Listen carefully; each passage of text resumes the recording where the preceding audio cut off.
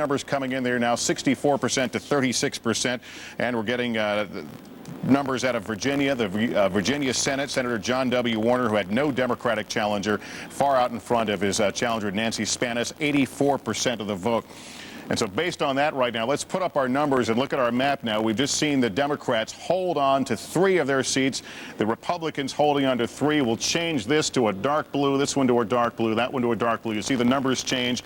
And again, the Republicans have held on, as expected, to that another Republican seat. Now, some other numbers we want to go through right now. These races still far too close to call right now. The Georgia Senate.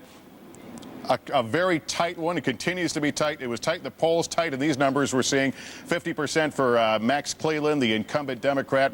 Representative Saxby Chambliss right now with 48% in that race. Let's look at the Missouri Senate, another one that's been closely watched. Jean Carnahan, the incumbent senator. This election over the next 4 years, she, of course, took the seat that her husband won posthumously. Right now, 50% to Jim Tallent's 49%. The New Hampshire Senate, Republican John Sununu versus Democrat Gene Shaheen. The governor, 51% for Shaheen right now, 46 Sununu. Very tight there. Sununu, of course, beat Senator Bob Smith. The New Jersey Senate right now, Frank Lautenberg, Douglas Forster, no numbers there. Lautenberg, of course, a late entry, replacing Robert Torricelli in the New Jersey Senate race. Let's look at the North Carolina Senate one. This one is expected to be close, and the raw numbers indicating it is right now. Elizabeth Dole with 55%, Erskine Bowles at 44% right now. 12% of the vote is in. The Florida's governor's race, one that the whole country has watched. Jeb Bush right now at 59%, 40% for Bill McBride, 25% of the vote in the Florida governor's race. To the Maryland governor's race, another very tight one according to the polls leading us up to today. Kathleen Kennedy Townsend, lieutenant governor, versus Robert Ehrlich. No raw numbers coming in there, 0% of the vote being counted. Massachusetts governor race, Mitt Romney, the Republican, Shannon O'Brien, the Democrat, no numbers there. And the Pennsylvania governor's race, the Attorney General Mike Fisher, the Republican, versus former Philadelphia Mayor Ed Rendell, no numbers there. But again, we are getting some look now at the makeup of the U.S. Senate changing, Chris. We've got our map here. We'll fill them in as the projections are made in the various races and show you how things stack up as we continue the evening. Thanks, Lester. Can't wait. We're joined now by Republican Congressman Bob Barr, who will leave the House at the end of this term. Congressman Barr, it seems to me that now, since 1994, the Republicans have had this amazing winning streak in controlling the U.S. House of Representatives after half a century of not doing so. What is the one word that explains Republican dominance in congressional races? I think paying attention to local politics. We remember what Tip O'Neill said, and he didn't say it as a Democrat.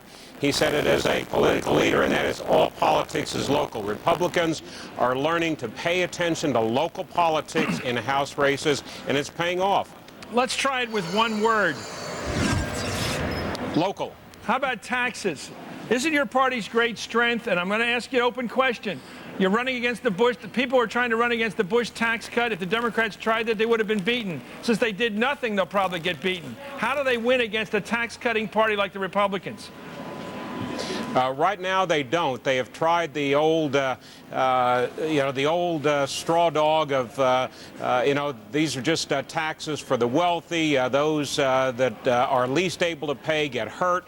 The politics of envy when it comes to taxes just don't seem to be working for the Democrats. It's going to be harder and harder. The American people, Chris, appreciated the tax cut that the president was able to get through the Congress a year and a half ago, and I think they resent the fact that for a year and a half since then, since the Senate has been under Democrat control by that one-vote margin, they have stopped tax relief bill after tax relief bill, and I think it's really starting to hurt the Democrat Party. Who runs this country, the Republican Party, or as you call them, the Democrat Party? I mean, who runs the country? I mean, I get the feeling that the Republican White House now, the Republican House now, are you guys going to be basically calling the shots after this election? This is going to be another election in what I think for a generation, Chris, unless there's some monumental event like the election of another Ronald Reagan that can be a catalyst for real change, or a Bill Clinton that can be a catalyst for real significant fundamental change the other way. We're going to see election after election cycle that is extremely close. The country really is very evenly balanced, and it's going to take a cataclysmic event or a real leader that we don't see on the horizon right now to change that. So I think whoever controls the House, I think it's going to continue to be the Republicans. Whoever controls the Senate, and it's going to be by a one-vote margin one way or the other, that's going to continue to be what the president has to pay attention to. No president right now is going to be able to declare a mandate and just move forward with bold new initiatives, because the country has not made up its mind which way it wants to go. Let me ask you about the president's power down there. I've been watching that race. We have no idea how it's going to turn out by tomorrow morning sometime. But Max Cleland was a pretty, we thought, solid incumbent down there, the Democratic war veteran who lost 3 limbs in the Vietnam War. We thought, watching this from Washington and New York, that this guy would get reelected.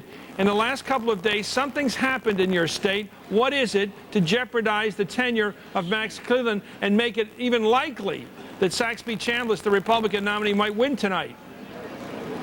Part of it is local politics. There are some local issues, Chris, but the one major factor in that race in particular, and I know this sort of goes against the grain of what I was just saying, was the popularity, the personal popularity of George W. Bush.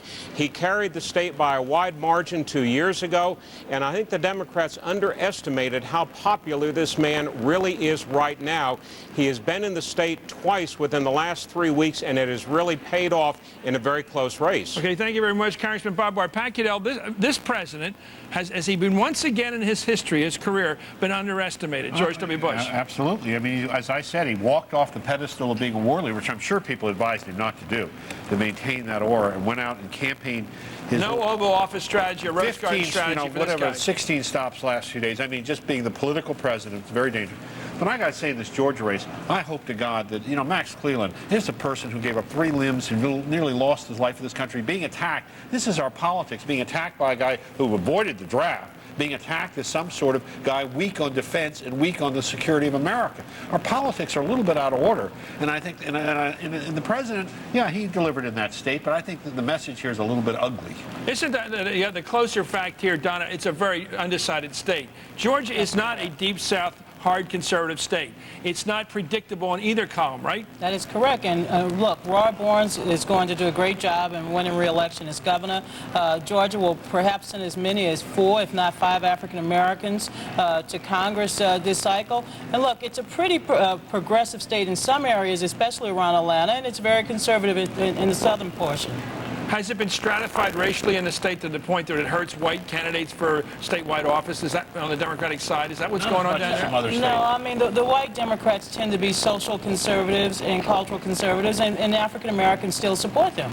Well, why is Cleland in trouble tonight, if that's true? Why can a guy like him be beaten here? Okay, what happened was, by including in the Homeland Security bill, Right, a provision requiring basically the abolition or the restriction on federal unions. Right. The White House created an open shot. An open shot. And Right. any Democrat who stood with the unions was painted in this election, as Cleland was, as an enemy of Homeland Security. Yeah, I mean, and they did it ruthlessly in a lot of places. This fight's been going on since the 40s, this Taft-Hartley question. But yeah. it wasn't just that. After they attacked Cleland on that, then it opened up the whole question of, wait a minute, is Max Cleland really with us, or is he really with the unions? Is he really with the liberals? Let's look at his voting record, 80% with the Clinton types. They really then went after him as a great guy, but a guy who was voting with the northern liberals too much. Well, that's a great race. For people from the South watching right now, they got to wonder about the Democratic Party. Are they electing the local man war hero, or are they electing a friend and even agent of the national unions? There's one other factor, which is, even though Barnes, I think, is going to win the governor's race, the Republican candidate is very strong in the rural areas, right? Purdue. Okay. Right. And he's bringing Georgia's going to be where votes the out. action is tonight, as well as Missouri, as well as North But it's Carolina, still a shame. as well as Texas. Up next, the polls are scheduled to close in Arkansas, where Senator Tim Hutchinson has been in danger of losing his seat. We'll get a live report from there, from Little Rock, on why those polls might stay open in Little Rock. You're watching Hardball's Decision 2002. To the minute results of all your local races, log on to MSNBC.com right now and stay with America's news channel, MSNBC, for complete continuing coverage of Decision 2002, hardball style. It is not living that is important, but living rightly. Experience the movie acclaimed by audiences and critics across the country. What will your contribution be? The Emperor's Club is a rare and intelligent work, a wonderful film. Kevin Kline is extraordinary, and Jeffrey Lyons calls it inspiring and unforgettable. Sure to be one of the year's best. How will history remember you? The Emperor's Club, rated PG-13, at theaters Friday, November 22nd. Yeah. I'm on a 10 o'clock flight. Business trip, huh? Remember, you can achieve success anywhere. For example, I've caught touchdown passes in all these cities. Jerry, but I've thrown touchdown passes in all of these cities. I was here first, Steve. So? You backup quarterback? Butterfingers? You pretty boy? Slowpoke? Wherever business takes you, Courtyard has what you need to be successful.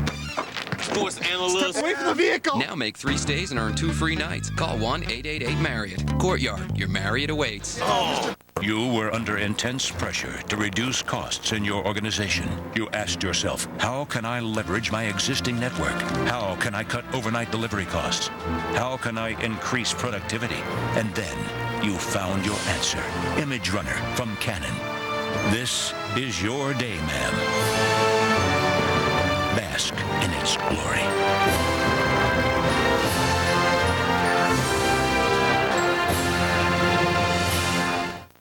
Plastic holds the promise of a better world, taking medicine to new heights and giving our lives greater comfort. It's in the packaging that protects us and a pacemaker to empower us, every day touching every generation.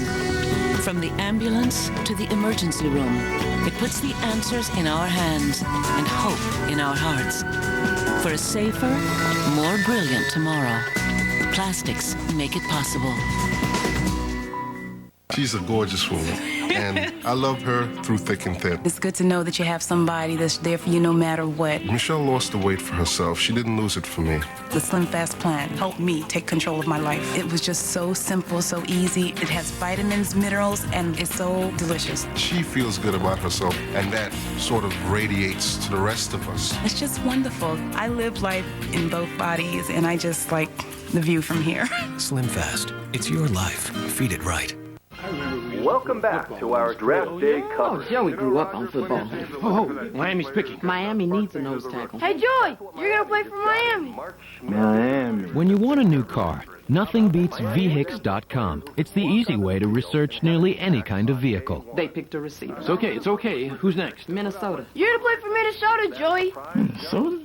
So you can find the car that's right for you, or for where you live. VHX.com. Roadmap to the automotive world.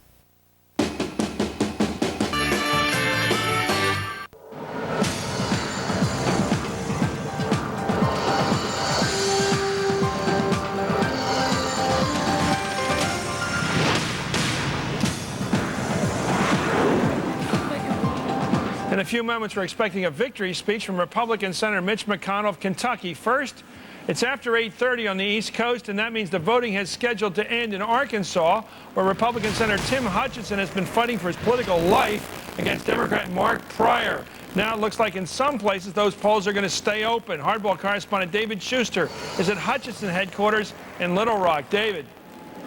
Well, Chris, the governor of Arkansas has many times called this state a banana republic, and tonight he's got another example to support his claim. A few minutes ago, a local judge, a circuit court judge, granted the Democratic Party's request for an injunction that will keep the polls open in Pulaski County, which is Arkansas's largest county. The polls will be kept open for an extra 90 minutes.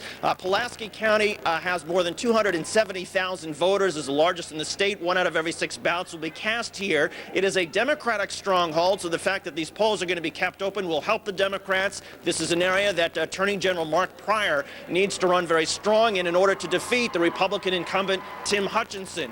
One of the problems that they've had in Pulaski County is that there are 107 different ballot types because of all the various hamlets and villages and the various sheriffs and local treasurers and county commissioners. And again, a judge tonight granting the Democratic request to keep the polls open an extra 90 minutes. This, of course, is a seat that the Republican Party would dearly love to hold on to. Tim Hutchinson, 6 years ago, became the first Republican in Arkansas history to be elected to the Senate. He took the seat after David Pryor, longtime Arkansas senator and popular governor, vacated the office. David Pryor, of course, it's his son, Mark Pryor, 39 years old, who is trying to recapture the Senate seat for the Democrats. Chris? Thanks, David. Lester Holt has more results to report. Lester. All right, we've got some news in a couple of states right now. The state of New Jersey, based on information provided by Voter News Service, NBC makes the following projection that Frank Lautenberg, the former senator, will I guess regain or actually become the new senator of the state of New Jersey. Not sure quite how to word that. Doug Forrester, the Republican challenger. Lautenberg, of course, who came in late in the race to replace Robert Torricelli, who dropped out of the race. Again, Frank Lautenberg, the projected winner. We also are looking at the state of Oklahoma. Based on information provided by Voter News Service, NBC makes the following projection that incumbent Republican Senator James Inhofe will retain his seat. 51% of the vote right now. The raw numbers, 45% for David Walters. Let's look at some other races in which we already had projected winners. In the state of Delaware, Joseph Biden, the Democrat, the incumbent, he's the projected winner over Ray Clatworthy. No numbers coming in right now. No raw numbers there. Let's look at the state of Illinois. Where Senator Richard Durbin, the Democrat, is the projected winner over Jim Durkin. No numbers coming in there as well. 0% of the vote we're looking at. In the Massachusetts Senate race, the projected winner is John Kerry. Raw numbers have him now at 3,300 votes to 655 for Michael Cloud. In the Mississippi Senate, Republican Senator Thad Cochran, the projected winner there over Reform Party candidate Sean O'Hara. Now, based on all that, based on the fact we've seen two more seats, one Democrat, one Republican, staying in the party hands. Let's go to our balance of power board. We'll add one more Republican seat and one more Democratic seat here. I'll hit it again, and you can see the numbers changing. That's the balance of power. You'll watch it grow throughout the night here as we fill in the red and the blue. Keep in mind the gold seats right now are the ones that are far too close for us to call right now. Very tight races, and we've been watching the polls very carefully over the last several weeks. Now let's go through other races now, see if we have the raw numbers in. The Tennessee Senate race. This is Lamar Alexander, the Republican, 44%. Bob Clement, 55%. The Democrat with 7,100 votes. To the Arkansas Senate race now, where Senator Tim Hutchinson, the incumbent, facing Mark Pryor, the Democrat. No numbers there as of right now. The Georgia Senate race, it is another tight one according to the polls leading us to today. Saxy Chambliss, the Republican representative with 34,625 votes. Max Cleland, not far behind with almost 33,000 votes. The Missouri Senate race. Senator Gene Carnahan right now at 49%. Jim Talent, 50%. The Republican, just a few thousand votes separating the two of them with 4% of the votes in right now. Here's what it looks like right now in the New Hampshire Senate race. Gene Shaheen, the governor, with 51% to John Sununu's 46%. Again, 600 votes separating them with 3% of the vote in. And in North Carolina, Elizabeth Dole, the Republican, with 55% of the vote, almost 166,000 votes to roughly 135,000 for Erskine Bowles, the former Clinton chief of staff. Now let's look at some of the governor races here. This is the Florida governor's race. Jeb Bush with 59% to Bill McBride's 40%. The number in the right-hand corner of your screen, 25% of the vote in the Florida governor's race. And we go to the Maryland governor's race right now. Still no numbers in the Kennedy Townsend Robert Ehrlich Jr. race. Another tight one that we've been told looking at the polls leading us into today. Here's what the Massachusetts governor race is shaping up to right now. 0% in. We don't know any numbers here. Mitt Romney, who ran the Salt Lake Olympics. Another one we'll be keeping a close watch on tonight.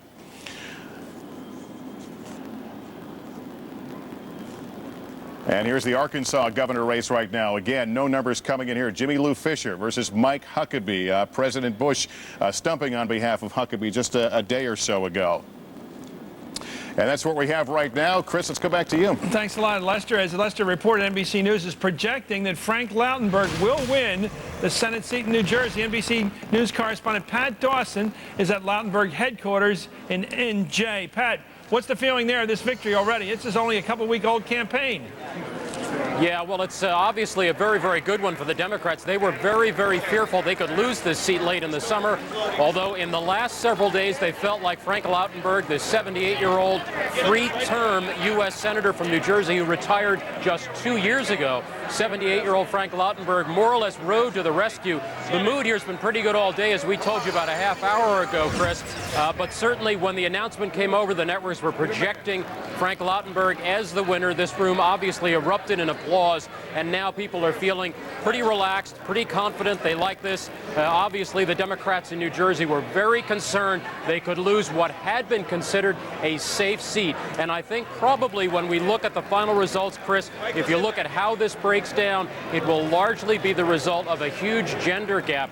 There were indications in some of those pre-election polls that Lautenberg was winning women in New Jersey. You know, this is very much a soccer mom state, very much a suburban state now in the way its electorate shapes up. And when we look at the final results, it is likely that we will see that Lautenberg did very, very well with women.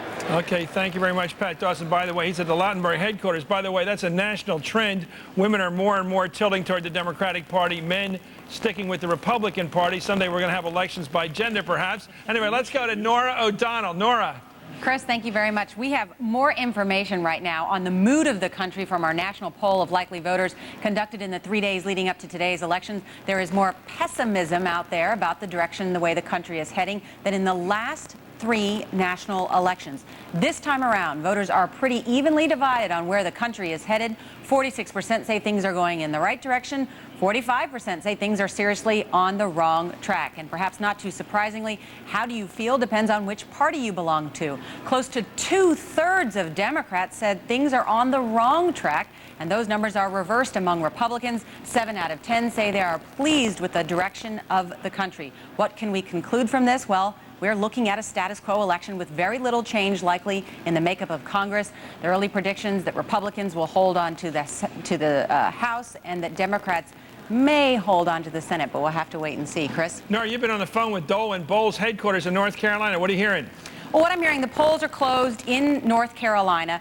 The early word is that there has been very heavy turnout. In fact, those with the Bowles campaign think that it's presidential-style turnout. They say they've been very high turnout in the African-American community. The current numbers that we're getting from VNS show Elizabeth Dole ahead. But from the national strategists that I'm talking into both parties, they are very bullish about Bowles, that Bowles may actually squeak this one by. This is the early readout from the campaigns, despite these numbers by VNS. Now, the Dole folks say, listen, that's not true. Our get out the vote effort on the ground was much better than the Bowles campaign. The Bowles campaign spent a lot more money on television. This is a very key race. And the interesting thing that we're hearing right now, that despite those numbers, that people are very bullish on Bowles. I think it's going to be very, very close. The Dole people say, of course it's close. Even Senator Jesse Helms never won with more than 53% of the vote. Chris? Thanks, Nora. It seems to me, Donna, the Democrats have blown North Carolina all these years by running weak candidates against Jesse Helms. Now they've got a moderate against Liddy Dole.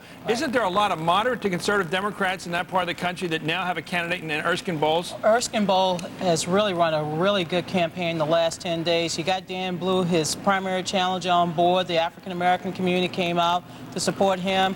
I believe that trade became a very important issue for him in the last couple of weeks of the campaign, as well as privatization of Social Security. And he exploited the fact that Elizabeth Dole was out there talking about privatizing Social Security. And so this election is going to be Bowles tonight, you think? I think Bowles has the momentum going into the final round. I think you're right. Let's go to Mitch McConnell right now. Mitch McConnell, here he is. With his victory speech. A total of 9, 7 congressmen and 2 senators. Only 2 of them are Republicans. Today we have 7 out of 8 of our congressional delegation Republican. There's 1 Democrat left, and we may be getting him tonight.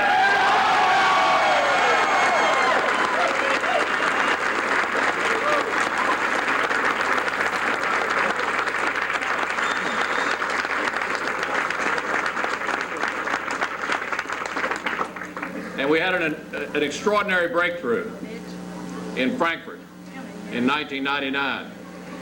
And as a result of 2 courageous party switches, the state Senate became Republican for the first time in the history of the Commonwealth.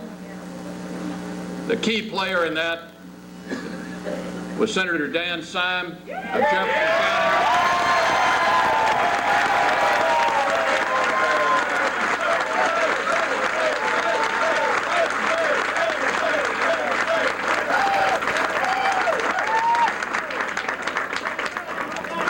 He was, as you know, re-elected overwhelmingly tonight. Okay, that's Mitch McConnell. Howard, you have thought about what's happening in Kentucky right now tonight. Well, that's where I began my so-called career at the Louisville Courier-Journal. Right. And Louisville's on the fault line of American politics. The key thing there is not McConnell winning, although that's important to Republicans. It's the House race. And what we hear is that the Republican incumbent is probably going to hold off the Democratic challenger. Northrop. And Northrop is the incumbent. That's a seat that the Democrats absolutely had to have if they were going to take the House Representatives back. The actual returns show that Northrop is ahead. That's the first solid indication that we have so far tonight that the Republicans, as many are expecting, are probably going to hold the House. Patrick Caddell. I just want to go back to New Jersey for a second. The fact that we've just got Frank Lautenberg, and I think the Democrats ought to go back and see who else is still alive on the bench. But what we have done in some of these states. That's cruel. Well, I'm sorry, that's cruel, but it's true. But look what we've created in this new sort of closer situation like baseball. What we've got here, though, is this won't be just this election. Next time, we did try it in California. There was an effort to get Bill Simon, the many-plagued candidate of the Republican Party, to drop out so that Dick Reardon, who would have beaten Gray Davis today on a write-in, could have run. The fact of the matter is the White House couldn't get it done. But we will have next time, now that we've opened the door to this sort of, the democratic process is manipulate what you can, then we're going to have this time and time again next election. Can we talk about something, guys? I want to talk about something with Donna, because I know I caught your attention with this, being a woman, as you are. I want to ask you about why are women voting more and more Democratic? And you see this in Massachusetts with what's her name up there, Shannon O'Brien. If she wins, it's because the women. John Kerry won because the women against Bill Weld. Why are women voting overwhelmingly Democrat in a lot of these states? Because women trust Democrats on issues of the environment, on choice, in many states on guns, as well as the economy and health care. Those are very important issues for women. I've got you on the run now. Why are men voting more and more Republican? No question about it. Cultural issues, guns play a role in keeping male voting Republican. Why, Pat? Is that it, guns?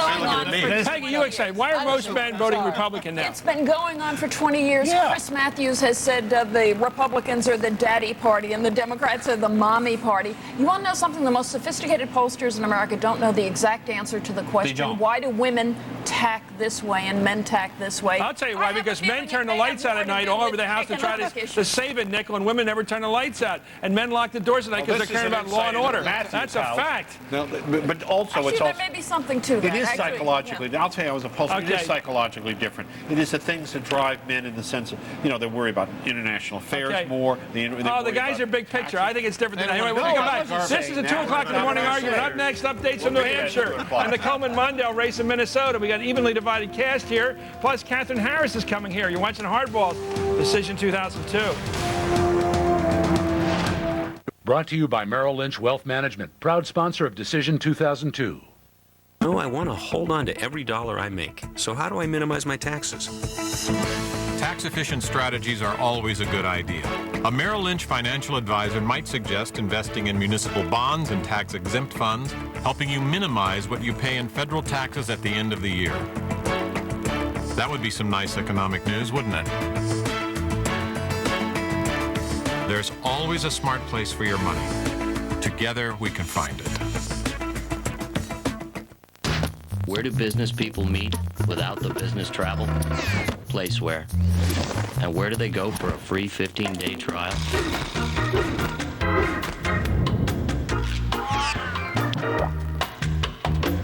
This way, Joe. Exactly what did you have in mind, James? Mine versus yours. Cool. From director Tony Scott. Mr. Brown! Get on it, go for it! This is not what we agreed! Beat the Devil. Premiering November 21st at bmwfilms.com. So, what do you do? I sell paper. That is so interesting. Really? Where will you be when your diarrhea comes back? You should have taken Imodium AD the first time. Don't wait till it's too late. Not so long ago, I'd have been considered an incurable romantic. This woman is trying to prevent a fragile environment from being destroyed by the search for oil and gas. She wants to preserve an area of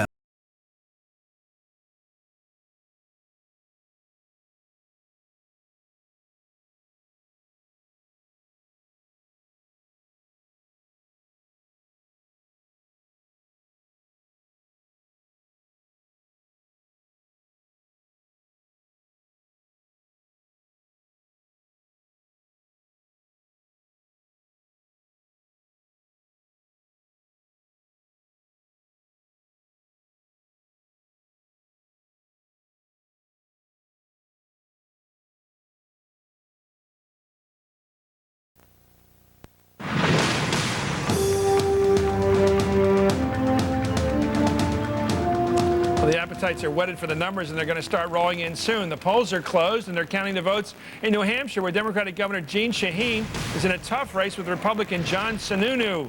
Mike Barnickel's at Shaheen headquarters in Manchester. Mike. Chris, how are you? I'm waiting for the big results. This is like the Academy Awards. We're getting the what do you call them, supporting actor roles. I want the big ones. Well, it's New Hampshire's version of the Academy Awards, Chris, and of course it is actually the kickoff to the 2004 presidential primary in a way. A lot of attention here, very small state. The governor of the state running against a long-term incumbent, son of a famous political family, former governor of the state, John Sununu Jr. The only declared winner here tonight thus far, Christopher, is the local Dunkin' Donuts guy, because people are going to have to drink a lot of coffee, stay up pretty late, because with 8% of the vote in here, it's about 49% to 48%, not even worth talking about. It's going to be a long night. By the way, a polling question. My friend Ed Markey, who's a congressman from Massachusetts, says you can tell the Democratic districts in New England because they have all the Dunkin' Donuts, whereas the Starbucks are in the Republican areas. That's exactly right. It gets to your question that you were just talking with the panel about men and women. Guys are more likely to be in Dunkin' Donuts. Women are more likely to be in Starbucks, or at least affluent women, because it costs $7 for a cup of coffee. And the highlight of the night thus far for me, watching Hardball, is Pat Caddell's reference to the fact that American politics has changed, and we now have closers being brought in Senate races. Not only that, a great idea. But Michael, but Randy Johnson got won the Cy Young again this year. How about that for today's election? Thank you, Mike. Coming up at 9 o'clock Eastern, the polls will close in Minnesota and South Dakota. Kelly O'Donnell's at Mondale headquarters in St. Paul. Jim Abbott is at Senator Tim Johnson's headquarters in Sioux Falls. We begin with Kelly O'Donnell. Kelly, what's happening? Good evening, Chris. Even though the polls have another 10 minutes or so to go, we're told that there are long lines in several places, and the concern is, will all those people get to vote? So there have been questions raised, and of course anybody in line by the time the polls close will get to vote. That's an indication of how strong voter turnout has been. In the days that I've been in Minnesota, people here are quick to tell me that this state is among the highest in voter turnout. They believe that'll be significant today. One thing that's thrown everything into sort of unknown territory, no one expects results anytime soon. In the U.S. Senate race between Walter Mondale and Norm Coleman, all 3 million ballots have to be counted by hand. All the absentee ballots, about 100,000, have to be opened and reviewed after polls close. Typically that would have been done during the day, but in this race they're letting people re-vote if they received a Wellstone ballot by absentee, and most did. We also know that both candidates, when I talked to them today, they said they expected to probably come out tonight and thank supporters, but neither one expected an acceptance or a concession speech in the normal time frame. It may happen tomorrow. We just don't know. So I've got my coffee and my patience, and here we go. That's great, Kelly O'Donnell. Now to South Dakota, where Tim Johnson faces Republican John Thune, and Jim Avila is at Johnson headquarters in Sioux Falls. Jim. Well, Chris, here they're expecting in South Dakota a huge turnout of some 75%, partially because of the tight race, of course, here between Senator Tim Johnson and John Thune, the president's hand-picked candidate, but also because this is a national referendum in one of the nation's smallest states, South Dakota. One of the veteran politicians, the most well-known politician in South Dakota, George McGovern, was here a few moments ago. We talked to him about the dual image of what's going on here in South Dakota. I think this year there was an overtone in this election that came across as President Bush versus Majority Leader of the Senate, Senator Tom Daschle. We realize in South Dakota that if we lose the Senate seat of Tim Johnson and we don't pick up a seat elsewhere in the country, then the Majority Leader post disappears with it and would go over to the Republican leader. That's something that South Dakotans have thought about very seriously in this race, and it makes this race somewhat unique in South Dakota. Senator McGovern says the real issue in South Dakota for local voters is the drought, but they know that this is also a national referendum, and they have to go into the voting booth with both thoughts in mind. Chris? Thank you, Jim Avila, who's in Sioux Falls, South Dakota. We got a big news story. We've just heard at NBC News that President Bush, George W. Bush, has called his younger brother Jeb in Florida to congratulate him on what he called a big win. So even though there's no official projections from anywhere, including this network, it looks like the Bush family is doing a victory lap. Anyway, let's check in right now with Lester for the latest results nationwide. Lester. We'll be taking a look at that Florida race in just a moment, Chris, but I want to tell you right now with regard to the U.S. Senate, based on information provided by Voter News Service, NBC is projecting that in Maine, Republican Senator Susan Collins will retain her seat. There are the raw numbers right now, 66% for Senator Collins, 34% for Pingree. Let's quickly move to our balance of power right now. This is not a surprise. Therefore, we'll put right here, we'll change another seat to dark red, Republican seat. There's the balance of power now as we build up from those that weren't up for election tonight. 41 Democrats, 34 Republicans, 1 independent now. Now let's move to the New Hampshire governor's race. Based on information provided by Voter News Service, NBC News is projecting that in the state of New Hampshire, Craig Benson, a businessman, will win the governor's seat there. He is the Republican. That, of course, was a Democratic-held seat by Jeanne Shaheen, who is running for Senate again. Craig Benson, the projected winner for governor's race in New Hampshire. Now, here's the partial numbers we're getting in the Florida race right now. Still only about 25% of the precincts in. Right now, Jeb Bush leading with 774,000 votes, 525,000 for Bill McBride. Obviously a race that drew a lot of attention from the president, Bill Clinton, on behalf of McBride. Now, back to the Senate races. This is Georgia. This is one that we will watch closely. 5% of the numbers in now. The precincts in. Saxby Chambliss, the congressman, with a little over 34,000 votes, 32, nearly 33,000 for Max Cleland. It is the barn burner that it was predicted to be. In Missouri, another close one leading up to today in the Senate. Missouri, Jim Talent, the Republican right now, leads Gene Carnahan 50% to 49%. Again, raw numbers you're looking at here. Only 4% of the precincts reporting in the state of Missouri. Let's look at New Hampshire Senate right now. We talked about Jeanne Shaheen giving up the governor's seat to run for Senate. Here's where it looks right now. Again, raw numbers. Shaheen with 4,800 votes. John Sununu 4,300, roughly 3% of the precincts reporting there. North Carolina now, Republican Elizabeth Dole against Erskine Bowles. Dole right now with about 166,000 votes to 135 roughly for Erskine Bowles, 12% of the precincts reporting there. Here on the East Coast, we're about 6 minutes before 9 o'clock. I want to take you through the states that will be closing polls here at the 9 o'clock hour. Maine, Maryland, Massachusetts, well, I'm sorry, I'm looking at the wrong group there. Arizona, Colorado, Kansas, Louisiana, Michigan, Minnesota, Nebraska, New Mexico, New York, Rhode Island, South Dakota, Texas, Wisconsin, Wyoming. It'll be a big hour ahead. Again, we're about 5 minutes away from the 9 o'clock hour here on the East Coast. Chris, we should have a lot more results to report to you in the coming hour. Thanks, Lester. Katherine Harris was Florida's Secretary of State before she ran for U.S. Congress from Florida's 13th District. She joins us right now. Katherine, NBC hasn't made any projections about the Florida results. What are you hearing? Well, we hear that we're up pretty significantly, but it's not over till it's over, as we've seen happen before. But some of the other networks are already calling it for us. We're just waiting to see what happens, but we're conservatively optimistic. We've been walking door to door and holding town hall meetings, and we've been on the streets all day long with signs with firefighters and paramedics. It's just been extraordinary. What's been your communication with the White House? Any? Oh, I just hung up with the president. And what was that? Can you share those magic words from the White House with us? Well, he was very encouraged and thought that if the trend looked like I was going to win, I was really humbled, really grateful for the call. Let me ask you about the Bush brothers tonight. From the beginning, you are very influential in Florida politics. You've been in the middle of that family relationship. Is this a race that the president thought his brother had to win? It was going to be tough, or were they perhaps overconfident until a month or so ago?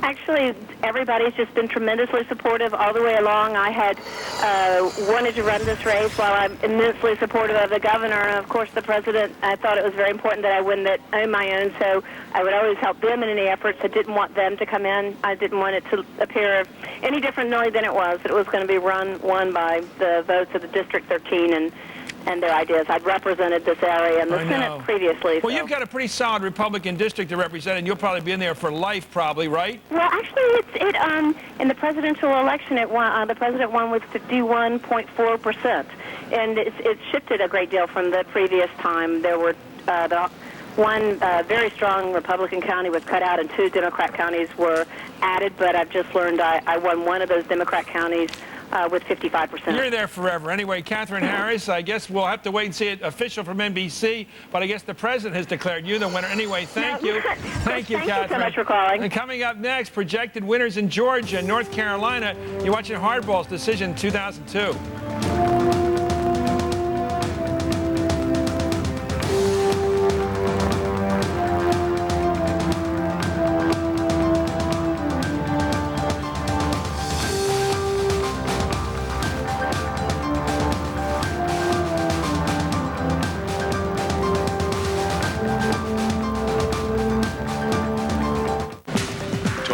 Presents Image of the Day.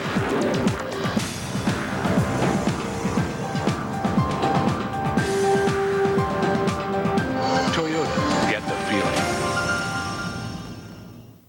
When I'm in my car, I am sheer perfection. I feel like a wolf. Well, it's the only time I get the love from the ladies. Stereo up, 2 windows down. I'm flying.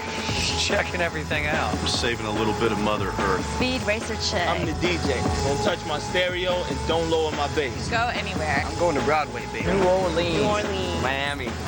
Drive one of Toyota's 18 different models. When I'm in my car, I look good. Feels like good things are coming your way. I'm going to find my mojo.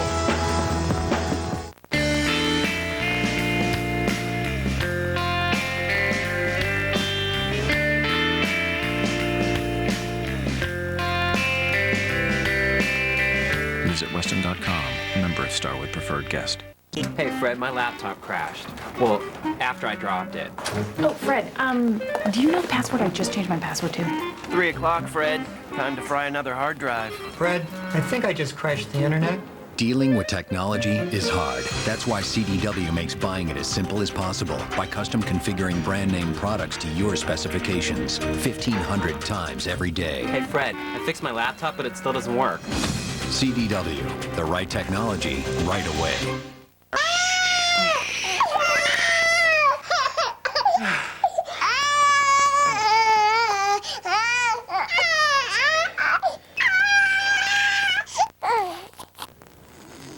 DuPont Stainmaster Carpet with new Tac-Test fibers is so incredibly soft. You have to feel it to believe it. DuPont, bringing you the miracles of science for 200 years. You know, some people get heartburn so often they need a prescription every single day. What about the rest of us? For occasional heartburn, try Pepcid first. You take it only when you need it. Take Pepcid AC when you know heartburn's coming, and stop it before it starts. Or Pepcid Complete after heartburn's already hit. It stops heartburn fast and lasts all day. No prescription required. Pepcid. Just one, and heartburn's done. MSNBC weeknights. Countdown Iraq. Live reports from the front line. Literally dozens of Iraqi vessels. The latest technology, exclusive military experts, everything you need to know in 60 minutes. The Iraqi troops can get to them. And then join Lester Holt for Countdown Iraq. Weeknights at 7 on America's news channel, MSNBC.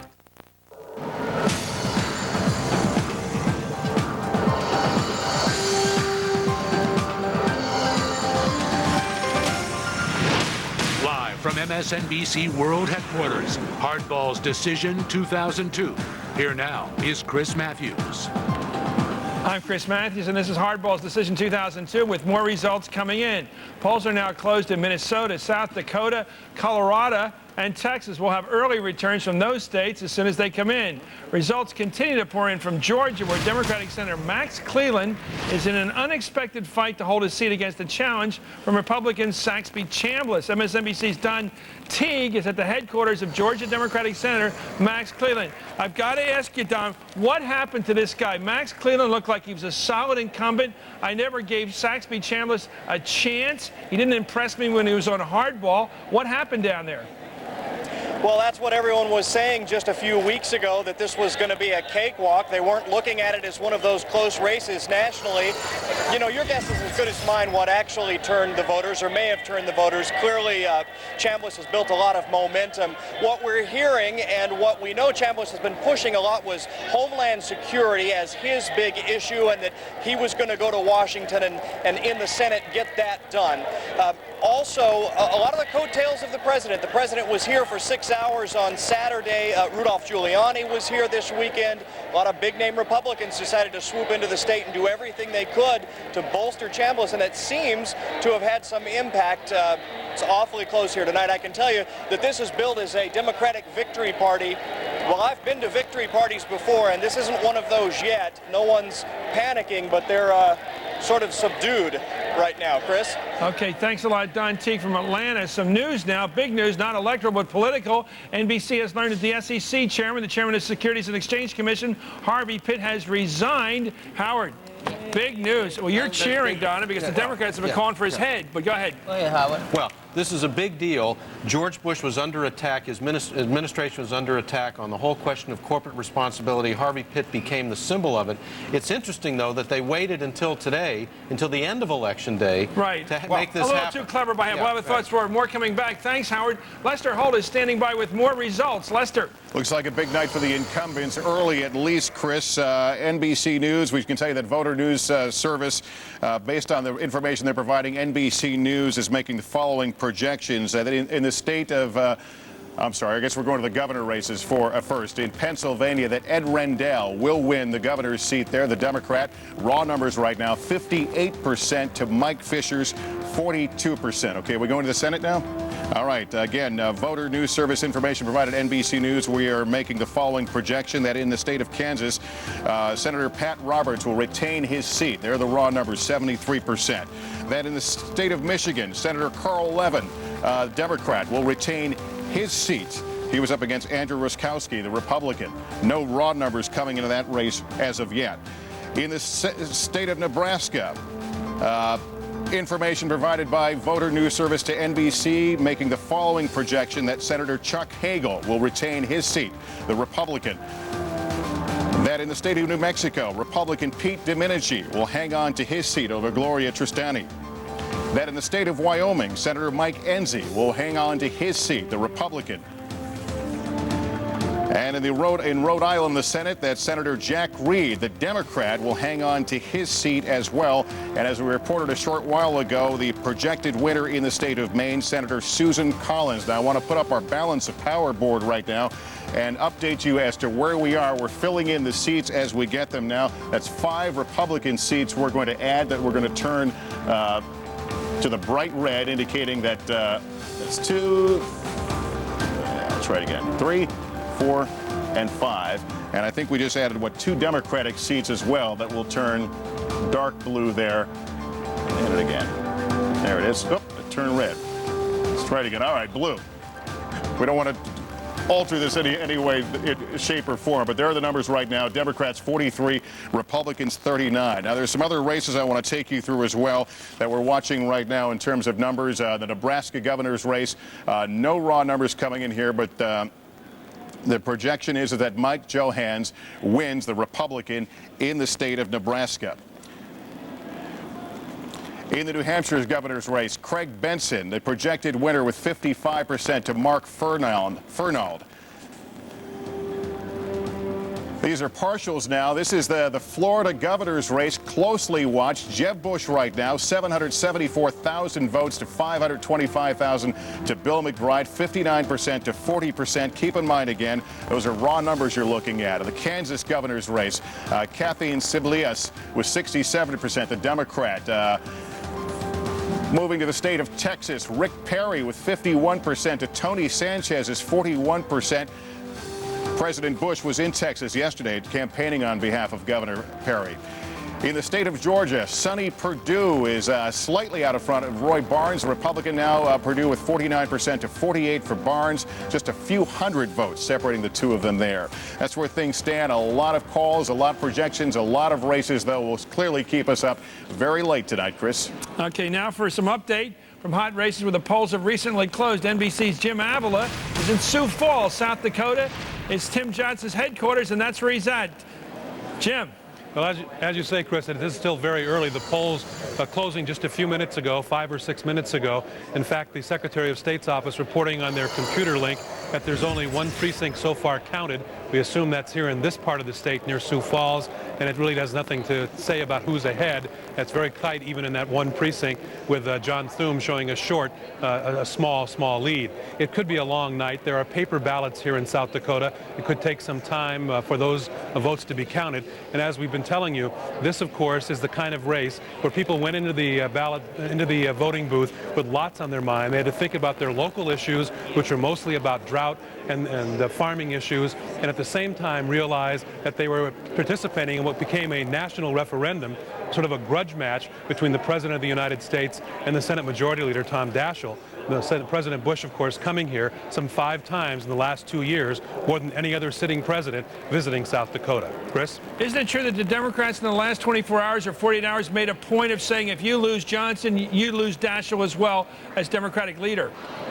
Absolutely. There have been a couple of strong messages nationally going on. President Bush, in fact, name being used by people today calling out for votes in the John Thune campaign, calling on the phone to registered voters saying, President Bush needs you to go to the polls. On the Democratic side, of course, Tim Johnson, his message has been to voters here that if Tim Johnson loses, there's a good chance that Senator Daschle will lose all his clout. That's important here in South Dakota. It's a small state. This is one of those states, Chris, where they actually get back in federal dollars more money than they pay in federal taxes. And that, of course, could come to an end if Daschle loses his seat. Okay, thanks a lot, Jim Avila in Sioux Falls. NBC News correspondent Kelly O'Donnell is at Mondale headquarters in St. Paul, Minnesota. Kelly, how's it look out there now? Well, there isn't the kind of relief you would expect a few minutes after polls are closed. That's because everyone here knows it will be a long night. And they're talking strategy, how to know what the results are before you know the results. One of the things they're telling me is that for Democrats, they think good news in their view would come later in the evening because the densely populated voting areas like Minneapolis, St. Paul, heavily Democratic, because of the volume of ballots, that's going to take longer to count by hand. Again, all of the U.S. Senate votes must be counted by hand.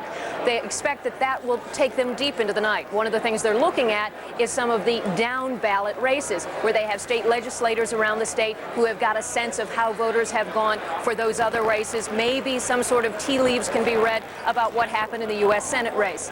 This ballroom has just begun to fill up ever so slightly. The band took a few minutes of playing time, but this is not a party happening anytime soon. It will be quite a while.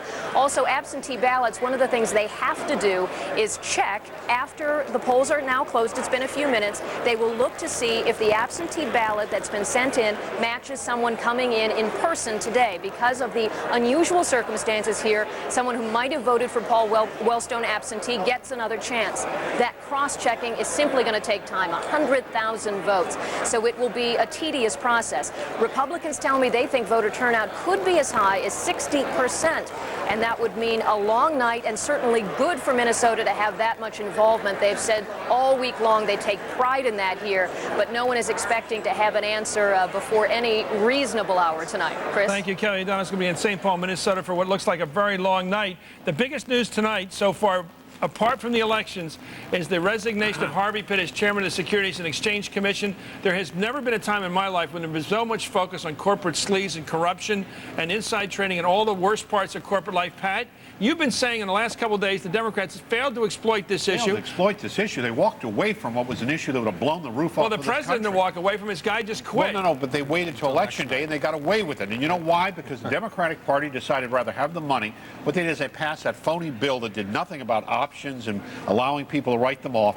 The Democrats did what they had to do in order to cover their tracks until, in fact, they could be relieved to take the money that they take. Nobody in this campaign has campaigned on this issue, which is a thunderstruck issue. They just didn't want to concede that they had to get rid of the guy before Election Day. You see, that's what we're saying. But you know, my dad's a lifelong Republican, and he always says the one weakness in my party is it's too much in bed with big business. Donna Brazile, why didn't your party, the Democrats, exploit that? I think they did. I mean, if you look at It's the first time we've talked about it tonight. You look at the Senate race in Colorado, Tom Strickland, that race was about corporate responsibility. responsibility. You look at certain other congressional races, that issue came up. So I do believe that the Democrats exploited for gain across the country. Well, you can point to two. The fact of the matter is the Democratic Party has not taken this issue and run with it because they can't. Not when because they take too much money. When you're taking almost the amount of money the Republicans are taking for these crooks, how the hell are you going to campaign against them?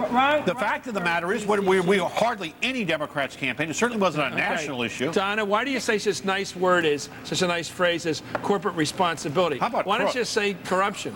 I could call them sleazeballs. I call them crooks. I could call them crooks, but I'm just telling you that was the code word that the president used when he came out. And he got away with it. I think Peggy Noonan. Regular Republicans, cloth coat Republicans, don't own a lot of stock. They're not in country clubs. How come the Republicans haven't tried to change this faster? Waiting till election night to dump the guy? I think there is a case to be made, as Pat does, that when it comes to corporate connections, each party, they're like two halves of the same hypocrisy. I understand the point. I think there is truth in it. But I think you got to remember that when this whole thing started to blow up, this corporate stuff and malfeasance and all that stuff, A, it appeared to be a problem that started in the late 90s in the Clinton era, but B, some guys wound up with their hands tied behind their backs, taken into jail. It was the Republican White House that did that, that put them in jail. You think there's been enough perp walks for this season? I don't think so. No, I think we ought to have more. It's true, though. The Bush put the fox in the henhouse there with Pitt. It's true that Pitt completely bungled the appointment of somebody to take care of the accountancy. They wanted to put a tough regulator in there. Pitt said, no, let's get William Webster. William Webster said, hey, I really shouldn't do this because I've got all these conflicts of interest, you know. Including an audit. He told Pitt about it. Pitt didn't tell the White House about it. That's why Pitt is out. Not because he was lax in regulation, because he didn't inform the White House that they had a problem. But let me just tell you, all the people who've lost their 401s have been raped while these officers walked off with hundreds of millions of dollars in their pockets out of the people's money. Nobody's campaigned on that issue with the kind of passion that would move this country. And it's out there to be moved. Give this man a candidate. Well, first of all, Paul Wellstone, the late Paul Wellstone, did That's because Paul was one of the handful of people in that Senate who was for people and not for money. Guys, all of those guys were given $50 million to the Democratic Party and $52 million to the Republican Party. That's my point, Peggy. But why this is a Republican scandal? Honey? But why this is a Republican scandal it's already is late. beyond me. I don't think it works. Donna, I'm sorry. The fact of the matter is, you know, they're so sophisticated out there, they can't fool voters for the old, Republicans are really bad, rich people, and Dems are for the working guy. I don't think it's that easy. The Dems were handicapped by trying to be consistent, and that's probably one rule you should never follow in politics. Don't attempt to be consistent. Not the first week. The Democrats were handicapped by the Me Tooism of the Republican Party that came right after the Democrats and said, you're right, you know, we're going to get behind the scope of responsibility. We're going to sign the bill, and that's what happened. Well, I don't know who was Me Tooing. We're going to continue this. I think it is the missing conversation of this campaign. Unfortunately, the votes are already being counted, guys. It's too late to argue this one. We'll be back with more hardball coverage of the election 2002. I want my pound of flesh.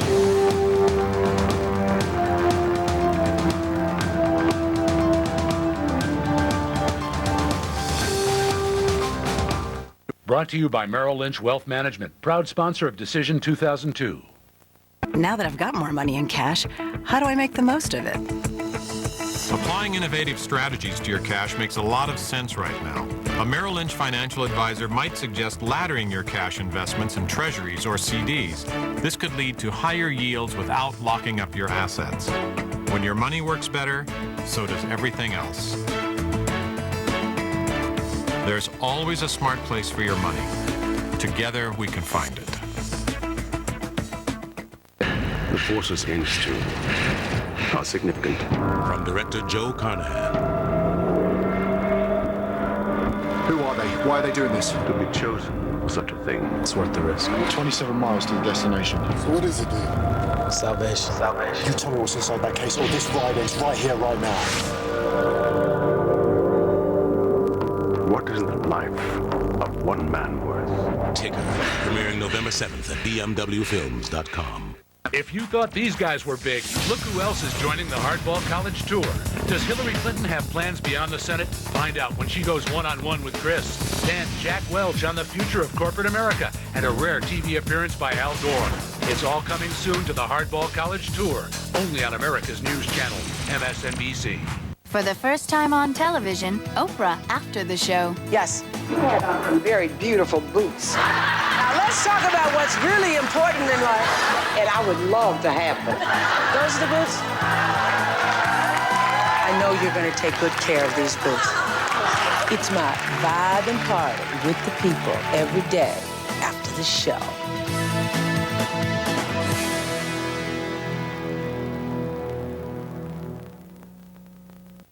Are you troubled by someone's drinking? You're not alone.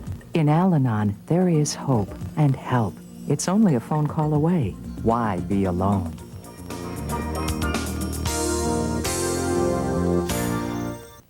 This is me, and my mom and dad, and my big brother Alex. And this is the day we all got to forget I was sick. This was my wish. Welcome back to Hardball's coverage of Decision 2002. Let's go to Nora O'Donnell for more polls on how people are thinking who voted today. Chris, we've got some numbers that may give people a clue about which party wins tonight, or if either party wins big. Republicans got up this morning hoping that voters would, and their concerns about Homeland Security and the possibility of U.S. military action in Iraq would propel them to victory. And Democrats, on the other hand, were eager to see whether voters' concerns about a wobbly economy and education would translate to votes for them. Now, an NBC News poll of likely voters conducted in the past several days before the election found that no single issue was dominant. Instead, there were a lot of different issues that showed up on the electorate's radar screen. The economy topped the list of issues, although not by much, and issues that mattered most to likely voters in deciding how to vote in the U.S. House race today. And voters for whom the economy mattered the most were split in their House vote. As a motivating issue, terrorism ranked below the economy, along with most other issues. And voters who said that terrorism was the most important issue in deciding how to vote were, as expected, far more likely to vote Republican by a 4-to-1 margin.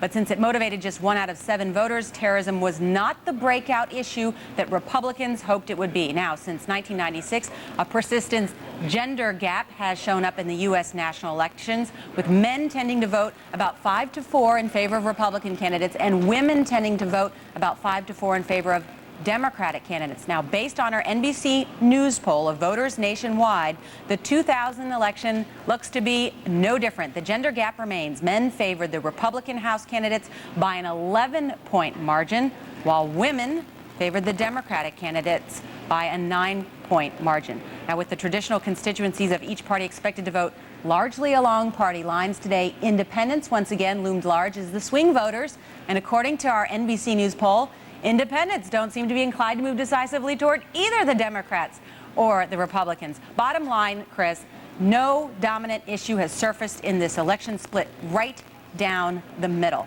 Chris? Thanks, Nora. You've been talking to people about the House races. How does it look for the Democrats to grab control of the House of Representatives tonight? Well, we haven't spent, as you know, we haven't been spending much time talking about the House races. But the key question, do the Democrats have a chance of taking back the House of Representatives? One of the key seats that they would have had to have won was in Louisville, Kentucky, the 3rd district there.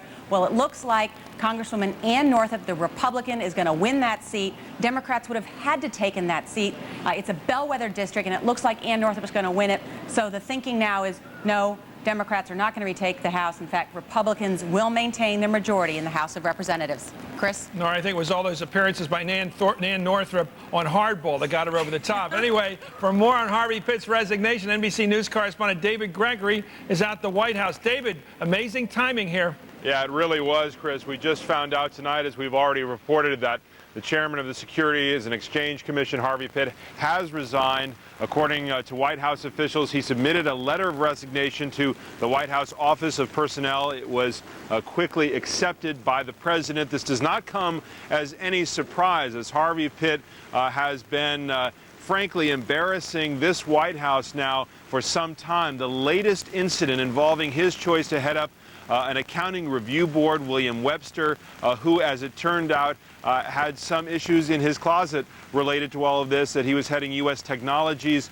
a company that had itself been audited for accounting irregularities. This information was not shared with the White House, particularly with White House Chief of Staff Andrew Card. That was something that had infuriated Card, certainly upset the president, and as a result, you have Harvey Pitt resigning now. This comes after months and months of calls from Democrats that Pitt should resign, going all the way back to in the wake of the corporate scandals that Harvey Pitt was chosen to head the SEC, given his background with the accounting industry as a lawyer in Washington, and he was opposed on that grounds. The White House always stood behind him, the president particularly standing behind him. Now, however, he stepped over a line, it appeared, and the president accepted that information. I'm being handed actually the letter right now, Chris, which I can read.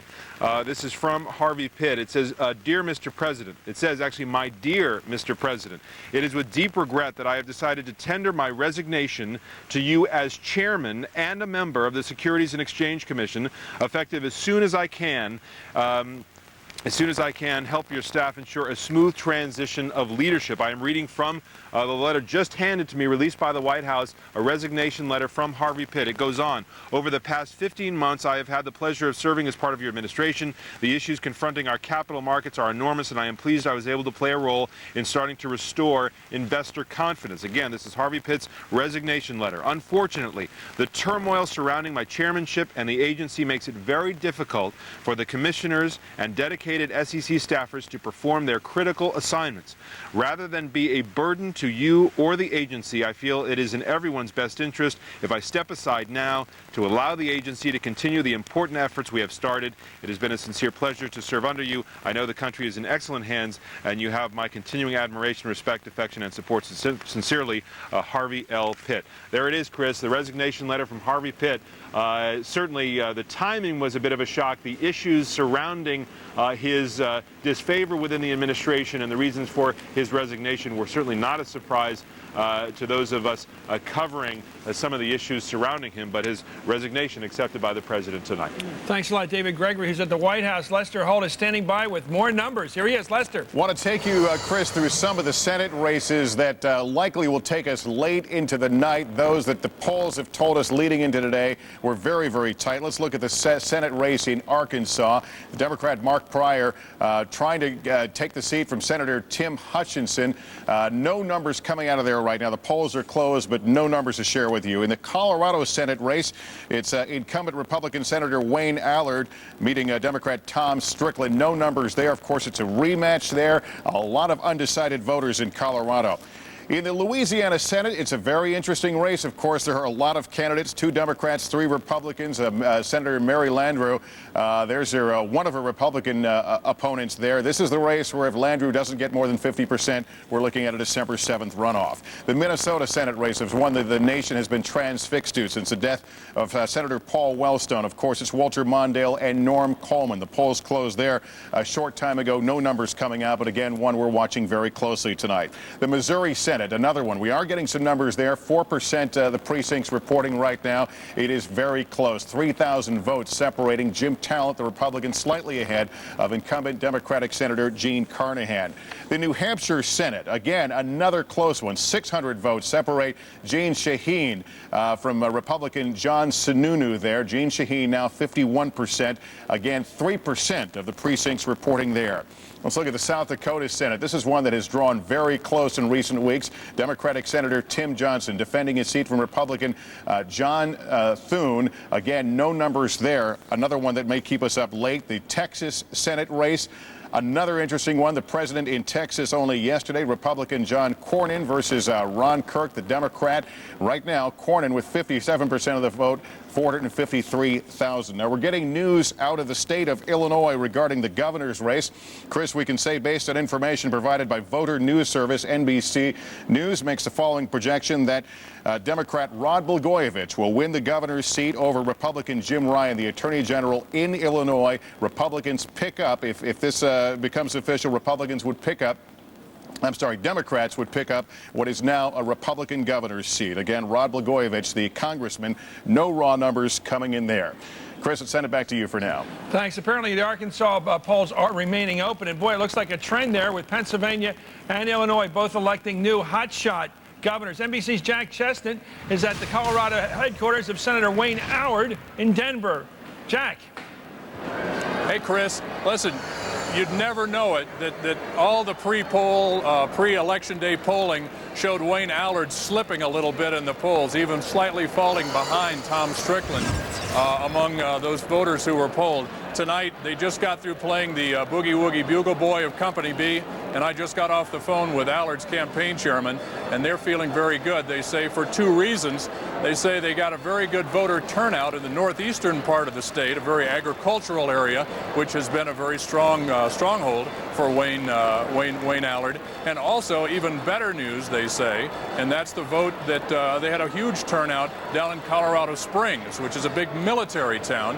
And certainly Wayne Allard over the years has been a big friend of all the military budgets, always voted in favor of the military. So it may be the Pollyanna effect, but the Allard folks are feeling pretty good. No results back yet. We just checked the Secretary of State's website. They have not even posted any voting results yet. But anecdotally around the state, we checked around some today. Many precincts showing a very light turnout, and then just a few with what they called a pretty good piece of business. So it'll be a long time, hours to go before we know the results of this race officially from the Secretary of State's office here in Colorado. Chris. Thanks a lot. That's Jack Chestnut out in Denver. Let's talk about what we're going to do when we come back. We're going to have Christy Todd Whitman, who was governor of this state, New Jersey. We're going to have Rahm Emanuel, a former Clinton aide, who's been apparently on his road to an easy election to the United States Congress. We're also going to look at some of the irregularities. That means crooked voting patterns around the country when we come back with more Hardball's coverage of election 2002. For up-to-the-minute results of all your local races, log on to MSNBC.com right now and stay with America's news channel, MSNBC, for complete continuing coverage of Decision 2002, Hardball style. Where do business people meet without the business travel? Placeware. And where do they go for a free 15-day trial?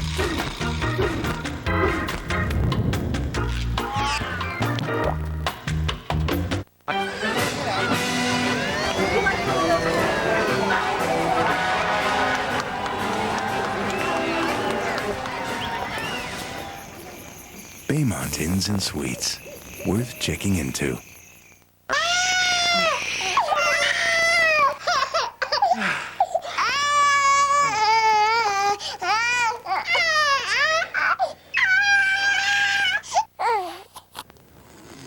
DuPont Stainmaster Carpet with new Tac-Test fibers is so incredibly soft. You have to feel it to believe it. DuPont, bringing you the miracles of science for 200 years.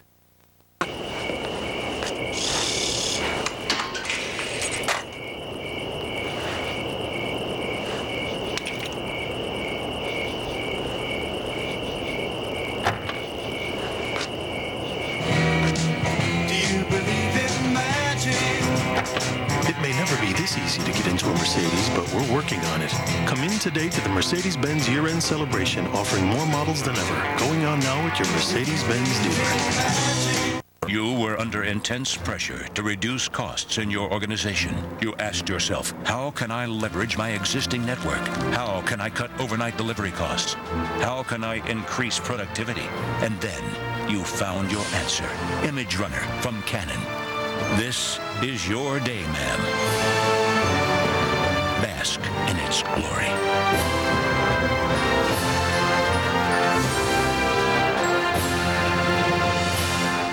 I love to keep a clean club, but the boys get so rambunctious sometimes. Nice catch! Hence, my new Bissell Pro Heat Protect Beauty. It's the only one that thoroughly cleans and provides scratch guard protection all in one beautiful machine. Smoothies! Scotch guard protection. It's cool. Now clean and protect with Bissell. It'll put any neatnik in hog heaven. Bissell. We mean clean. Available at Kohl's department stores. After 15 years of serving the Northwest as the leading source for fine Oriental rugs, Pioneer Square Rug Gallery is going out of business and closing its doors forever. $10 million of inventory, over 8,000 fine rugs must be liquidated at a fraction of its value. Save 50 to 70% off our entire collection of rugs, including palace sizes, rounds, squares, and runners. Don't miss this tremendous opportunity to purchase the rug of your dreams at a fraction of its value. Pioneer Square Rug Gallery, going out of business sale just south of 1st and Yesler. If I look happy, it's because I've got a super night's sleep in my Craftmatic Monaco adjustable bed. I'm also delighted because of the free TV I received. You can get a free 25-inch color TV with the purchase of any Monaco adjustable bed, too.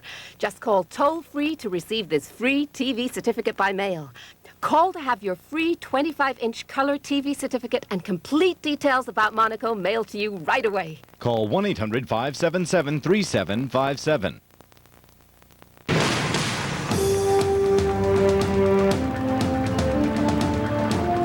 We're back right now. Sitting to my left here is the former governor of New Jersey, Christine Todd Whitman, who's now head of the Environmental Protection Agency, a member of President Bush's cabinet. What did you make of that surprise announcement we just announced here, reported here, that Harvey Pitt, the chairman of the SEC, has gone?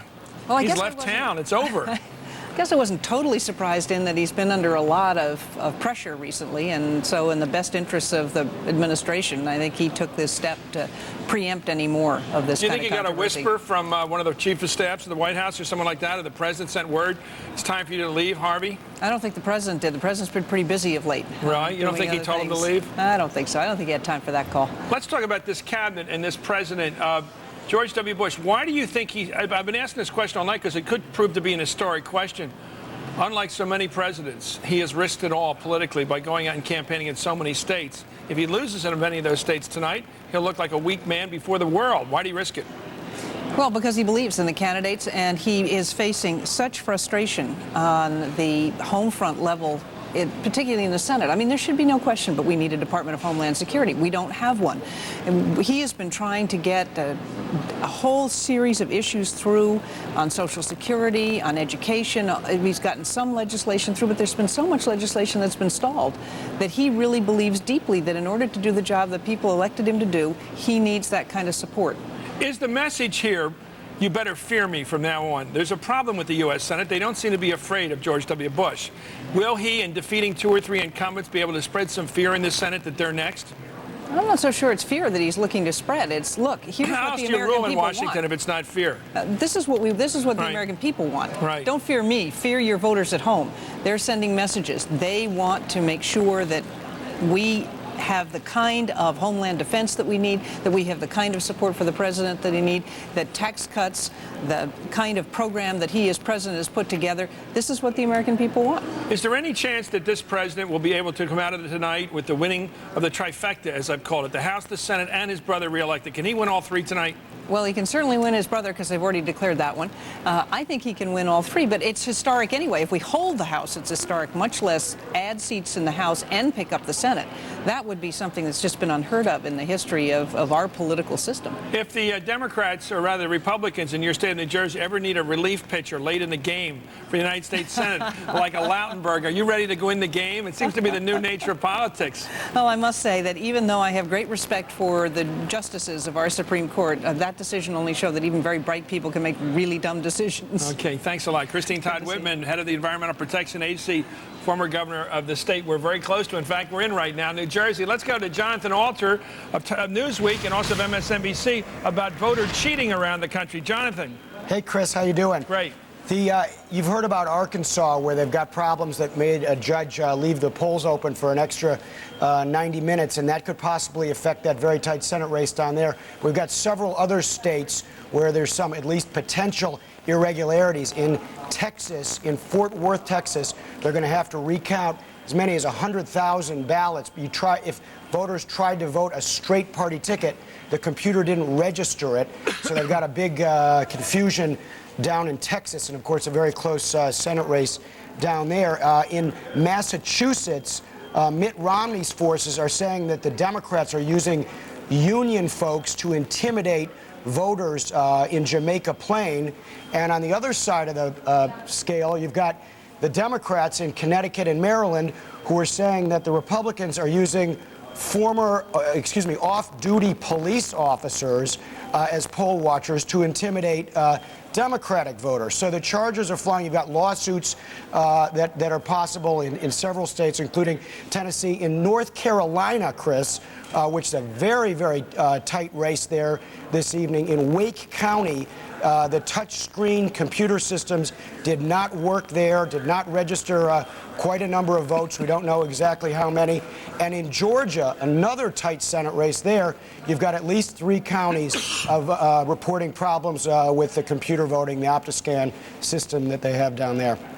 Let me ask you, Jonathan, how much of this is incompetence and how much it is corruption? It seems to me we have a problem. Nobody seems to train anybody in how to use this machinery. The Democrats, is where they have a lot of people voting, perhaps older people in both parties. They never seem to train their voters how to use these machines. Is this the only place in American life where you're supposed to do it the first time without any training at all? What happened to the political party's role in this? Well, that's a great question. You know, you've got a lot of states that are road testing these brand new systems. After the 2000 debacle, they went out, bought expensive computer systems, but they're not sure whether they work or not. So it's natural you're going to Why don't they just set them up in supermarkets like Safeway, and when you're shopping, you go by and you try it out on the way to buy some groceries? Just do it casually, so when it comes to Election Day, you go in there and pop in your vote, and you're out of there. Well, that would help in terms of training voters so that the lines would move more quickly.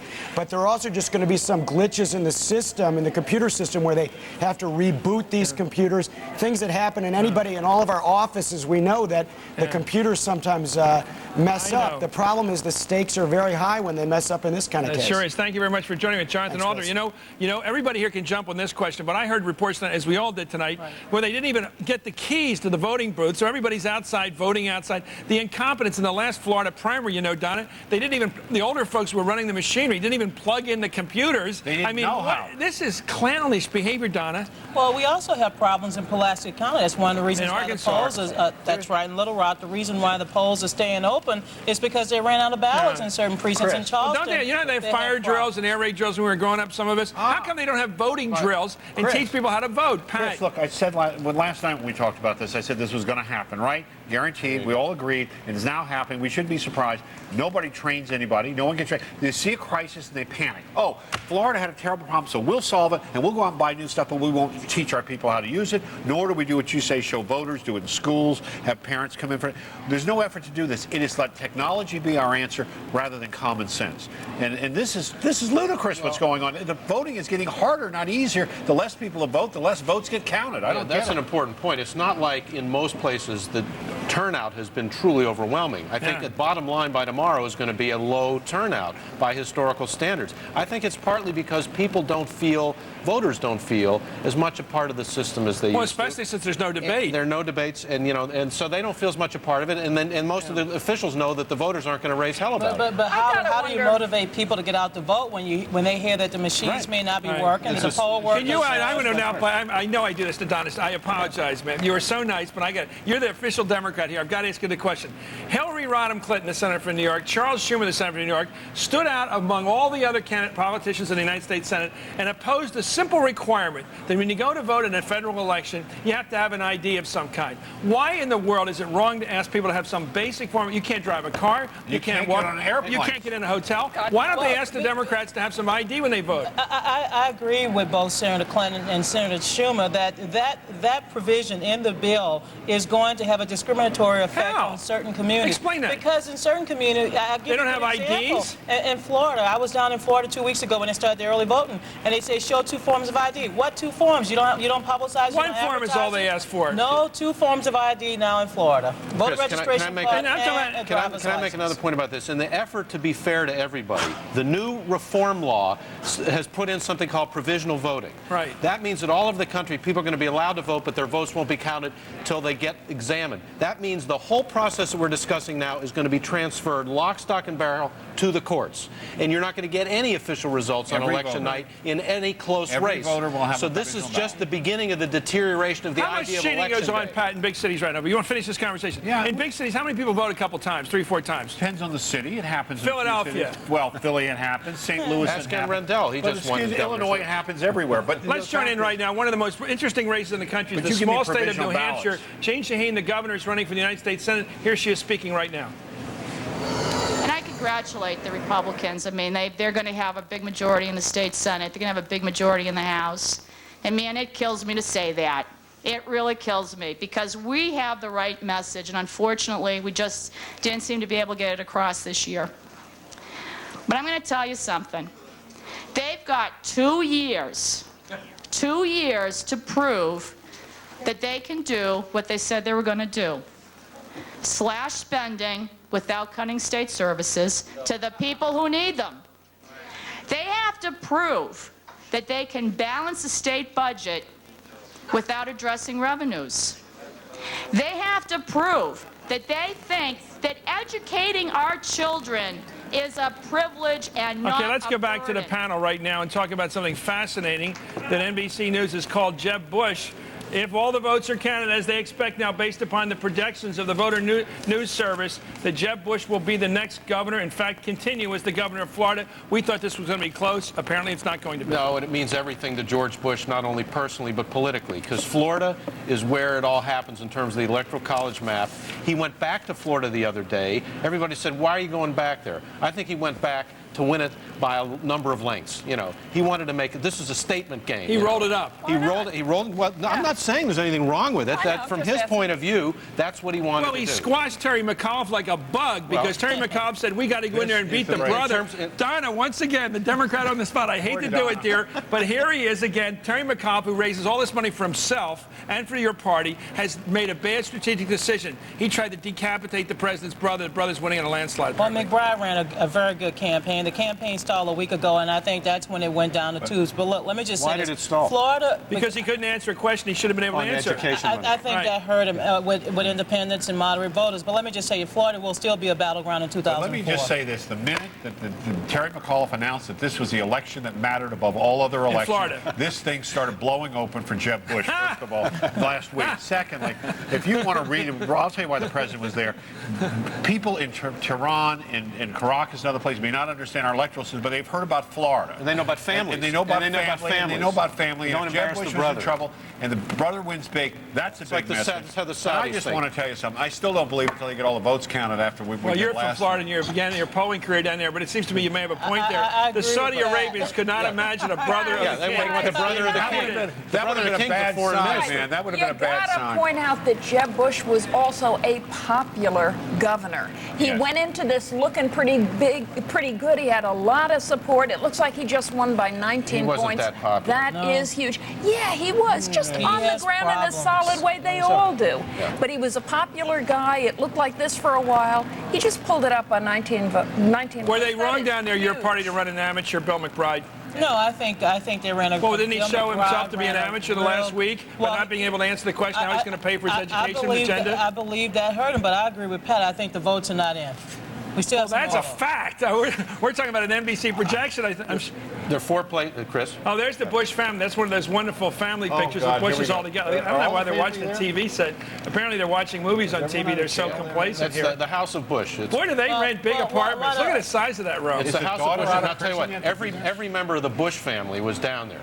I mean, Barbara Bush was crisscrossing the state. George P. was working it. The president was down there repeatedly. And they raised $40 million. And this was a terribly strategic mistake to put the Democratic Party in the emotional. And this is again the problem of saying what we count on is Jeb Bush. Winning this race was very tough. Can we do some psychobabble here? Because I want to do psychobabble. It's been said, and I want to test this against you, Peggy, that the Bush family, and you know them well, you've worked with them as a speechwriter, that Jeb is really the son of George Herbert Walker Bush, the former president, and that George W. is really the son of Barbara Bush, the tough cookie. Is that fair? It's been said. It's interesting. Jeb, as he gets older, looks more and more like his mom, and W looks more and more like his pop. I think all the Bushes are fairly tough. Who are they following personality and character? Well, you know, W likes to say that he has his mother's mouth. And Jeb was the guy, which means it's a tough little mouth.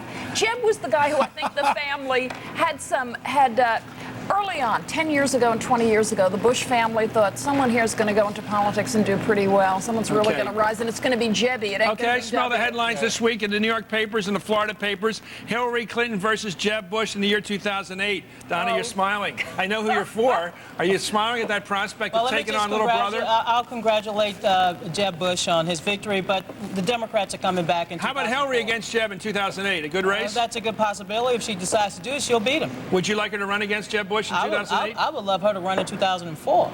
You think she might? Absolutely. You heard it here first. You're always for a female candidate. This is probably the place to mention this story out of the Denver Post this morning. Go ahead. Not only do we have Frank, not only has Frank Lautenberg come back, not only has Walter Mondale come back, but could Gary Hart be far behind? No. I have here the new piece of paper from the Denver Post saying Gary Hart is seriously considering a new bid for the White House. What is that about? That's about redemption. That's about time passing. That's about national security. Since he got all these good notices for the Hart-Rudman report, he's perhaps mistakenly concluded. I'll tell you, but Pat worked for him, so ask Pat. You open this door, and I tell you, have no idea who's going to be coming through here on this idea that you can have third and fourth times in life. Let me quote the great Gene McCarthy. When he once said, it's easier to run for president than to stop. Anyway, we're going to back on that note with more hardball coverage of the 2002 midterm elections. Back with a moment. Coming up on MSNBC's coverage of Decision 2002, Senator John McCain, current House Minority Leader Dick Gephardt, and political heavy hitter Arnold Schwarzenegger. Decision 2002, hardball style, continues in a moment. Brought to you by Merrill Lynch Wealth Management, proud sponsor of Decision 2002. How can I make up for lost ground in this market without being too aggressive? Protected growth investments are a good place to start. A Merrill Lynch financial advisor might suggest these to let you take advantage of the upside potential of the equity markets while protecting your downside, giving you some security in an insecure world. There's always a smart place for your money. Together, we can find it. Fred, who knew one cup of coffee could do that much damage? Fred, is a printer supposed to smoke like that? Hey, Fred, I think I fried the motherboard and the fatherboard, too. Dealing with technology is hard. That's why CDW makes buying it as simple as possible by having brand name technology products in stock so you can get what you need when you need it. Fred, where are you going? My email's still down. CDW, the right technology right away. Looks like you're going out of town for a while. Yeah, 2-week training seminar in Arizona. Training camp. A chance to bond with your teammates. To learn the newest tricks of the trade. Get ready for another winning year. Geez, I really miss it. Going away for a while, Residence Inn has everything you need to make life on the road feel more like home. Here, this always works for me. Now make 3 stays and earn 2 free nights. Call 1-888-MARRIOTT today. Residence Inn. Your Marriott awaits. AT&T Broadband brings you the best television has to offer every month. Do Monday nights leave you with an empty feeling in your stomach? Well, then you better watch. We've got great movies. Great food. It's entertainment that sticks to your ribs. It's ham-tastic. You can stick a fork right in your Monday nights if you want it. Hey, come on, that doesn't go there. Dinner and movie, great food, great movies, Monday nights. Every month, look for the best television has to offer on AT&T Broadband. Bob Bridge Pontiac GMC Truck in Renton and the General Motors Corporation announced 000 through October 31st. That's right. 0% financing on every model, no exceptions. 0 down payment, not even tax or license. And 0 payments for 90 days. Plus, Bob Bridge in Renton has clearly posted rock-bottom sale prices on every windshield. Yukons, Denali's, Grand Prix, all models 000. See Bob Bridge Pontiac GMC Truck in Renton today.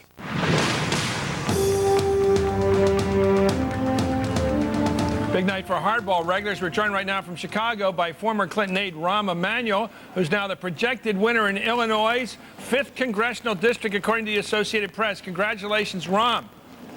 Thank you, Chris.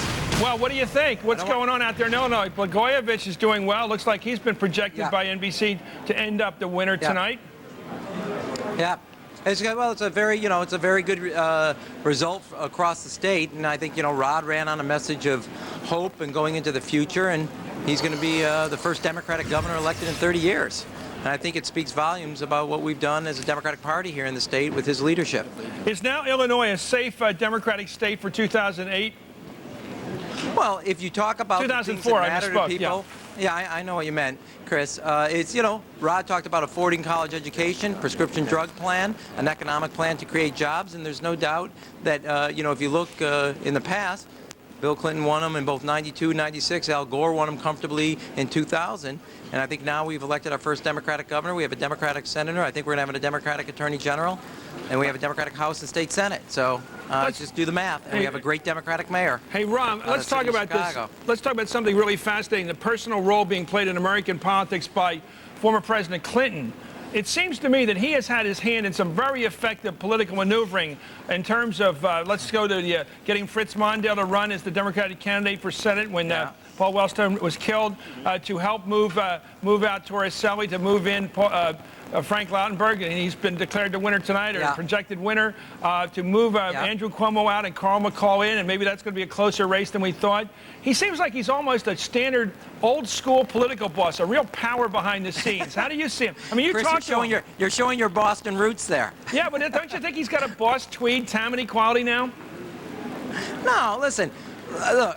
A, let me tell you something about he always told me. A, elections are about the future, not the past.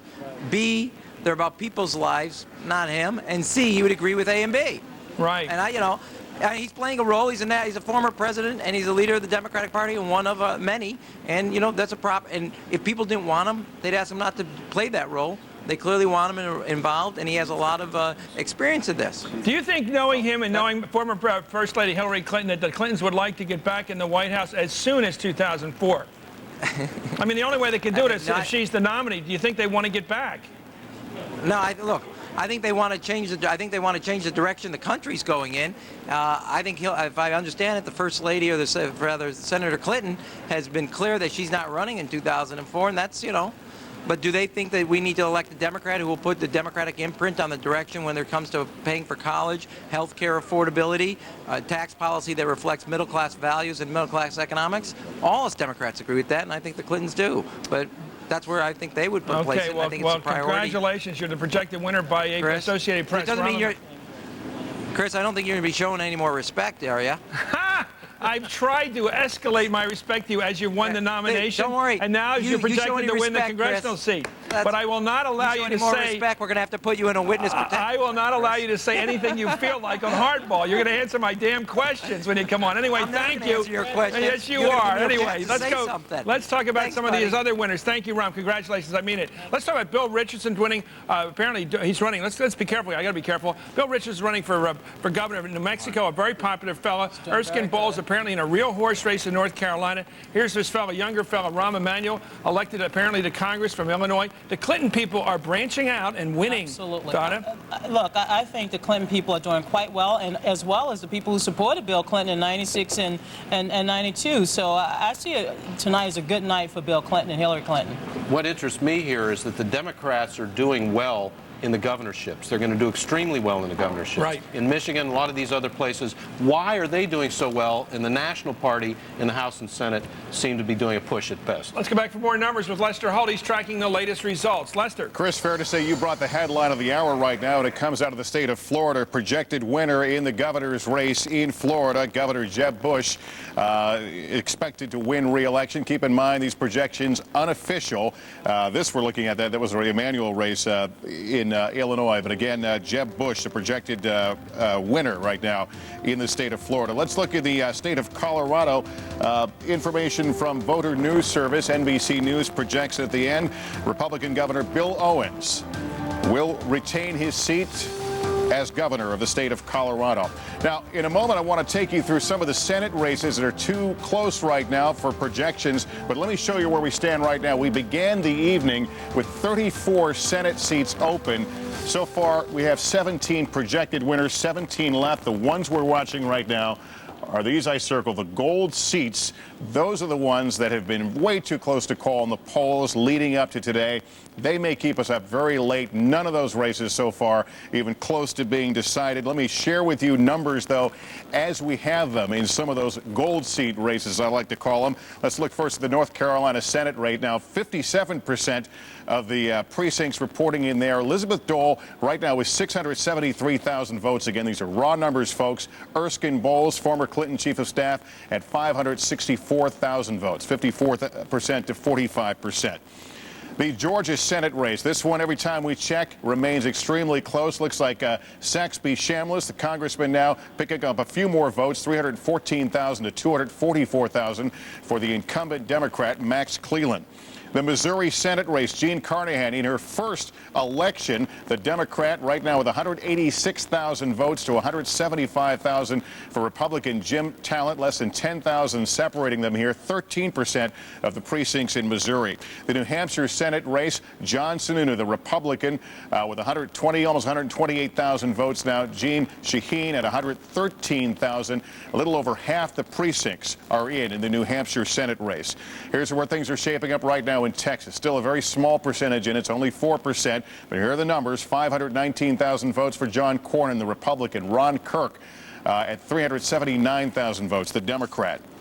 Want to let you know we've got some more poll closings now in about a little less than 4 minutes from now. Iowa, Montana, Nevada, all closing at 10 o'clock Eastern time. Again, we're about 4 minutes from there. From 10 o'clock here on the East Coast. We should have some more information for you very shortly. Chris.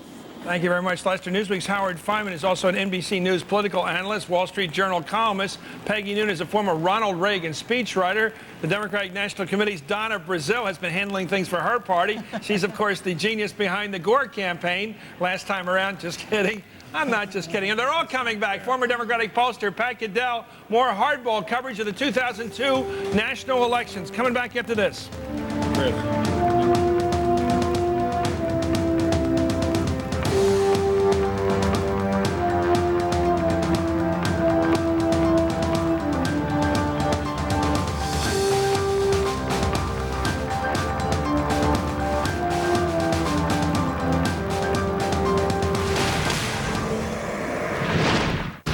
Where do business people meet without the business travel?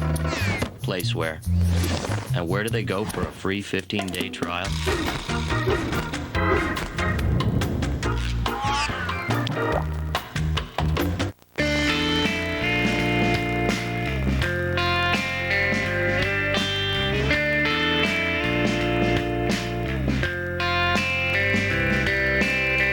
Visit Weston.com. Member Starwood Preferred Guest.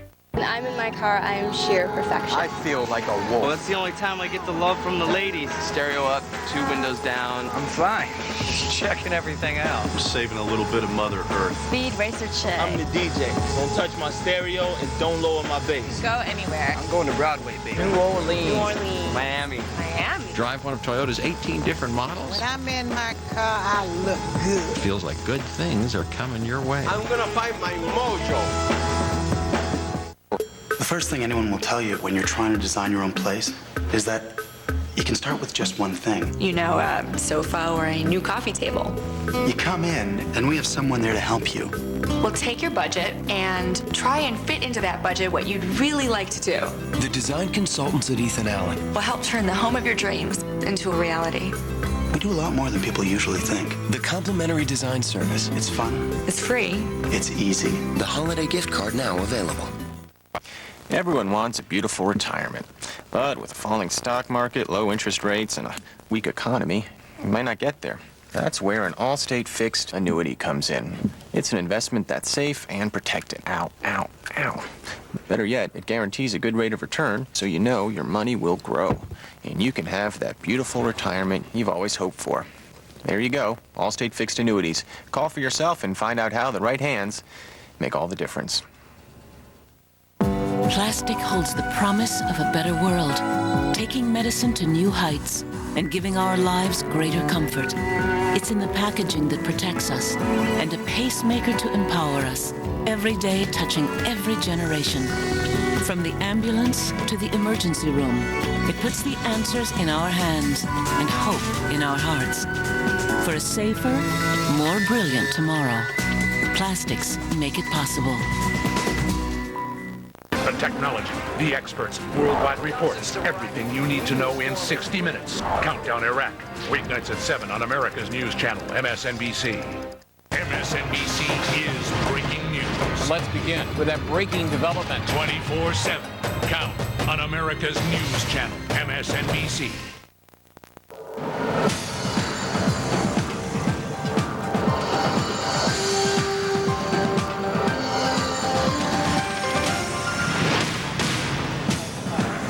I'm Chris Matthews, and this is Hardball's Decision 2002, and it's already been an exciting evening. Incumbent Governor Jeb Bush, John Edward Bush, is the projected winner in Florida. We're going to hear from him in just a few moments.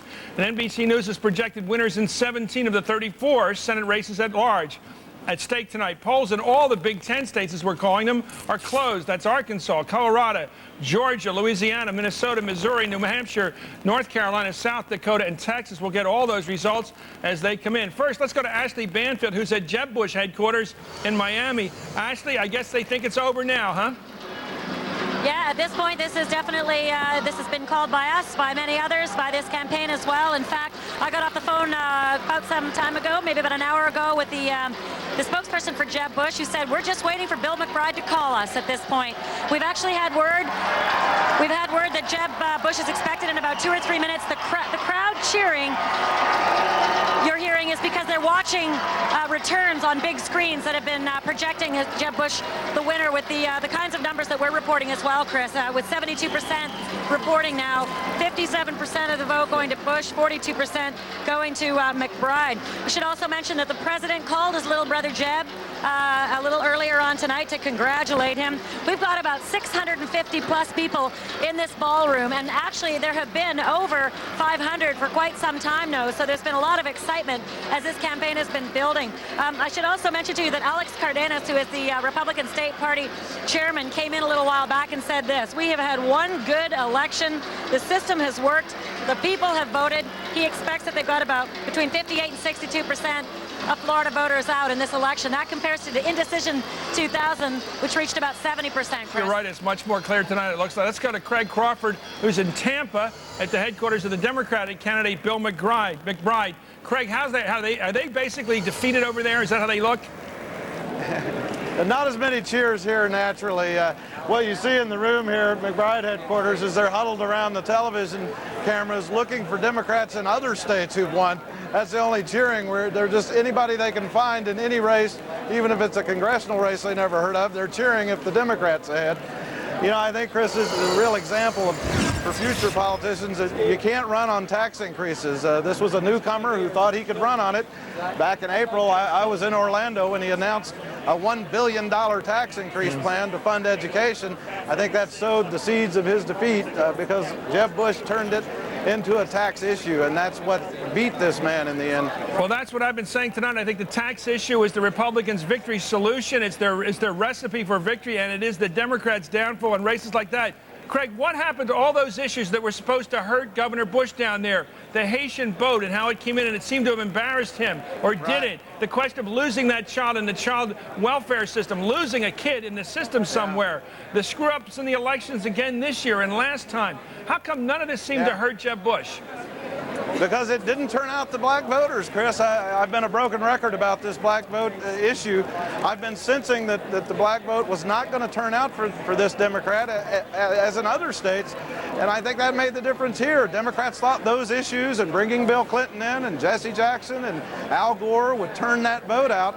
But it didn't work, and the Haitian issue was one they thought would be the winner for them to get that vote out, and it just didn't happen. We're expecting, as I said, thank you very much, Craig. As I said, we're going to be hearing from Jeb Bush any moment now with his apparent victory speech. We expect that to be coming pretty soon. But let's go right now to Lester Holt, who has other results. Lester. Other results from governor's races, Chris, right now in Ohio, based on information provided by voter news service NBC News, is projecting that Bob Taft, the Republican incumbent, wins re-election in the state of Ohio. In the state of Nevada, NBC News projecting that Governor Kenny Quinn, the Republican, will retain his seat, the projected winner in the state of Nevada. And as you've been reporting, Chris, in Florida, projected winner, Republican incumbent Governor Jeb Bush in the state of Florida. We also have news from the Senate race in Montana. Based on information from Voter News Service, NBC News is projecting that Democratic incumbent Senator Max Baucus will win re-election again in the state of Montana in the Senate. Let's put up our balance of power right now. That's a Democratic seat that we can turn dark blue here. I'll push it one more time and you see the numbers change. Here's where we stand right now. Keep in mind, we began with 34 seats up for election today in the Senate. Right now, Democrats at 44, Republicans 39, 1 independent. There are still a number, about 16, I think, is the number we're at right now. We're still waiting for. Again, all these numbers right now based on projections, unofficial right now. Let me take you to some other races right now as I find my stack here of some close Senate races we've been keeping an eye on. North Carolina, where 65% of the precincts in now. Elizabeth Dole at 53%. She's got 785,000 votes to Erskine Bowles, 664.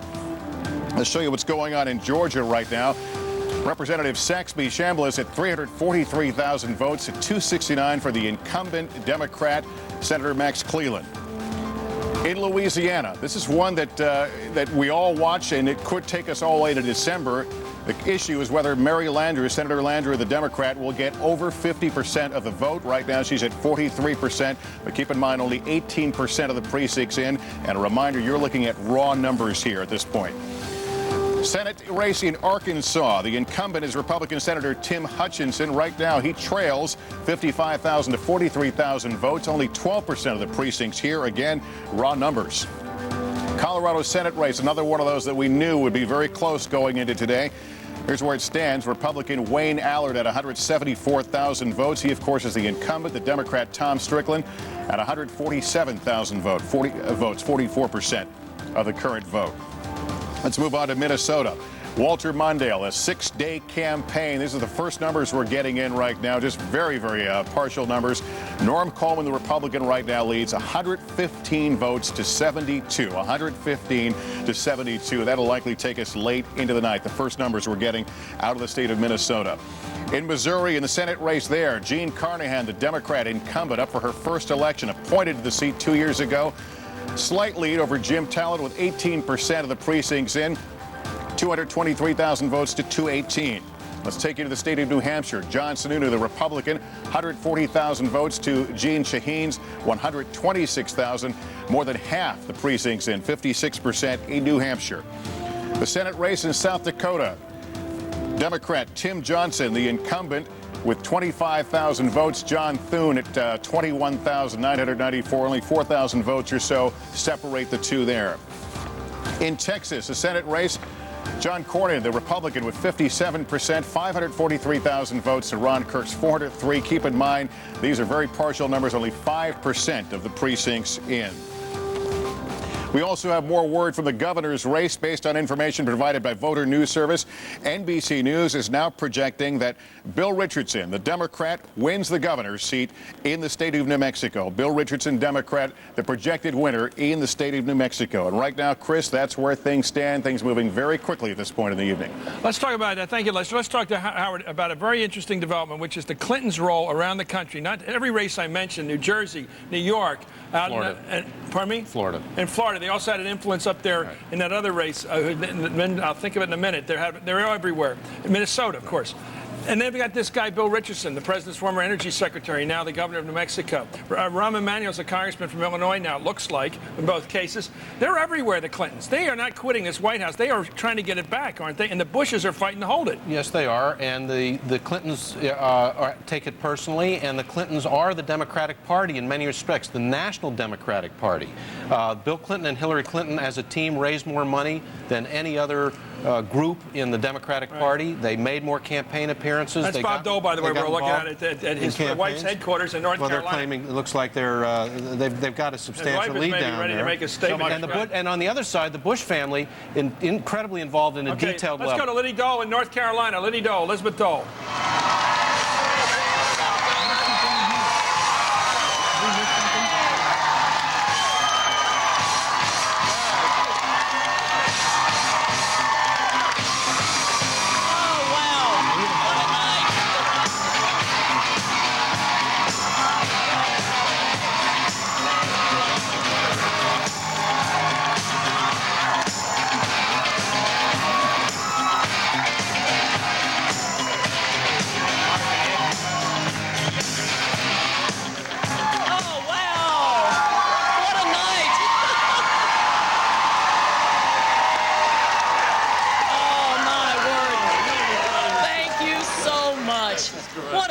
wonderful, warm welcome. I'm thrilled to see you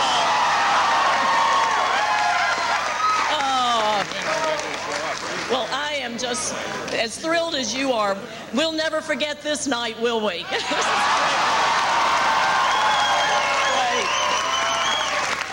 Thanks so much. And I want to tell you that just a few moments ago, I had a call from Erskine Bowles.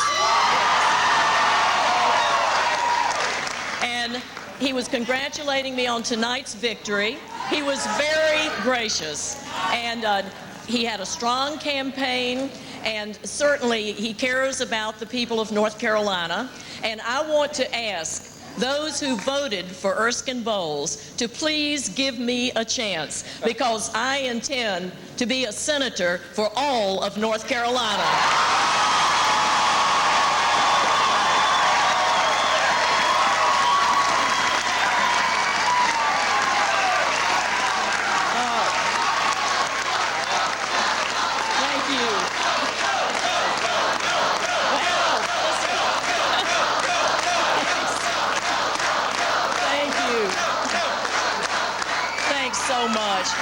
And tonight, of course, we're enjoying every moment, but this is a night for heartfelt thanks to all of those who put their trust in me. For 14 months, we've been working hard. And I think about all the people, you know, the dozens of tremendous staff in Salisbury and all across the state, and the hundreds of volunteers who've just worked their heart out. And yes, go right ahead. What a great...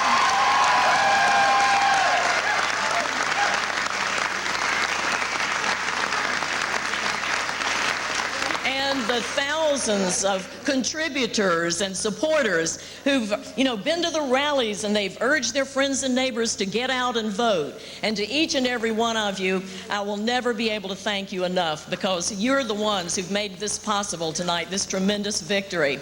And obviously, I'd like to thank each person individually, but we can't do that tonight.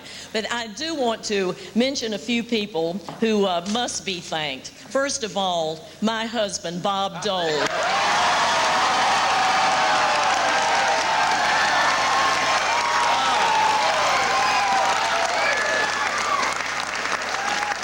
Let me tell you, he's the best surrogate a candidate could have.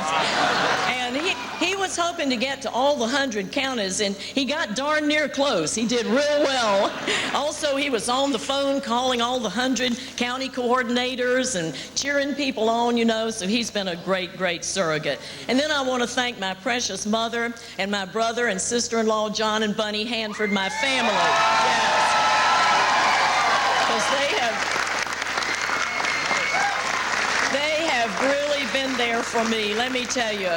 Tremendous source of support. And I think they put a lot of mileage on the cars, running up and down the highway to all the different events across North Carolina. I think some of you have heard me say that I saw this car in front of me on the highway one day, and they had the Dole bumper sticker, and I got real excited. I said, let's get up there beside them so we can wave at them and thank them. We got up there, and it was Bunny and John, my brother and sister-in-law. Oh, my. And then I want to thank Senator Jesse Helms.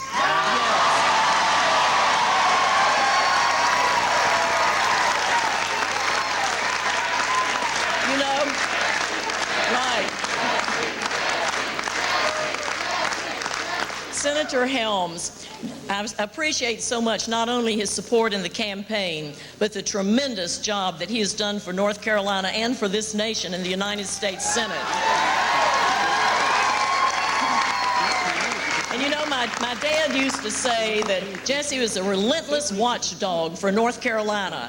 And I remember Bob Dole saying, you always know where Jesse is. You don't have to look under the table. That's a big victory. You know, NBC had just called that as well. It looks like we were cautious in that one. Erskine Bowles has just conceded. So that one's over, Howard. You know Liddy Dole, Elizabeth Dole, and so do you. Peggy? I think this is a fabulous kind of comeback. That's how I'm experiencing it. The Doles, in effect, left public life.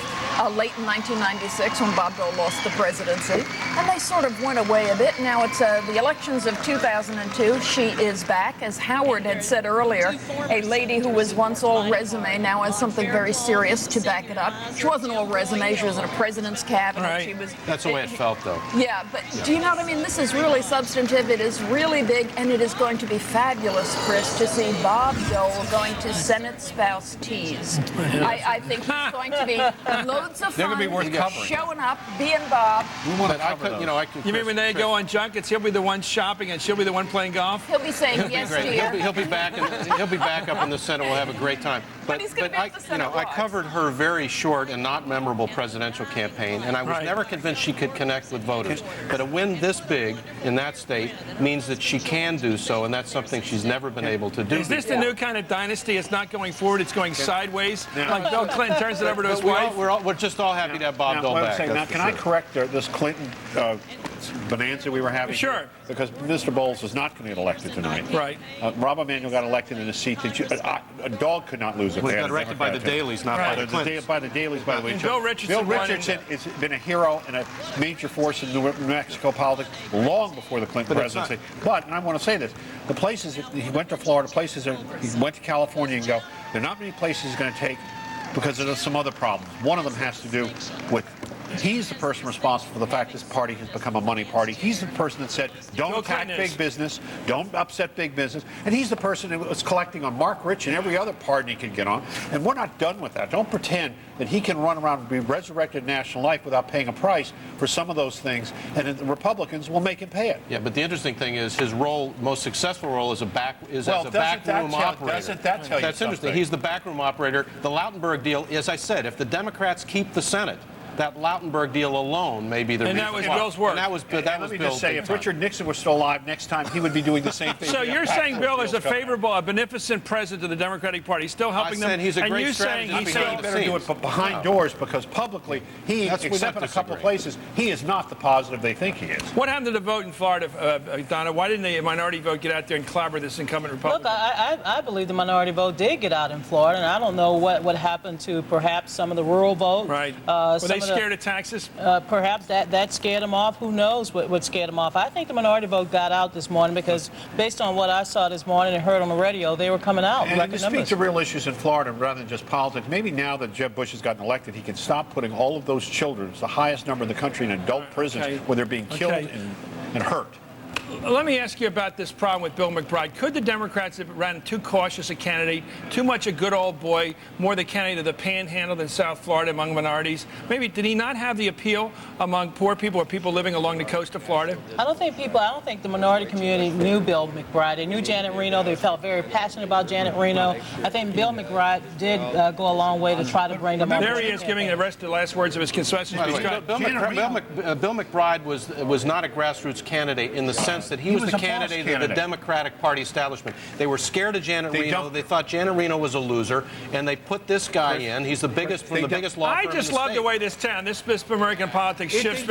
A week ago, he was the stud duck of Democratic politics. Now he's the biggest fat, big loser. You guys are unbelievable. No, not me. I never said that. Pat is never wrong. I never said this. I never said this, but I'll tell you what. I remember I said to you when they dumped Janet Reno, and she won that primary, basically, except for the way they counted the votes, and nobody protested because they wanted McBride. Problem is in South Florida, she got almost 65% of the vote in that primary in South Florida.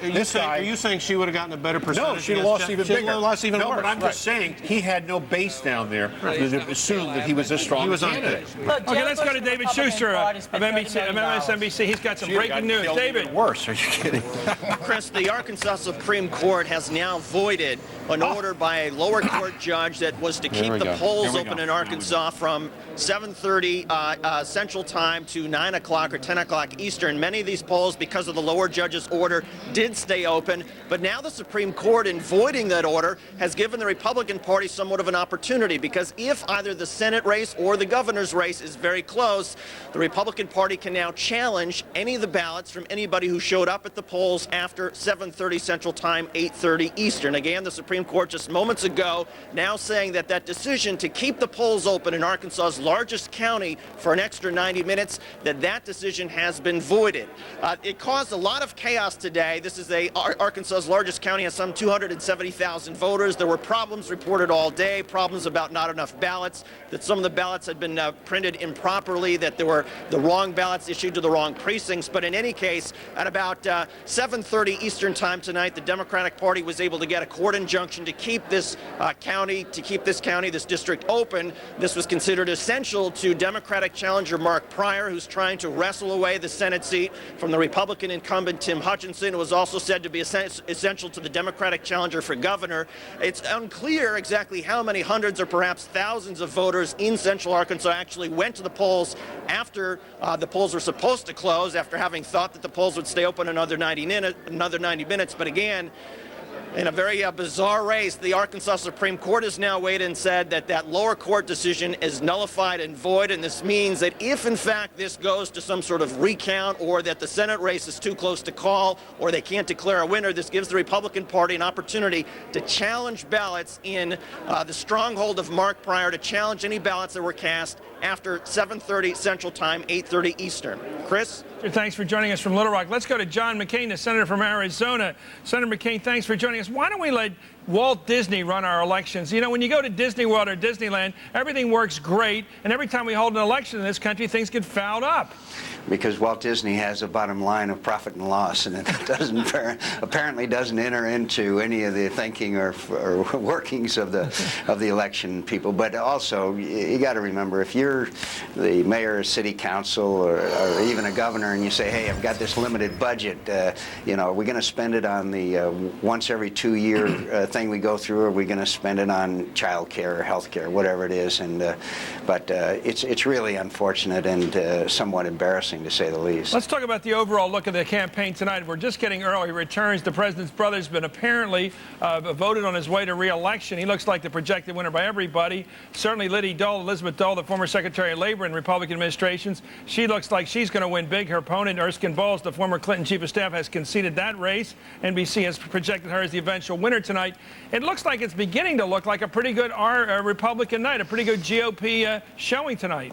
I think it's a Republican breeze, and you got to give the President of the United States a great credit. He campaigned frenetically, and he put a lot at risk there, and apparently we're going to probably take control of the Senate again, either through 50-50 or with a one-vote margin, and a lot of people did not predict that a few days ago. And again, I'm not sure what the Democrats gave people a reason to vote for them. Good point. Let's talk to the maverick John McCain, not the loyalist John McCain. I like the other guy a lot better. Let's talk about McCain, the guy who says that big money is the rotten sewer of politics. Down in Florida, not to rain on the Bush's parade, I happen to like those people personally, but wasn't it the boodle of money they dropped in Florida in the last week, the tons of money they dropped and outspent McBride that won that election? Same thing probably in other races. I think in the They're richer, the Republicans, than the Democrats. I think in the case of the Florida race, I think Pat Caddell would probably agree with me. It was McBride wasn't ready for prime time when he got into that debate that Tim Russert moderated, and I think that showed great vulnerability or lack of grasp of the issues. There was a turnaround as of that time. But look, anybody who watched this election cycle is sick and tired of call so-and-so to call so-and-so to call so-and-so. These sham sewer money-funded ads is a disgrace, and what it does, it's a disincentive for young people to run for public office. Okay, we're looking now, by the way, Senator, at George Bush Sr., the former president, and the beloved Barbara Bush, who are right in there for the victory. It looks like they are welcoming their second oldest son, John Ellis Bush. As I've been corrected, it's not John Edward, it's Jeb Bush, named for Jeb Stewart, obviously. Senator, do you have a feeling that George W. Bush is going to run for re-election, and therefore you can't run for president next time?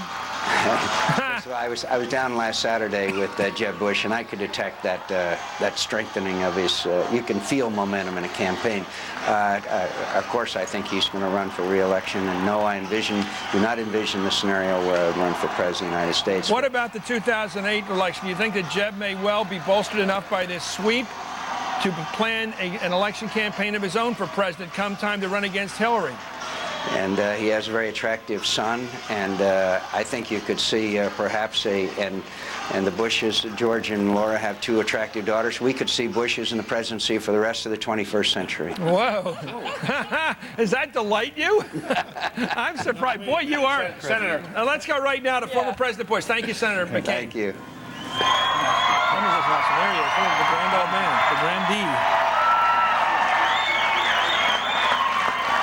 It is my distinct honor and privilege to introduce to you the current governor of Florida and the next governor of Florida, Jeb Bush.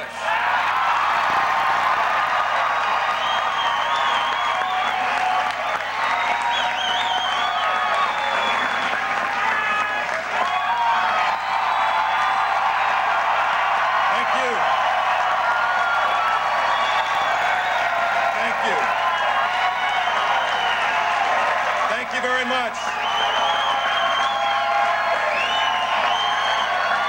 Thank you. Thank you very much.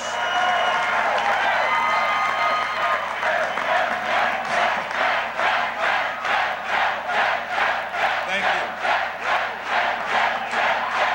Thank you so much. Thank you very much. 15 minutes ago, Bill McBride called me and graciously conceded the election. And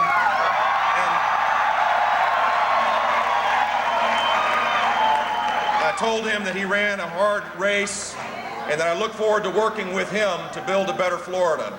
Now is the time to unite us as a state, and I appreciate Mr. McBride's contribution to the political process. First, before I start, I want to thank Almighty God for giving me a chance to serve.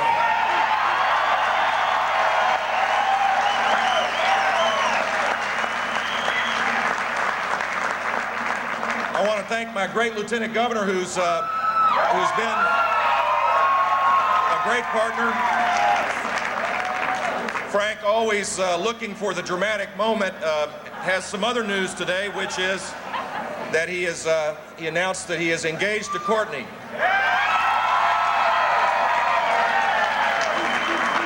I want to thank my mother and dad for being my inspiration in life.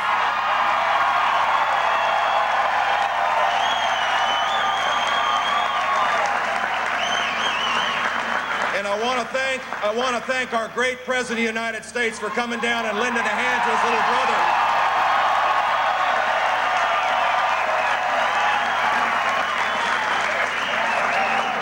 I'm so lucky to have a great First Lady in my life, Columba. She's a great First Lady for the state of Florida.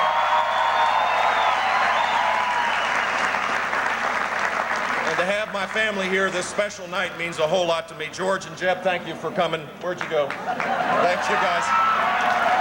Thank you. I want to thank the thousands and thousands and thousands of volunteers that brought out a massive turnout to make sure that we were elected.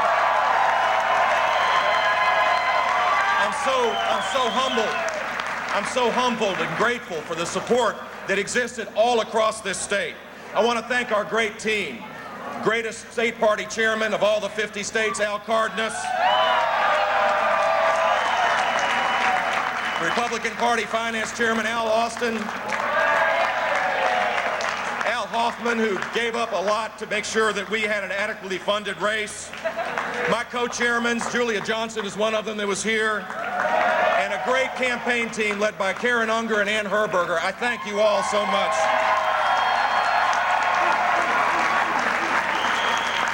We have done a lot in the last 4 years. We have rising student achievement now. Our crime rate is the lowest it's been since 1972. Florida is on the right track as it relates to our economy, and we have a proud tradition of protecting our environment. But there's more. There's so much more that we need to do. My passion and belief is that if we can make sure that every third grader is reading at third grade level, incredible things will happen to our state, and I intend to work hard over the next 4 years to assure that happens.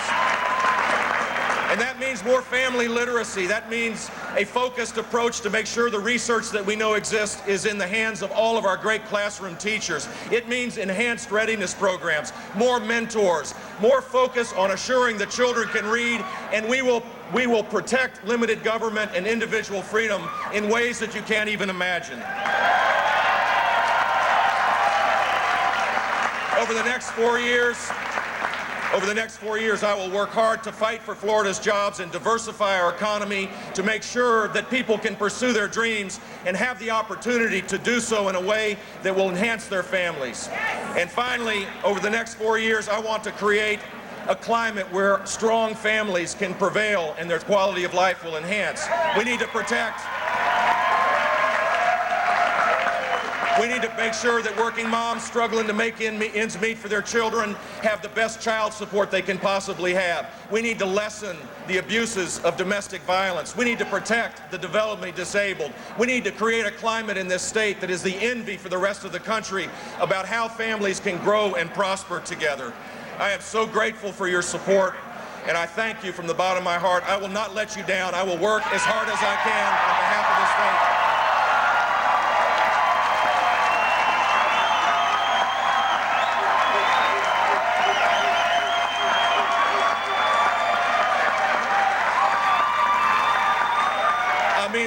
A mis amigos de habla español, estoy muy agradecido por el apoyo que siempre ha brindado a la familia de Bush. Thank you all very much. God bless you all. We're going right now to Jeanne Shaheen, the governor of New Hampshire. We're going to see what it looks to be, what is reported to be perhaps a concession speech from Jeanne Shaheen right now.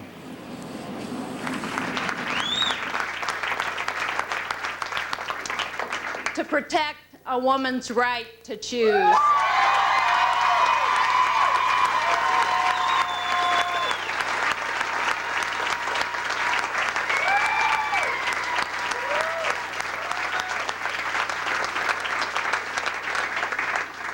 I am as committed as ever to the people of our great state and to the issues that are important to them and their families. I know you share that commitment. I've called John Sununu tonight and congratulated him on his victory. I wish him well in the days ahead. No. It's important for all of us that we succeed in the future by working together. I want to thank my family who have been with me every step of the way.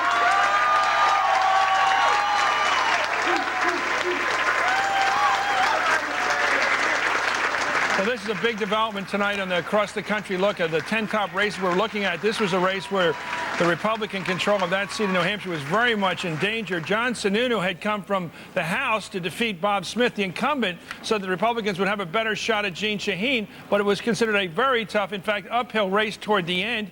And there we have the Democrat, the governor of New Hampshire, conceding. We haven't heard yet from John Sununu. We'll hear from him soon. Pat Caddell, this shows a big Republican pattern so far. North Carolina, Florida, now New Hampshire. The three races, those races that were supposed to be close are not turning out to be close.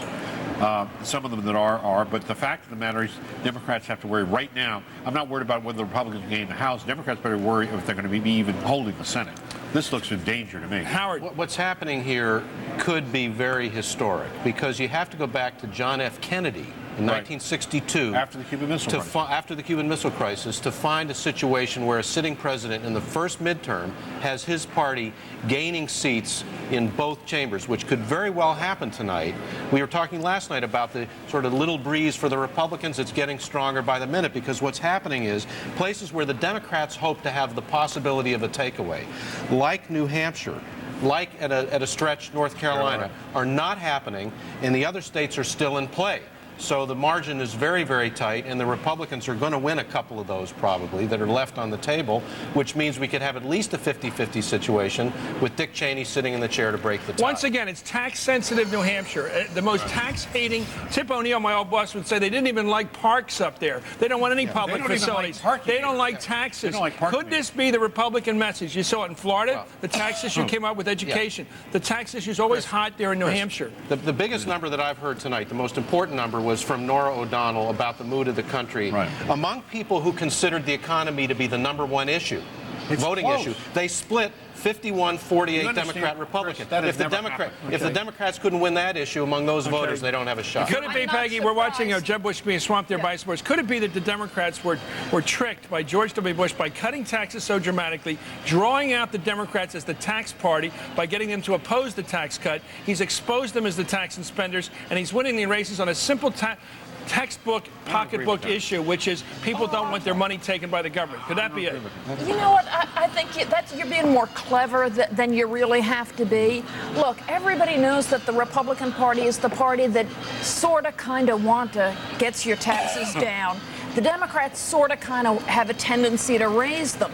A lot of Americans are already taxed at 25, 30, 35, 40, and 50%. They don't want more taxes. Why would they? If they know the Republicans are more likely not to raise their taxes and the Democrats are more likely to raise their taxes, this is not about taxes. Why would they vote Democratic? I don't think it's about taxes. Well, it's about economic issues in general. It's about the economy, but the taxes have an implication I think the difference maker here, if there is one tonight, is the war in George Bush's performance as a leader and as commander-in-chief. That's what created a kind of bond that he has, not with all Americans, certainly not with dyed-in-the-wool Democrats, but with all Republicans virtually and independent voters. In an even race, when there's not a big difference between the two parties philosophically, they're going to, on the whole, go for the guy for the party But the president was a great leader of the country 2 weeks ago when his brother was in huge trouble in Florida. What changed in the last 2 weeks? The tax issue changed in the last 2 weeks.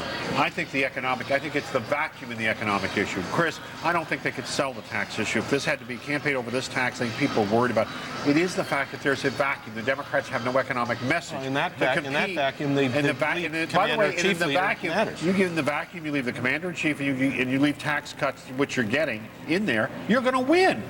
Okay, let's go to Lester Holt with more numbers. All right, Chris, thanks very much. First of all, let's talk about the governor's race in New York. NBC News is projecting the winner will be Governor George Pataki, the incumbent, winning re-election based upon, again, these projections, governor in New York. The Senate race, you called it here a short while ago, Chris, the Senate race in North Carolina. Now, keep in mind, this is one of those that was in the too close to call category, poll-wise, up until today. But Elizabeth Dole, the projected winner in North Carolina's Senate race over Erskine Bowles. In the Tennessee Senate race, NBC News is projecting that Republican Lamar Alexander will win re-election. Right now, there's the raw numbers, 741,000 votes to 580,000 votes. And in New Hampshire, NBC News is now projecting that John Sununu, the Republican, defeats Jeanne Shaheen. Let me turn to our balance of power now on the board here. Let me get these all straight here. First of all, the Dole, apparent possible Dole victory, that's one of the gold races we've been watching here. The ones that leading into today, the polls were telling us we didn't know where it was going. So that'll be the first gold seat we're changing, and we change it to red for Elizabeth Dole. Lamar Alexander, that was one that the polls indicated he might pick up. We'll turn that one. I'll try it one more time. That goes to red for Lamar Alexander. And then in the Senate race in New Hampshire, the projected winner, John Sununu, that was a Republican seat. And I believe that's going to be a gold seat, too. Is that correct? You want to confirm that? Let me confirm. Okay, that's good. Nope, not a gold seat. I want to get this right here, because what we're doing as we fill these in, we're watching the numbers change. And to keep in mind, only a third of the Senate was up for re-election tonight. Right now, as it stands, Democrats 44, Republicans 41. That's about to change. Okay, that's not going to be a gold seat. All right, then we will change one of those to another red. So that's where we stand right now. 44-42 Republicans, 1 independent. Now, we got some other results we want to go through right now. These are going to be raw numbers we'll take you through. In the Missouri Senate race, again, very close, just like they thought it would be. 30% of the precincts in. Jim Talent right now with a slight edge, about, looks like about 20,000 votes or so. In that race, 51% to 48% over the incumbent Gene Carnahan. Let's look at Arkansas. Another close one. Mark Pryor, though, maintaining a bit of a lead now, 102,000 votes to 88,000 over the incumbent Republican Tim Hutchinson. To the Senate race in Colorado, incumbent Senator Wayne Allard, the Republican, maintaining a lead over his Democratic challenger Tom Strickland right now. 27% of the precincts are in there. The Minnesota Senate race. Here's where we stand right now. Norm Coleman, the Republican, with 791 votes. Walter Mondale, 508. Just a tiny fraction of the votes in right there. This will be a long night. Of course, Walter Mondale running what amounted to a 6-day campaign. To South Dakota, let's look at the numbers there. Again, raw numbers we're looking at here. Tim Johnson, the Democrat, the incumbent Democrat right now, maintaining a lead over Republican John Thune, 41,000 to 38,000 votes, 25% of the precincts in there as well. Texas, Senate race. John Cornyn, the Republican, maintaining a fairly sizable lead over Ron Kirk, the Democrat right now, 8% of the precincts in there. And we're getting more information in for Iowa now. NBC News is projecting that Senator Tom Harkin, the Democrat incumbent, will retain his seat in Iowa. Again, Senator Tom Harkin is the Iowa projected winner. Let's see if we can go back quickly to our balance of power board now. We will fill in a blue seat here. We go to the blue side of the aisle, and there was one more that we had light blue. We changed that. Here's where it stands right now. 45 Democrats, 42 Republicans, 1 independent. Keep in mind, we're filling this in based on projections. Nothing's official, but this gives you an idea where things may finish up tomorrow. Chris, back to you. Let's go back to the panel to talk about this. Howard, this race hasn't quite taken shape yet, but looking at the results as we've projected them at NBC, and we looked at the concessions, which are moving pretty fast tonight. There's a lot of concession speeches coming across the screen. It looks like the Republicans surprised everybody by knocking off Shaheen, surprised everybody by the big roll-up apparently in Florida, and by Liddy Dahl, who was being faced by, it looked like a stiff challenge at the end. Apparently that faded from Erskine Bowles, the Clinton guy. It just has the feel of a slowly gathering Republican night here, which, placed against history, is a big deal. It's very rare for a sitting president's party in the first election after that he's elected to do as well as the Republicans are doing. We don't know all the House results. We know a couple of House races that may be indicative. But what's happening is, again, the Democrats' chances for takeaways are disappearing.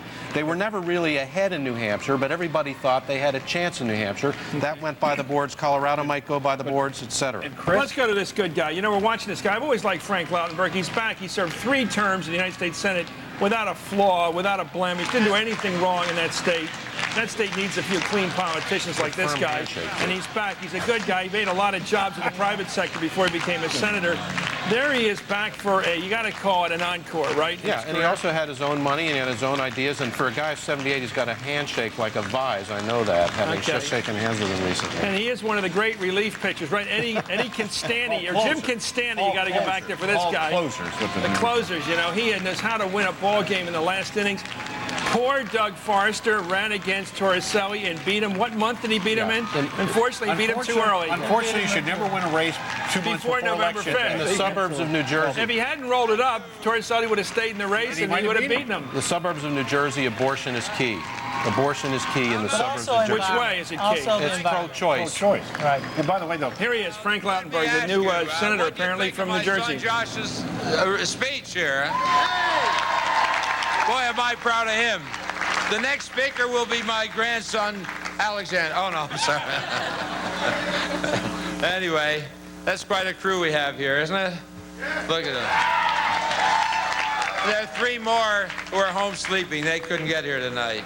But these 5 are, that's good representation. My friends, thank you. Thank you all. Thank you for this wonderful one.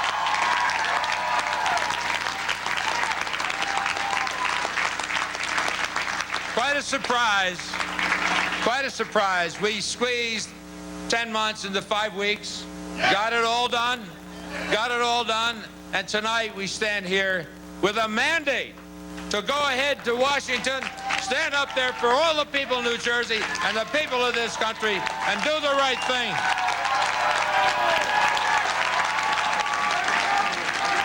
Okay, let's go and listen to NBC anchor Tom Brokaw talking to Jeb Bush. Night. We had about 11,000 people in Tampa, and it helped motivate the troops, and we had a great turnout.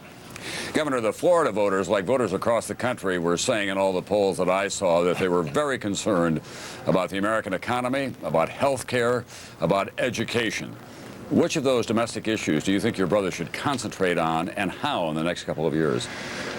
Well, the national economy is weak. Florida's economy is stronger, and I think it is the proper role of the president to focus on creating fertile ground for people to create jobs and for working families to do well. I'd just as soon have the education policies be developed by the states. You have something called Amendment 9, as you well know, on the ballot down in Florida, and that would cut down on class size. It could be a very expensive proposition. We've got about, what, 88% of the vote in so far. It looks like it's going to be very close. If, in fact, Amendment 9 passes, how do you pay for it in the state of Florida? Well, you either have to cut spending or you have to increase taxes, and that's a dilemma that I posed to the people of the state. As a candidate, I said I was going to vote no because I didn't want to raise taxes. I think the economy in the state and in the country is recovering but fragile, and tax increases would hurt the recovery. So we'll see what happens if it passes, but it's such a big initiative, it costs billions of dollars, that there's really only two alternatives. But it could be a real conundrum, especially for a Bush. I remember another Bush one time who said he would not cut taxes, and then he was forced to. That was your father, obviously. Do you think you can do that? I've said that, you know, I have a record of tax cutting that's one of the leading ones in the country, but I've said that we would have to raise taxes because the cuts would have to be so dramatic in environmental programs and in programs for the developmentally disabled, for the needy, that we couldn't do it with cuts alone. Governor, we've been witness in the last week or so, again, to the inconsistencies in American immigration policies. That a boatload of Haitians arrive here. They were going to be sent back. If Cubans arrive and get on shore, they get to stay. I know that you've said that everybody should be welcome here. Is that going to get worked out? Well, what I've said is that Haitians should be treated as all other nationalities, and I think that's fair, and I believe it will get worked out. But we don't want to create a magnet for people to risk their lives and cross the Straits of Florida and endanger their lives and create huge costs to southern Florida. So there needs to be a proper balance. Finally, Governor, after all your brother did for you in the state of Florida, does he get to borrow your baseball glove whenever he wants to now? Yeah, he does. All right. He sure does. Thanks very much. Thank you very much. Thank you. Again, congratulations. Well, we've got another big announcement. That is that Lindsey Graham, the congressman from South Carolina, who's appeared on this program so many times on Hardball, has been elected, appears, according to projections by NBC News, based on precincts now reporting that he's going to be the next senator from South Carolina. He's going to replace Strom Thurmond, who has been in the Senate, I think, forever. And so this is a big debate at 50, all the way back in the 50s. So Lindsey Graham's going to be the future of South Carolina, a hardball veteran. I guess we can say we're glad that he won, because we like that he comes on this show so often. Anyway, we'll be right back with Pat Caddell and others in our panel, and lots more numbers. We're going to have John Kerry join us when we come back. Brought to you by Merrill Lynch Wealth Management, proud sponsor of Decision 2002. How can I make up for lost ground in this market without being too aggressive? Protected growth investments are a good place to start. A Merrill Lynch financial advisor might suggest these to let you take advantage of the upside potential of the equity markets while protecting your downside, giving you some security in an insecure world. There's always a smart place for your money. Together, we can find it.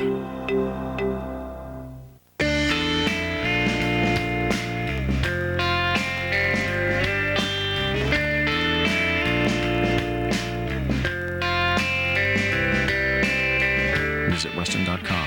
Member Starwood Preferred Guest.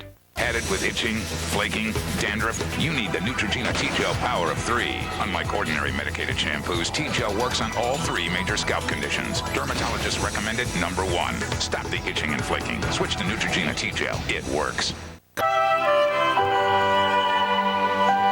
From generation to generation, some things never change. At New York Life, it's our values.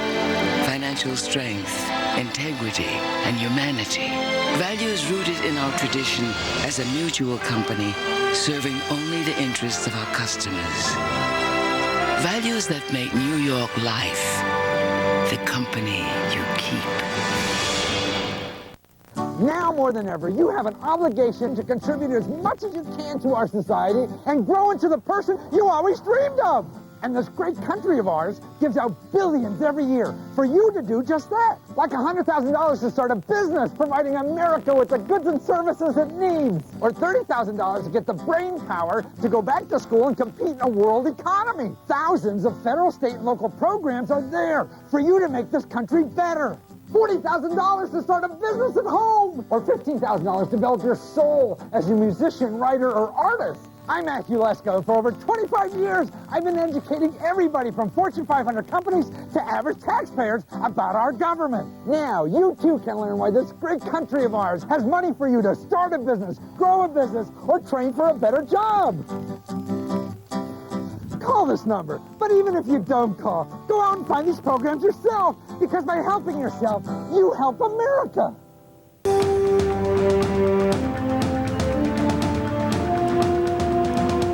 Let's go to a very popular guy, former United States Senator Bob Kerrey. He's up in New York. He's president of the New School. Well, you're looking very distinguished tonight, Senator. Are you above all this this excitement over elections, or what? No, I don't think so. It's very exciting. It's very important. Well, what do you think about the Republican victory in Florida, the Republican victory apparently again in New Hampshire, in North Carolina, along the East Coast? They seem to be doing very well. Well, I don't know what to make of it all. I mean, I've followed, and we don't have enough returns in, but it does appear that I think the Democrats' effort to try to be bipartisan when it came to the war probably took some of the edge and some of the difficulty of voters of being able to distinguish one party from the other. I think they did the right thing. And I think it was odd listening to Republicans out basically saying, we're not for private accounts as well on Social Security, and we're for expansion of Medicare for prescription drug benefit, and we're proud that we increased the power of the Department of Education, increased funding in education. So there was an effort on the part of the Republicans to blur the distinction between themselves and Democrats, and I think at the end of the day, it's going to be still very closely divided nation. You mentioned the potential, the question of a war with Iraq and how the Democrats voted on that Senate resolution. Do you think there might be, I know you're pretty much for the president's position based upon previous conversations, but do you think there's a danger of hubris? If he does very well and he grabs the United States Senate tonight, the president for his party, and he grabs a larger percentage of control in the U.S. House of Representatives, and with his brother winning in Florida, is there a chance, in fact, a likelihood that he might get a little bit overzealous about his power and maybe draw us into a war with greater alacrity than he should? Well, I would suspect that there is always a danger of a president doing that, but my hope and prayer would be that that doesn't happen. I mean, I doubt that that's going to be the case. I mean, the House, even though it's likely to be marginally increased in Republican status, is still very closely divided. And the Senate, whether it stays Democrat or goes Republican, is also going to be very closely divided. So, you know, to get and sustain majority support, and he's going to have to go back to what he was saying in the 2000 campaign and be a unifier, not a divider. He's been very much the divider thus far, and he's going to have to try to unify people rather than looking for partisan advantage in order to be able to sustain either foreign policy or domestic policy that at times are going to require significant Democratic support in order to be successful. You know, when you ran for president, you raised big issues. You raised I mean it quite seriously, you raised a very big issue of health care. In fact, it could be said that you led with that issue and led a lot of other politicians to talk about what we do about all the people in this country who don't have health insurance, and there's lots of them, tens of millions of them. Do you think the Democratic Party's made a mistake by pulling back from those grand initiatives like health care?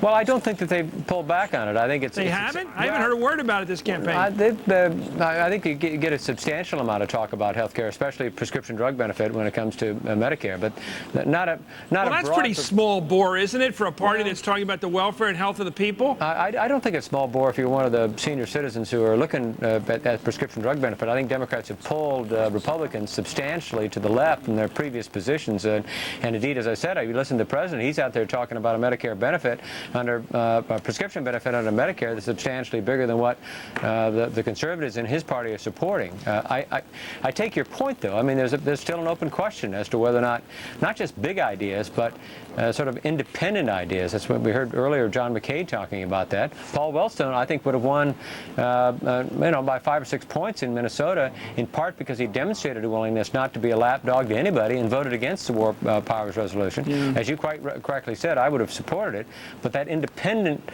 move, I think, is very much alive and well, and I think if you look across the parties and successful Republicans and successful Democrats, those who express those kind of independent views are likely to be more successful. Thank you very much, Senator Bob Kerrey, former senator from Nebraska, now president of the New School University up in New York. Now to Nora O'Donnell with the latest exit polls on voter attitudes today. Nora.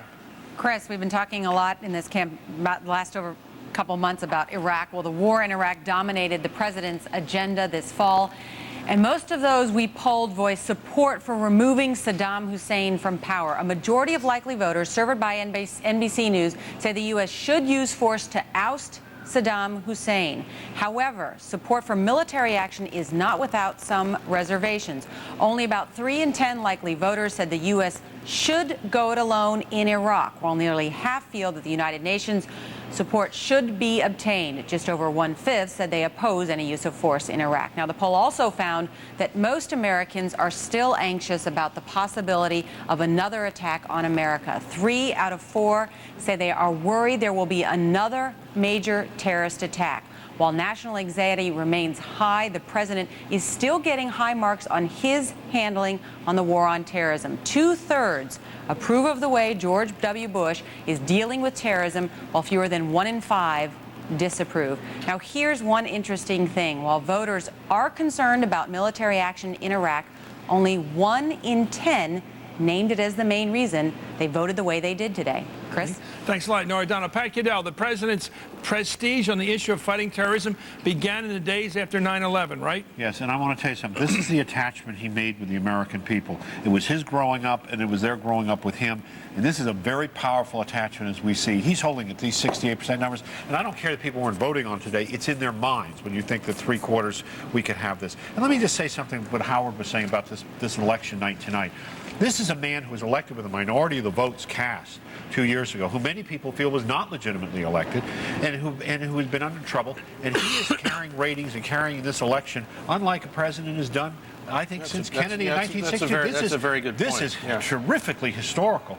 And he has got a leadership. And this thing with the people, this is not to be discounted. I'm afraid my party discounted this much too much. It's a very good point, because one way to look at this election, based on the results we have so far, is a kind of validation 2 years after the fact that he's of Bush's election, both in terms of the Florida results and in terms of the way the shape of the Congress looks. And it's also interesting in that the congressional Democrats aren't getting anywhere. But the good news for the Democrats, and there is some, is in the non-federal part of the election landscape. They're doing well with governor's races because they're not involved in the war on terrorism. I mean, that's one possible reason, and they're careful on the tax issue for the most part because they have to be out there where the rubber meets the road.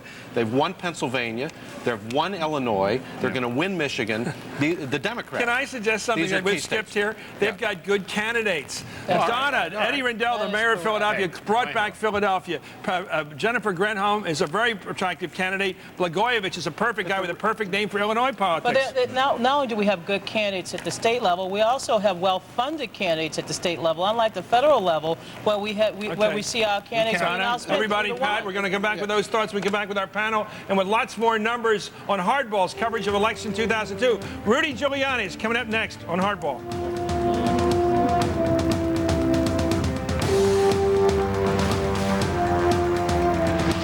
Brought to you by Merrill Lynch Wealth Management, proud sponsor of Decision 2002. How do I make sure the portfolio I built can provide income for my lifetime? Tax-deferred annuities can be a smart addition to your retirement plan. A Merrill Lynch financial advisor might suggest annuities as a way to both preserve your assets and provide you with income well into the future, so that you can start looking forward to all your tomorrows. There's always a smart place for your money. Together, we can find it. Gotta stop right there. Good girl. Today, I'm giving my daughter her first driving lesson.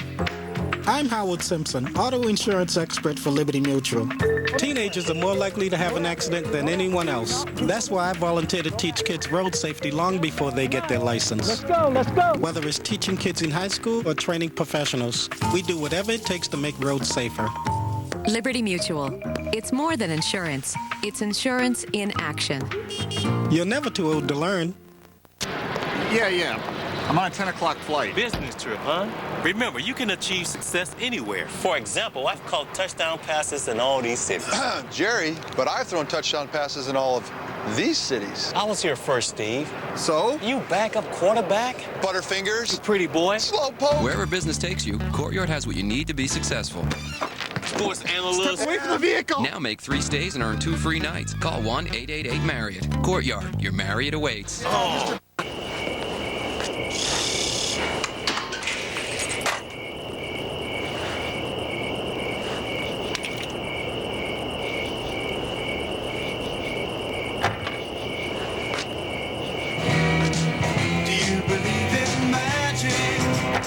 It may never be this easy to get into a Mercedes, but we're working on it. Come in today to the Mercedes-Benz year-end celebration, offering more models than ever. Going on now at your Mercedes-Benz dealer. You were under intense pressure to reduce costs in your organization. You asked yourself, how can I leverage my existing network? How can I cut overnight delivery costs? How can I increase productivity? And then you found your answer. Image Runner from Canon. This is your day, ma'am. Bask in its glory.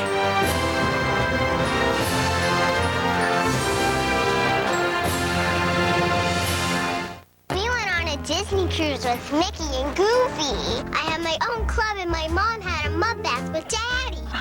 The ship had a great spa. That's no funny. And guess what? At the island, Captain Hook was there. You just get back? That was a year ago. That's my baby brother. His name is Joe, but Mom calls him a little souvenir. Obviously, we all had a great time. Disney Cruise Line. Come, discover uncharted magic.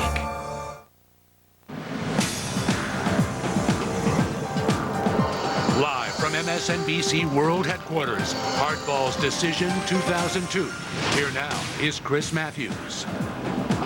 I'm Chris Matthews. Welcome back to Hardball's Decision 2002. I got to say, it's 11 o'clock here on the East Coast. I consider that halftime for what tonight looks like to be a fight. I'm going to be here in this seat, holding on to this chair till about 3 in the morning. It looks like last time around 2 years ago, on the 2000 election, I stayed in the same chair with a few stops for the bathroom, 12 straight hours. Anyway, on the East Coast, it's now 11 o'clock at night. Control of the United States Congress remains up for grabs. Still, NBC News has projected winners in 23 of the 34 Senate seats that were up for election today. And so far, the story has been good news for the Republicans. Jeb Bush is the projected winner in Florida's governor's race, and that looks like a big win. And the GOP has held 2 Senate seats that were in jeopardy. Elizabeth Dole is the projected winner in North Carolina, and John Sununu is the projected winner in New Hampshire. Those are 2 Big Ten battles, as we've been calling them, that the Republicans have held on to. Let's go now to Shaheen headquarters, where Jeanne Shaheen has recently conceded the election for the United States Senate seat from New Hampshire. Mike Bonical.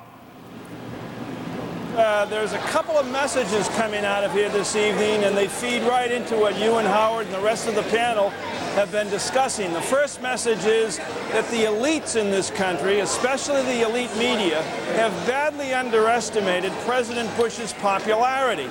The second message is, it's to the Democrats specifically, to Mrs. Gephardt, Daschle, and McAuliffe, and the message from New Hampshire and Massachusetts is, you fellows have to get yourself a message. They have no message that's resonating here with independents and even among some Democrats. The third message is the battle between the Bush family and the Clintons out of power. The Clintons were very present here in New Hampshire, even more present in Massachusetts, where Mitt Romney, the Republican, beat the Democrat Shannon O'Brien, despite the fact that Hillary Clinton late last week appeared in the state and dropped the gender card into that election, and former President Bill Clinton appeared in that state yesterday with a tumultuous rally in New Bedford to rally the faithful, the Democrats. President Bush appeared here last Friday for Congressman John Sununu, who a week or 10 days ago, the consensus was he was in great difficulty. He won a pretty handy victory here this evening. The Republicans are really on the road to someplace. This is an historic night, the most contentious election, off-year election in about 50 years. And the message tonight, I think from New Hampshire, from Massachusetts, rolling across the country, is that this particular president is much more popular with people than the mainstream media gives him credit for being. Thanks a lot, Mike Barnicle up in New Hampshire. I have to say, Howard, that maybe this is the rebellious streak of the American people, that the 200-plus year of the American Revolution is not over yet. They love to prove the pundits wrong. They love to prove the elite wrong.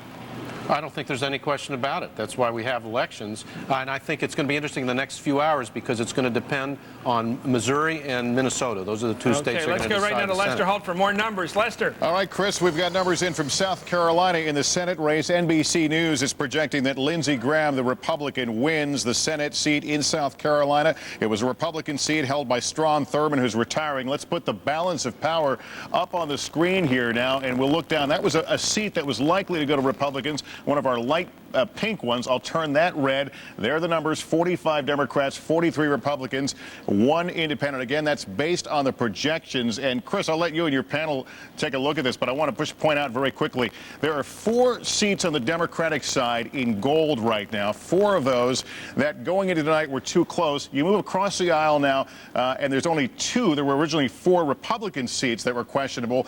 2 of those have gone to Republicans. There are 2 gold ones left. The other pink ones there are ones that the poll suggested would likely stay in Republican control. I'll let someone else do the math, but that's where we stand right now. We'll continue to fill this in as we get projections, and you can watch the balance of power change in the U.S. Senate.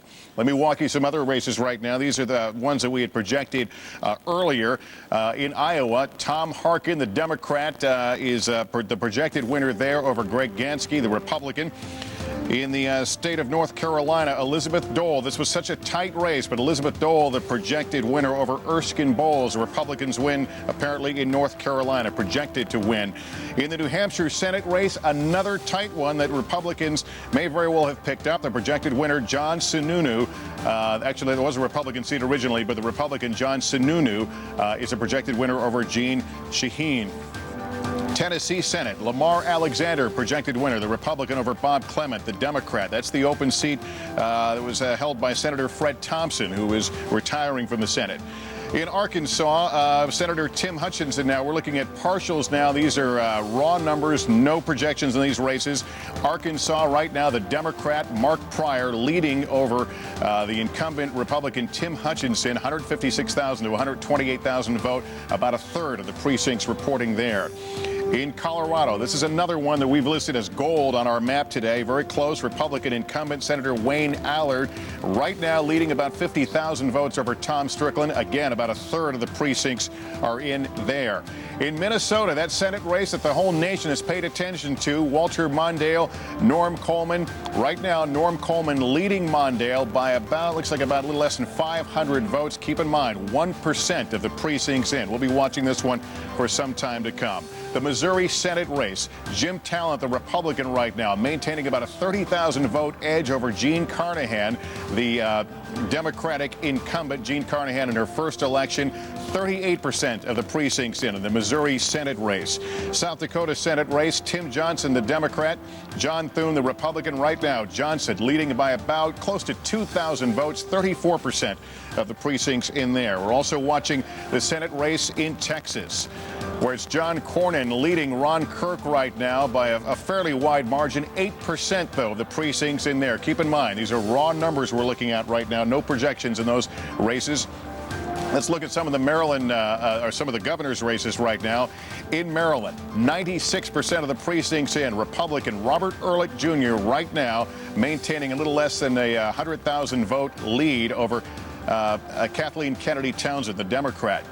California governor's race, no numbers in here. We'll keep watching that one where the polls are now closed in California. I want to look at Michigan right now. In the governor's race there, Jennifer Granholm, the Democrat, now leading by, looks like about 100,000, fewer than 100,000 votes, with 28% of the precincts in the Michigan governor's race. And let's quickly look at Massachusetts in the governor's race there.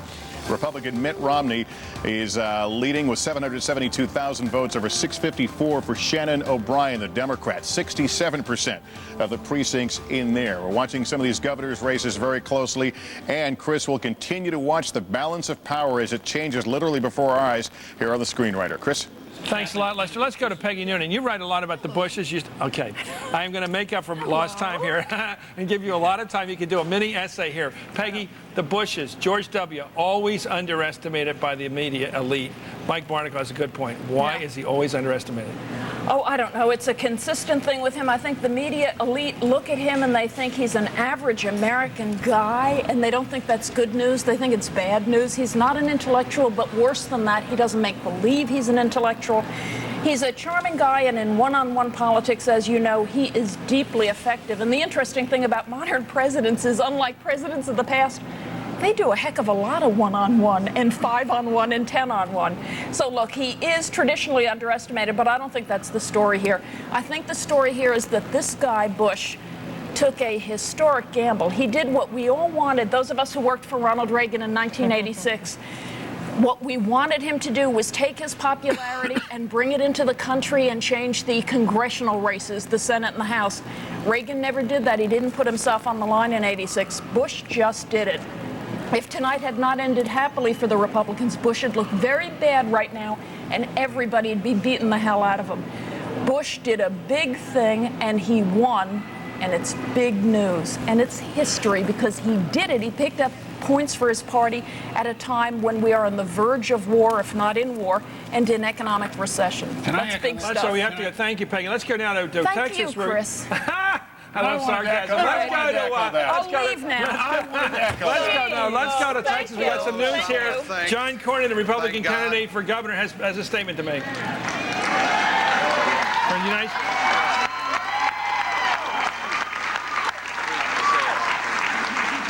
And I want to thank my family who has stood by me lo these many years, my wife Sandy and our two daughters Danley and Haley, and my mother. My mom is here. Is he conceding or winning? With us tonight, and you know, I could not have been elected tonight with your help without their love and support.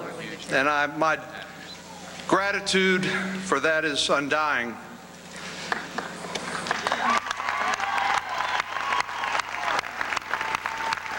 I also want to thank those of you here tonight and those of you who may be watching who have put their trust in me to help represent you, all Texans, in the United States Senate, regardless of race or gender or ethnicity or sex. I want to be a senator for all Texans.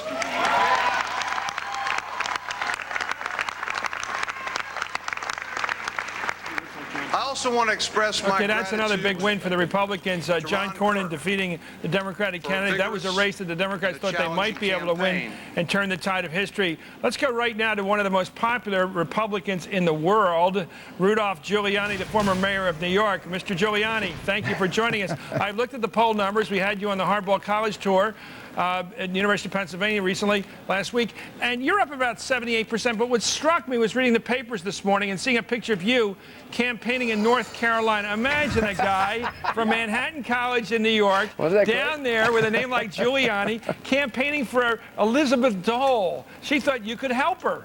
For Elizabeth Dole and Lindsey Graham, and it's been a great victory for the Republican Party tonight and for the president. I mean, this taking it to the voters was really quite a bold thing that President Bush did. Well, why is a Yankee like you so popular down in Dixie all of a sudden? I thought the Republican Party ended somewhere around the Mason-Dixon line in this last election. Republican Party is doing very well all over the country, and it's pretty historic what the president did over the last couple of weeks. You know, he really went to the people, and look at the result. I mean, it's really unbelievable. Well, let me ask you about the decision the president made, because it was a strategic decision. It's a gutsy decision. To risk his world prestige. Reminds me of Harry Truman. Why do you think he took that risk? I think he feels very strongly that he wants to get his program through. He wants to get his Department of Homeland Defense passed the way he can actually, make it successful. He wants to be able to have get some of his judges through, right? I mean, look at all the judges that have been obstructed and blocked. Right. So I think this was a necessary thing to do, but a lot of presidents may not have done it. He really went out there and he essentially went to the people, and he has been, I think, really victorious tonight, right? I mean, you think about it historically, just doesn't happen 2 years into a presidency where you gain seats in the House, which I think is going to happen, and probably get control of the Senate. Well, we're looking at the results so far that NBC has projected, at least as when all the votes are counted, in North Carolina for the Senate, in South Carolina for the Senate, in Florida, in New Hampshire. We're also getting reports of strong Republican performances in Massachusetts and in Georgia for the Senate and for the governorship up in Massachusetts. It looks to me like your party almost owns the East Coast. That's really amazing. I was with Mitt Romney. That was the last stop that I made on my tour last night, and we walked through the North End and had a terrific time. But that's a bigger win than I even thought would take place. I mean, that was a very impressive victory by him. You mentioned the issue of Homeland Security and the president's problem and not having enough Republicans in the Senate to jam that through, and facing the opposition of people like Tom Dasha, who are basically in bed with big labor, and labor wants those union jobs. They want those people organized and paying dues, and the Republicans have opposed that because they think it'll take away from the president's flexibility. Would you accept the department job running the Department of Homeland Security if President Bush came to you? I'm not looking for a job. No, but if he came to you, would you say yes? I think we went through this at the... no, we didn't, or I wouldn't be doing it now. At the University of Pennsylvania. I try to do fresh material with you, Mr. Mayor. You deserve it. No, the reality is I'm not looking for a job. I'm very happy where I am, and I did the tour that I did in 12 states, and because I believe in the president, and I think he deserves the opportunity to get his Department of Homeland Defense done the way he wants to do it. He deserves to get his judges through, and I think it really has been, an obstructionist period, and I think the American people responded to that. That's the places that I went.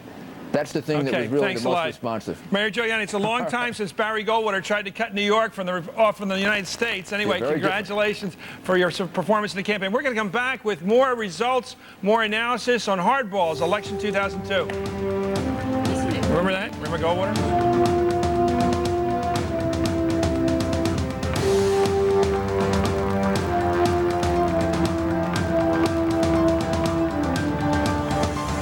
Up-to-the-minute results of all your local races, log on to MSNBC.com right now and stay with America's news channel, MSNBC, for complete continuing coverage of Decision 2002, hardball style.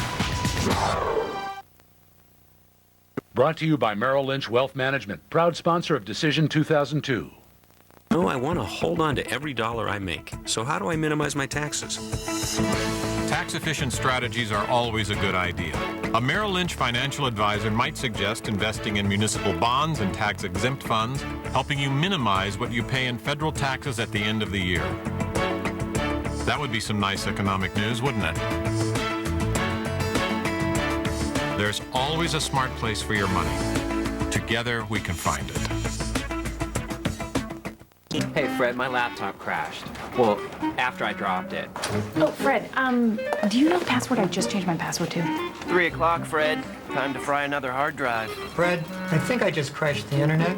Dealing with technology is hard. That's why CDW makes buying it as simple as possible by custom configuring brand name products to your specifications 1,500 times every day. Hey, Fred, I fixed my laptop, but it still doesn't work. CDW, the right technology, right away.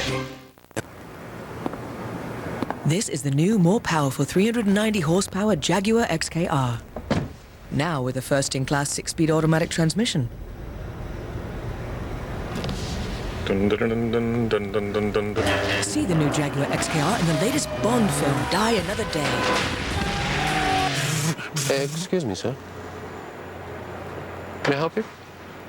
It comes in green, right? Or live the fantasy for yourself at your local Jaguar retailer.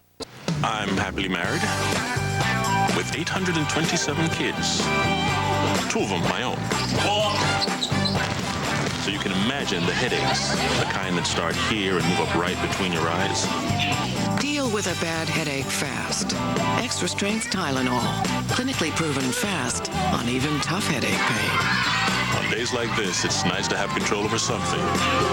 Tylenol. For tough headaches, take comfort in our strength. If you thought these guys were big, look who else is joining the Hardball College Tour. Does Hillary Clinton have plans beyond the Senate? Find out when she goes one-on-one with Chris. Then Jack Welch on the future of corporate America and a rare TV appearance by Al Gore.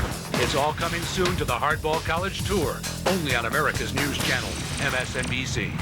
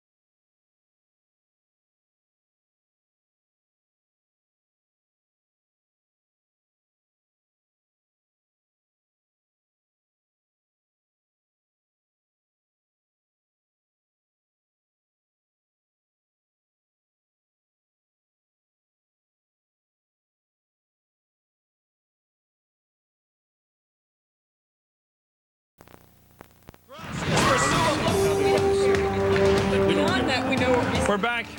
We're back looking at the victory celebration of George Pataki. Here's the governor of New York. Juntos, siempre adelante, juntos.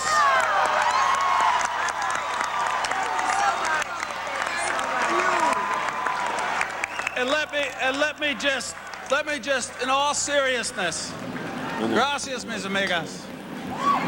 Mary, molto grazie, Mary, molto grazie. I also want to thank... Okay, we're back right now. That was, of course, Governor Pataki of New York, George Pataki, another one of the heroes of 9/11 who benefited by his strong executive performance in the days and weeks after 9/11. We're looking now at the graphic now. We've been talking a lot tonight about the United States Senate races. There it is, Democrats 45, Republicans 44, Independents 1. I think that shows how tight it's going to be tonight, Howard. Well, what's interesting here is that the Republicans aren't only just winning, they're winning big, and they're winning bigger than was expected. North Carolina, a lot of people thought was going to be close. New Hampshire, people thought would be close. Neither one of them really was. And I think that's another pattern that's going to mean deep into the night when we're looking at Missouri and we're looking at Minnesota and we're looking at South Dakota, where the control of the Senate is going to be decided. That kind of momentum for the Republicans that George Bush has established with his personal campaigning and his persona is probably going to carry the day for the Republicans. The thing is, he got deeply involved in all the mechanics of this. Why? Because he and Karl Rove believe... The president's political advisor. Yes, his political guy who wrote these position papers and the strategy, that Bush operates best on the offensive, when he has a positive agenda. He's not a counterpuncher as a politician the way Bill Clinton was. Bill Clinton, ironically enough, benefited from the fact that the Republicans took control of the House in 94, came back in 96. Right. I asked Rove about that. He said, no, this candidate, this president, doesn't prosper that way. He prospers by moving forward with his own agenda. That's why they took the initiative they did. Peggy Noonan. Bill Clinton, 2 years into his presidency, at this point in his presidency, was losing control of the Congress. Had a really terrible time. To see Bush do this 2 years into his presidency is extraordinary. But I'll tell you, I agree with what Howard says, but to me, one of the signal races of the evening, really revealing Mitt Romney, Republican, winning in a blowout in the state of Massachusetts in the gubernatorial contest. It was supposed to be, first of all, he was supposed to lose bad, then it was supposed to be really close.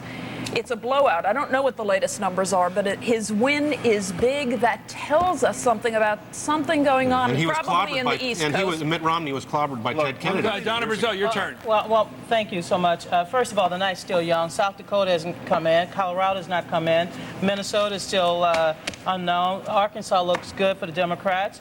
Louisiana is, we don't know yet, but that's still a good state. And Missouri. So I don't think we should count out chickens yet. The second thing is that Democrats are doing very well in these gubernatorial races, taking them from Republicans in Maine, Illinois, Michigan, Pennsylvania, and New Mexico. Let's go to Kathleen Kennedy Townsend, who's speaking right now in Maryland. I thank you. I thank you. I thank you.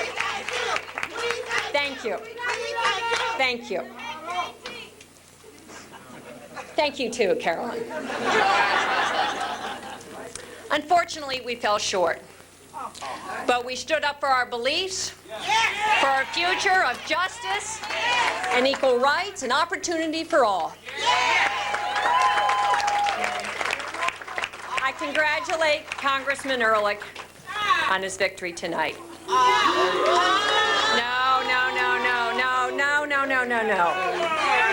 He was a formidable opponent.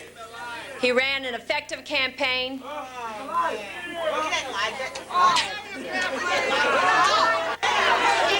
You know what, you guys? I love you. You are dear in my heart, but we have to move forward. And I ask that each of you join with him in doing what is right for Maryland, in keeping the promise of full funding for our schools, empowering our police with the tools they need to solve crime, including ballistic fingerprinting of firearms, safeguarding the Chesapeake Bay, protecting the environment.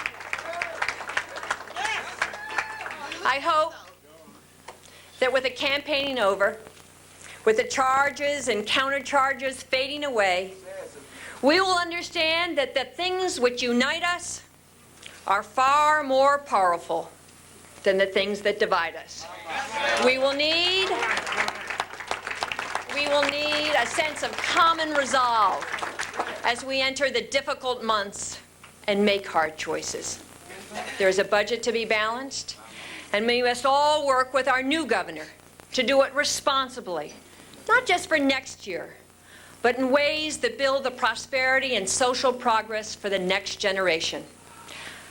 I want to express my gratitude for the advice, the experience, and the wisdom of our extraordinary candidate for Lieutenant Governor, Admiral Chuck Larson.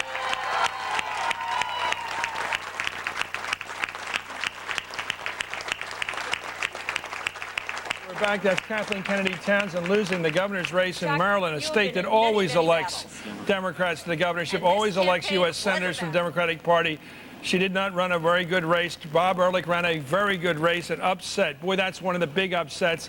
I think executive talent is winning. Pataki, Ehrlich, Eddie Rendell in Pennsylvania, and celebrity kids are not doing well this year.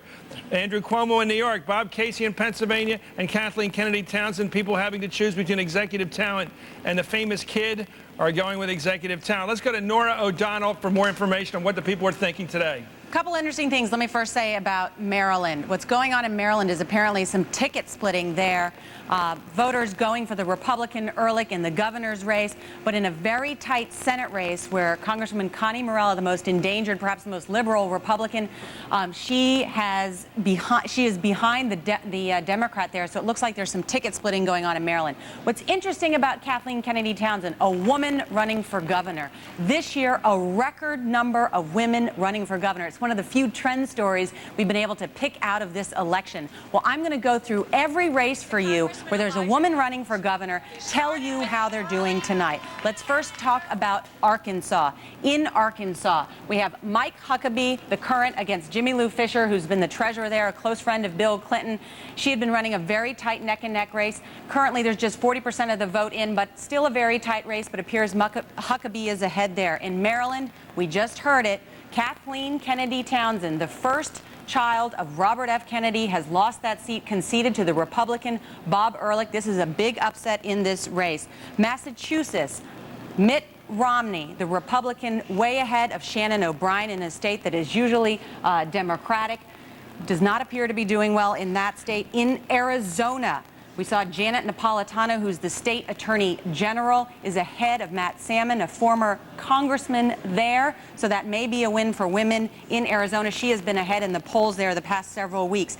In Kansas, Kathleen Sebelius, who is the state insurance commissioner over Tim Schallenberger, who was not, Republicans think he may have been a little bit too conservative, so it looks good for women in Kansas if you're trying to see which women will be taking over governorships. Michigan, a very charismatic candidate there, Jennifer Granholm, appears to have won the race against Dick Posthumus there. Jennifer Granholm, many people say she is going to be the new star of the Democratic Party. She'd be on a national ticket, somebody who could run for president, except for the fact that she was born in Canada. And Hawaii, this was kind of fun. Two women running against each other because it's Hawaii. We don't have numbers in yet. But this in the past couple of weeks has been a very tight race. These two running neck and neck. Linda Lingle, the Republican, is the only Republican woman running for governor this year. Also, we have in Alaska, Fran Ulmer, Frank Murkowski, the current senator. She's the lieutenant governor right now. We don't have numbers in yet, obviously, from Alaska, but this was a very, very tight race, very important. And then finally, Rhode Island, another woman running there. Mirth York appears to be trailing Donald Carcetti there. Bottom line is, we're talking and gone through all of these to sort of show you the women that are running for governor. Bottom line, we currently have 5 women who are governors. 3 of them are term limited or leaving office. It appears right now that in Arizona, Kansas, Michigan, and Hawaii, so we'll get a +4. So we may just have one more in terms of, there'll be a record number this year, but it's not as many as people thought, Chris, that of women running in executive, being governors. Why is it important? Of course, I think everybody wants to know why we're talking about that, not just because women, but because 4 of the 5 past presidents were governors. Right. People are looking at this. This is where women can be in executive positions, can be considered as someone that can be on a national ticket. Yeah, it looks like the women are getting on the on-deck circle of baseball, presidential politics. Looks like you have to win a governorship to win the presidency, or at least have a shot at it. Senator Tom Daschle has told NBC News it looks like the Republicans might win the Senate race in that South Dakota race for the Senate. Let's go right now to Jim Avila. We don't have Jim Avila right yet, but I want to tell you, Pat, if the Democrats lose South Dakota, They've already lost a lot of Senate seats in the Senate. Let me tell you something. Then we should have, if they lose South Dakota, if they lose the Senate tonight and give the entire government to the Republicans, we might as well really start feasting here because I want to tell you something. Some disasters are going on. But you know, I just watched in Maryland. I'm very fond of the Kennedys, very fond of Kathleen. This is another example of many others. And I'm not going to name names for this consultant disaster we have in politics. Let me clarify that, Pat. It looks like Dasher wasn't talking to Jim Apple about the race in South Dakota as much as the overall picture of tonight. But I don't care. Republican night. Senate. But the other thing is, 2 years ago, there was no Republican Party in northeastern United States. It didn't exist. Tonight, they win in New Hampshire, a surprise. They win big, as far as I'm concerned, in Massachusetts, a state. They win in Maryland, a state they haven't elected anybody in God knows how long statewide. Yeah, but Pat, they run as moderates, and they're able to attract independents. That's why. I'm saying they didn't exist 2 years ago. This surge, when I said earlier tonight about Bush doing a gambling. Let me tell you, in politics, gambling always matters. More times than not, when you take a chance, it pays off. Playing safe doesn't. And this move of his. Let's talk about that very issue when we come back. We're going to have Dick Gephardt, the Democratic leader of the House, and the question is, did the Democrats blow it in this race to grab control of the United States House of Representatives? It's way too early to do the final count, but bad news for the Democrats in the East Coast. Let's talk to Dick Gephardt when we come back with Hardballs, election 2002, right after this.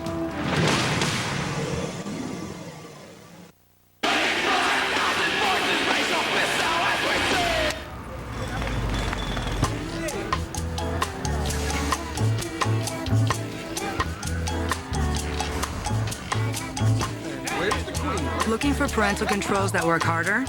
Introducing MSN 8, where advanced Microsoft software helps protect your kids with more flexible controls you set, controls AOL can't match. It's better with the Butterfly. Call 866-TRY-MSN 8. Road game, huh? I just love road games. No distractions, just you against the world. It's an opportunity to prove yourself, to show everyone out there you can win no matter what. It's just a sales call. There's no such thing as just a sales call. When business takes you on the road, count on Fairfield Inn's inviting affordable rooms. Son, you need a fight song. Fight song. Break, coach, break. Road game, huh? Now make 3 stays and earn 2 free nights. Call 1-888-MARRIOTT today. Fairfield Inn. Your Marriott awaits.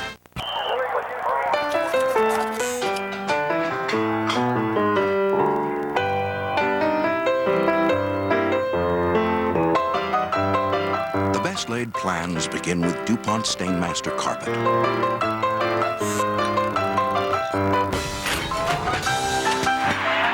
Because only DuPont Stainmaster has the advanced Teflon repel system, so incriminating evidence won't stick. Backed and warranted by DuPont. The forces against you are significant. From director Joe Carnahan. Who are they? Why are they doing this? To be chosen for such a thing. It's worth the risk. 27 miles to your destination. So what is it then? Salvation. Salvation. You tell me what's inside that case, or this ride ends right here, right now. What is the life of one man worth? Ticker, premiering November 7th at bmwfilms.com. Behind your closet door is a world of monsters you've never seen. Roz, you're looking fabulous today. Is that a new haircut? You've had a lift. You've had a touch. A danger you'd never believe. There's a kid here! A human kid! And 2 heroes you'd never expect. From the creators of Toy Story, Billy Crystal, John Goodman.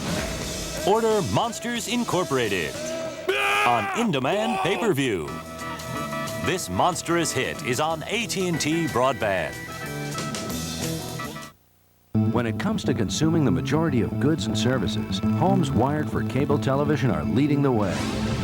A recent survey reveals that in the last 12 months, cable subscribers have purchased over 75% of new automobiles, domestic air travel, jewelry, toys, computers, and a whole lot more. As a business owner, can you afford not to be on cable?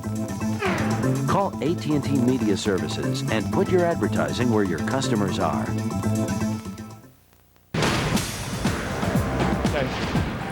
Well, Saxby Chambliss, who's the congressman running for the United States Senate today, has declared victory in his race with Max Cleland. A big defeat for the Democrats. The first time we have reported here the projected change of a seat in the United States Senate. Howard. Well, that war hero lost 3 limbs in Yeah. the Vietnam War and is beaten. Well, we discussed earlier, it was the national security issue that I think did it, because that opened up the whole question of whether Max Cleland was voting with the national Democrats or whether he was allied with the Georgia suburban Republicans on issues that he should have been representing. By holding up President Bush's version of Homeland Security, he cost himself a seat. He absolutely Well, did. you know what, Margaret Noonan, and you agree also with his that? general Yeah. Bush's popularity in Georgia as well. Christy Whitman made that point earlier, that Bush has important things he wants to get through the Senate, and that I think probably back home Max Cleland was considered one of the guys who were blocking those things. Homeland Security is one, judicial appointments another. You know, serious stuff is at stake here, and it's possible that in Georgia, fighting off George Bush and opposing him in Washington, that may not have played so well this year. Well, I just want to say, though, you know, it's pretty tragic in Georgia. You know, the guy for Georgia, who skipped the draft and then makes this issue national security, goes after Max Cleland, who left half his body in Vietnam for the country. I'm really outraged by this. This guy got away with murder this year. And it's one of the few Who's races this I think- guy? This Chambliss Saxby. And I just feel very badly. Saxby Chambliss, whichever you'd like. It's a weird name, isn't it? Well, it was all I want to say is I'm ashamed, you know, I'm a Southerner and I'm really embarrassed. It was by this very tonight. tough, and in a number of states, that was the Republican strategy, because the Democrats were maneuvered into a position of voting, quote, against Homeland Security because of the fact that the president's version of the bill included basically a ban on federal unions. And because the unions are so important to the Democratic Party, Democrats like Max Cleland had to choose which way to jump on that, and they went with the unions. Why would a and guy that's why. from the deeps from Georgia, which I think is a right-to-work state, why would he back the union? You ever seen campaign money? Well, Chris? it's because of who supports each party, and that's the point that the Republicans and Karl Rove and George Bush were making. You're an organized Democrat. I know that's an oxymoron, Donna, but how do you reconcile the loyalty of the Democratic Party to the labor movement with its attempt to hold seats in the South, where it's basically not pro-labor down there? Well, first of all, you know, Max Cleland embraced the president on taxes, embraced the president, I think, 75% of the time. It was outraged to see the president and others go down there to campaign against him. This is a shocker to me, because I think he's the kind of Democrat that can really bring voters from both parties The whole together. point of the Republican strategy on Homeland Security was to find something that the Democrats couldn't embrace the president I'm sorry on. they took out a They good wanted to American on achieve separation, as they say on the football Especially field. given the fact that the Republican Party did not embrace Homeland Security until after the Democratic Party moved the ball, got it out of committee, and then the Republican Party came on board. Oh, guys, look, America needs Homeland Security. 9/11 happened in the state of Georgia. They would take our national security very seriously. Bush takes it seriously. It so would did be Max Cleland. To pretend understandable. that Max Cleland doesn't Okay, is wrong. but if the president is a few votes in the Senate from getting a bill that will set up his Homeland Security department, then the president can legitimately argue, look, I need more Republicans to back me Well, on why this. I should mean, any that's serious. American That's not just using. I hear in this debate, I hear simplicity. Of course it does. I hear consensus. President Bush has done well in Georgia tonight by damn well influencing the vote. On behalf of Saxby Chambliss, we all agree that Saxby Chambliss would not be the expected next senator from Georgia were it not for George W. Bush. Do we agree on that? Let's go to Lester Holt. Lester. All right, Chris, we should point out NBC News has not made a projection in that Georgia race, nor in the Texas race, which is interesting. John Cornyn, the Republican, came out, claimed victory. Ron Kirk, the Democrat, says, hold on, this isn't over, and says he's going to wait till all the votes are counted. So let's just show you where it stands right now with 31% of the precincts reporting. Here are the raw numbers. John Cornyn, 56%, a little over 1 million votes. Ron Kirk, 804,000 votes, 43%. Now, NBC News is projecting in the state of Oregon that incumbent Republican Senator Gordon Smith wins in Oregon. Let's put up the balance of power. I think your graphic already showed it, but let's make it official. That's one of these pink-red seats that were leaning Republican. We'll change that. 45-45 right now is what it looks like as we watch the balance of power change. Keep in mind all this unofficial numbers right now. This is based on projections. What I want you to take a look at, though, is on this side of the screen. If you come over here, notice the gold seats. Let's simply put one right there. The gold seats on the Republican side, only 2 left. Those were ones that were very close. You come over on the Democratic side, there are 4 gold seats. Those are seats that were simply too close to call based on the polls leading into today. Those 4 seats still undecided. I'll let you do the math. Let me go over some other races that we've been watching throughout the evening here that remain very close and bring you the raw numbers. Let's start with Idaho, where, again, this is a projection. This has been projected that Larry Craig, the Republican, wins over Alan Blinken in the state of Idaho.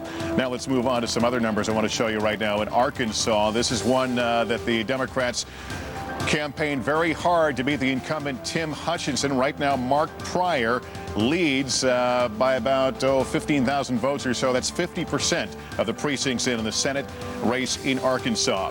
Let's take a look at Colorado now. This was supposed to go down to the wire as well. Wayne Allard holding a lead right now over Tom Strickland. 47% of the precincts are counted there. NBC News officially calling this one too close to call in Minnesota. Norm Coleman versus Walter Mondale. Right now, Norm Coleman, with just 7% of the precincts in, holds about a 4,000 vote lead. Keep in mind, they're doing this one by hand ballots. Remember, Walter Mondale was a last-minute change after the death of Senator Wellstone, so these were quickly printed up ballots by hand. It'll be a long count in the state of Minnesota and likely a very close vote. Here's Missouri right now with a little over half the precincts in. Republican Jim Talent, is leading Jean Carnahan, the Democratic incumbent. It's her first election. As you know, she was appointed to the seat 2 years ago after the death of her husband. Again, that's one that NBC News has determined is simply too close to call. Same applies for South Dakota, the Senate race. Too close to call. Tim Johnson, John Thune. Look how close they are. 43% of the precincts in. Tim Johnson holding on to about a 3,000 vote lead. So several of these races now too close to call. Continues to be a late night, little after 11:30 here in the East Coast. Chris? Well, it just seems we've been talking here about trying to put together everything we've learned so far tonight, including the projections from NBC, including the reports we're getting from Lester and others around the wire service and other networks. You put it all together, Howard, and you're looking at a picture which is beginning now to gel, which is the Republicans basically are within very short range of grabbing control of the Senate. They're within striking distance of at least getting it to 50-50. If they win in Missouri, for example. Right. Well, here's what's happened so far. It looks like the Democrats are going to take away one seat, which is Arkansas. That the Republicans are probably going to take away one Democratic seat, which is Georgia. So no change. Right now it's 50-49 to 1. So far tonight. So far tonight. If the Democrats don't take away Colorado, and it looks like it's going to be difficult because Wayne Allard is way ahead, then all the Republicans need to do is win one of Missouri, South Dakota, or Minnesota. Just one of those. Then it's 50-50, and under the rules of the Senate, the president of the Senate, namely the Vice President, Dick Cheney, gets in the chair and casts the tie-breaking vote. So the Republicans are right now within striking distance, and when Tom Daschle says in general terms it looks like a Republican night, that's what he's talking about. What he means is he's not going to be majority leader come January. What he means is that the odds increase. What's happening is, see, the Democrats aren't picking up the things they hope to pick up. Nothing. And the Republicans have a shot. So this is more than a 2-knot breeze, Peggy Noonan, for the president's party. This looks like a pretty stiff breeze at the moment, and I think Dick Cheney may find out that he can't stay in an undisclosed location anymore because he's going to be sitting in a large chair in the middle of the U.S. Capitol casting decisive Donna, you're votes, getting perhaps. quiet. I'm sorry, Donna, you're getting quieter as the night goes No, longer. I'm not getting quiet. I'm looking at the numbers, and it's still tight. It's still close. I wouldn't take the gavel from Mr. Daschle Okay, yet. let's go to Jim Avila. He's with Tim Johnson at his headquarters in Sioux Falls, South Dakota, one of those three races we're looking at right now. Jim. Well, Chris, in fact, just a few moments ago, I spoke with Senator Tom Daschle, the Senate Majority Leader, who, of course, has a real interest in what's going on here in South Dakota and across the state, across the nation. And he told me, he all but conceded that he will no longer be Senate Majority Leader. He told me that, it's, quote, it looks like a Republican night, and things are all trending toward the Republicans now. Senator Daschle admitting that his position as the Senate Majority Leader in serious jeopardy. He told me, in fact, he was seriously concerned about several races. Missouri, number one, he's very concerned about. He's also concerned about the race in Minnesota and the race right here in South Dakota. While his candidate, Tim Johnson, remains ahead with only about 50% of the vote counted, that is very a close race right now. And also, he concedes that the votes that have not been counted yet are mostly from rural areas. The urban votes have been counted, or many of them have been counted here in South Dakota. Those generally go to Democrats. What's still out there are rural votes and also Native American Republican votes from the reservations, which sometimes go to the Democrats. So this state is in jeopardy for the Democrats as well. As we say, Senate Majority Leader Tom Daschle all but conceding that Democrats may have lost the Senate tonight. Chris? Thanks a lot for that amazing report from Sioux Falls. Let's go now to David Schuster, who's at the headquarters of Tim Hutchinson in Little Rock, Arkansas. David. Well, Chris, officials with Tim Hutchinson say that the Republican incumbent is now preparing to call Attorney General Mark Pryor and concede this election, even though about half the precincts are still to report. Apparently, based on the results that have come in so far, Tim Hutchinson is not doing well in some of the districts that he needed to carry very strongly, including some of those in northwest Arkansas, where President Bush campaigned heavily for him, and Mr. Bush appearing there yesterday. But again, the Hutchinson campaign now preparing to concede this election to Mark Pryor. Mark Pryor, 39 years old. He'll be reoccupying a seat that had been occupied by his father, David Pryor, very popular senator here in Arkansas, former senator, former governor. The night is pretty good for Democrats in Arkansas because in addition to recapturing this Senate seat, they also did unusually well against Republican Governor Mike Huckabee. It was earlier this year when the Democrats had very difficult time putting up any sort of Democratic candidate. The Democrats didn't want to run against Huckabee. They finally found somebody from the state legislature. She actually ran a pretty strong campaign. The Democrats feel that they put Huckabee on the ropes, even though they're not going to be able to recapture the governor's seat. But again, the Hutchinson campaign now preparing to concede this election to Mark Pryor, 39 years old, the Attorney General of Arkansas, the Pryor family going back to Washington. Chris? Okay, thanks a lot, David Schuster in Little Rock. Looks like the Republicans have lost a seat in the Senate. We'll be back with more with our panel. This is shaping up as a battle over maybe 1 or 2 seats as to who's going to control the United States Senate. Back with more Hardballs coverage of election 2002 right after this.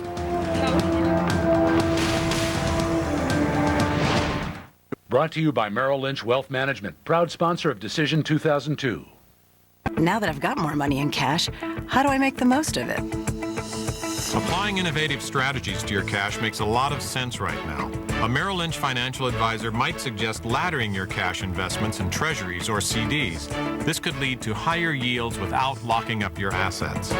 When your money works better, so does everything else. There's always a smart place for your money. Together, we can find it. Going to Grandma's house. Flying, flying, flying. Where can you present and not have to travel? Place where?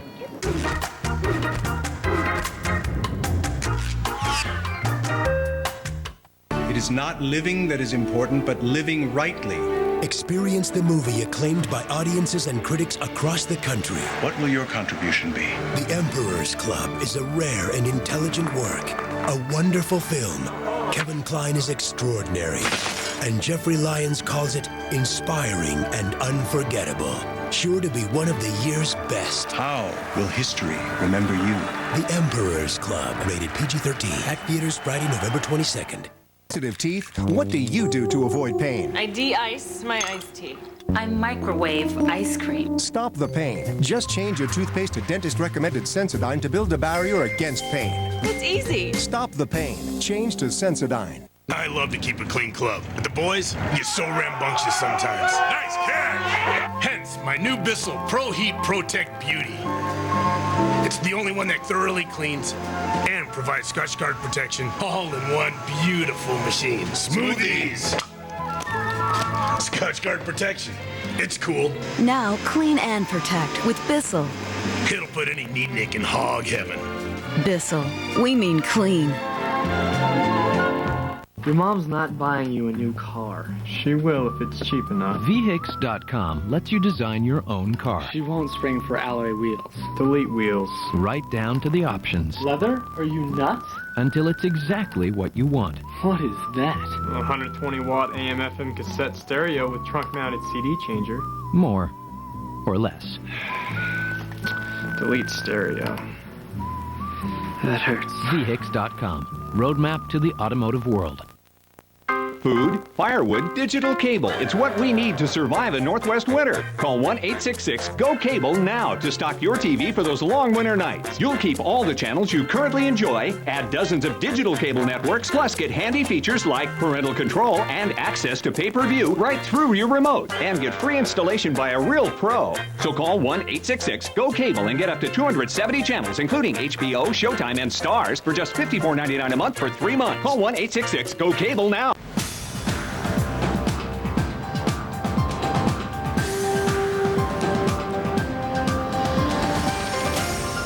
Let's go to a big winner up in New Hampshire. John Sununu, the congressman who's just been elected, apparently to the United States Senate tonight. Congratulations, Congressman. Tell us what you think turned the election up there. Put it on any one thing. At New Hampshire, money doesn't matter nearly as much as it does elsewhere. Otherwise, we'd have President Ross Perot or Steve Forbes. You campaign person to person. I've been campaigning that way for 14 months, had a tough primary, tough general election. I'd never stopped talking about tough issues like modernizing Social Security or reforming the tax code. A lot of candidates ran away from those kinds of issues, but I think people in New Hampshire saw it as a sign of leadership that I was willing to talk about real issues and substance and offer some solutions. Well, you know, you've served in the U.S. House of Representatives, and you know the culture of New Hampshire as well as anybody because of your family upbringing. It seems to me, well, you tell me, is the tax issue still the hot wire issue of New Hampshire politics?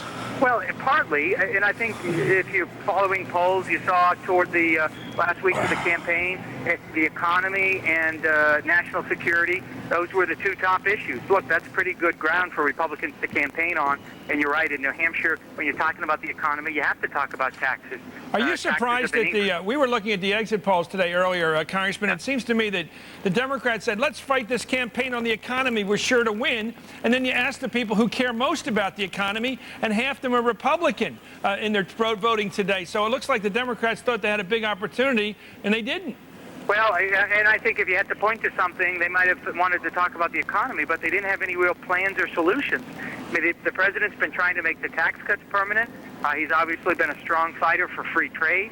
He's put an energy policy on the table. Right. All of those things are important to the economy. And whether you agree or disagree on the particular pieces of legislation, at least he's got a plan and some ideas and some solutions.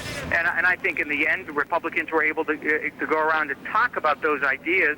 And at least they were able to put together a coherent plan and an approach to strengthening the economy. Let's talk about the role of President Bush. You know, when you looked at the map from 2000, it was this big swatch of red right across the country, across the South, and all this blue up north, except for this lone state, the granite state of New Hampshire, all by itself up there, voting for President Bush. Oh, yeah, and he had a real landslide, Chris, didn't he? I think he won by 1%. Well, let me ask you, if I were Karl Rove sitting in the White House, and I know Howard Fineman is sitting to my left, talks to him a lot, I guess, it seems to me you'd be the president saying, I better hold on to New Hampshire because I only won this thing by a couple votes, by one vote. Is New Hampshire still solid for Bush? I think it will be in 2004. That is a long way off, but for a lot of reasons, it'll be a very strong state in the president's re-election effort. You know, having the president campaign in a state, I don't know that it has a direct effect. What it does is it highlights the candidate in the earned media for a day, and if the candidate has a good message, if the candidate makes a convincing argument, if they're talking about the right issues, it's going to help. And if you're not talking about the right issues, it doesn't matter whether you have the president or the Pope into your state. It's not necessarily going to make a difference for your campaign. Okay, thanks a lot, Congressman John Sununu. The expected, in fact, the winner of the race for the New Hampshire Senate seat, now held by Bob Smith. Thank you very much for joining us, Congressman. Let's go to Howard again and run through this. You're doing the best set of numbers here I've ever seen. You have analyzed this race, so it's possible. I've been talking for weeks about George W. Bush going for the trifecta tonight. It's a horse race term. I'm not a track tout, but it seems to me he will possibly win that tonight. The House, the Senate, and the governor's race in Florida. Yeah, well, what's the big four then? I don't know what that's called, the quad, but he's going not only now for control of the Senate. I'm sure what Karl Rove is looking at now, what George W. Bush is looking at, because he loves to look at the numbers, is trying to get effective control of the Senate. Now their eyes are going not just on 50-50 and 1 with Dick Cheney in the chair, which is always an uncertain situation, but maybe 52-48 or possibly even, in their wildest dreams, 53-47. What's the best they can do tonight, the Republicans? Well, the best they can do tonight is if the Democrats don't pull off Colorado, which that doesn't look like they're going to do, if the Republicans can win all three of Minnesota, South Dakota, and Missouri, then that gives them 52-48, and possibly, depending on what else happens, 53-47. That's probably, not going to happen to that degree, but that's what they're looking at. And in the small terms, what's interesting is the president made his biggest bets on certain states. He got very involved in the local politics of Minnesota, urging Norm Coleman to run. He got very involved in South Carolina, getting Congressman Thune to run. He went for his brother in South Dakota. He went for his brother big time down in Florida, obviously, and in New Hampshire, it was clear that the White House wanted Sununu as the candidate. They didn't want Senator Bob Smith. They wanted him out of there, and very quietly but very effectively, they backed Sununu. So far, they've won the New Hampshire thing with Sununu. They've won Florida for Jeb Bigg, and now they're looking at Thune in South Dakota and Coleman in Minnesota. Well, you're talking about what they call the three amigos. That's Jim Town in Missouri. That's John Thune in South Dakota and Norm Coleman in Minnesota. Those are the three all big three of races those now. guys could win, the so-called three amigos. If they all win, the Republicans have how many seats in the Senate? They have 52-48. 52, pretty strong jump, isn't that, Peggy? Oh, yeah, it'd be huge. It's back to 1998 levels when they held the Senate. So they'd be returning to that. But I'll tell you, the implications of this are huge in many ways. And one is that Bush is going to, for the next year, maybe kind of get his program through the Congress. Another implication, I think, down the road is that this is the Republicans' chance. If they get wind up with the presidency, the Senate, and the House, well, they got a lot of power, but they got a lot of responsibility and a lot of accountability. This, I hate to mention even the words 2004, but it's going to make 2004 more interesting. Let me tell you what I think. It tells to me that the man who's going to be on the ticket with George W. Bush when he runs for re-election, and he surely will, may well be Bill Frist of Tennessee, who put together this Senate victory. He's the mastermind behind this race. If they pull the Senate off, it ain't going to be Trent Lott who gets the victory laurels. It's going to be Bill Frist. Donna. Well, I still believe that Democrats have a shot in South Dakota, Colorado, Minnesota, Missouri. And I mean, it's going to be a long night. We know because Minnesota, they'll be counting those ballots into the wee hours, as well as in South Dakota when those ballots come in from some of the rural areas. So I don't believe that Tom Daschle should concede. I don't think he did concede. But I still believe the Democrats have an opportunity to continue to retain control of the Senate. Patrick. I think the Democratic Party has just blown itself apart tonight. He's a master of understatement, isn't he? I want to tell you love the explosive nature of your rhetoric. No, but I mean it very seriously, because when they came in this election, we came into a split country. They came in this election holding the Senate, expect to pick up governors, which they may. They will. But at least they should have, in an off-year election, been able to at least hold the House at what it was. They're going to fail at all of those in terms of what the expectation, I believe, was tonight. And I'm with you can hold on and believe, but I'll tell you don't like the way this trend is going, because now it's all on their side. It's all on the Republican side of the Senate. And if this happens, I'll tell you what, where do the Democrats go now? I mean, they have just I know where they go to the governorships. And the governorships of the Democratic Party. But Jennifer Granholm, Edward Rendell are going to be the leaders of the Democratic Party. Not people like Tom Daschle. Chris, I challenge that, because I'll tell you what, because the party's controlled by its money. We have a chairman who just now on that list up there, it said WorldCom $7.63 billion more than they thought being disclosed. We have a chairman who got $20 million in the damn deal with what's it? Put $100,000. No, this is not a referendum on. Okay, we're going to come back. If you want to get information on your local races around the country, go to MSNBC.com and get an update. No, it isn't a referendum on the ethics of this party. It's a referendum on our leadership. What are we doing with the chairman? What are you doing with the chairman who gets $20 million? Here comes Tim Hutchinson, who's apparently going to concede the... Only 2 years ago. Okay, let's take a look at Tim Hutchinson. Let's see what he does have to say. He's the senator from Arkansas, the Republican. Yeah. Thank you. He's going to concede.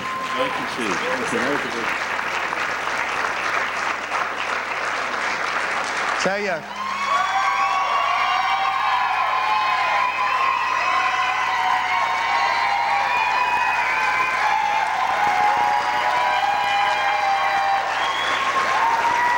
Thank you. Well, you guys are great. You guys are great. Randy and I just wanted to come down for a moment and to give you a little update on things. It's been a long evening already. We've got such great friends in here and family. A lot of the family are still up in the suite, and some of them are down here. I think I've got about half of my Washington, D.C. staff in this room who have taken vacation time and leaves of absence to come down here and campaign this last week, and an awful lot of friends from around the state. And we...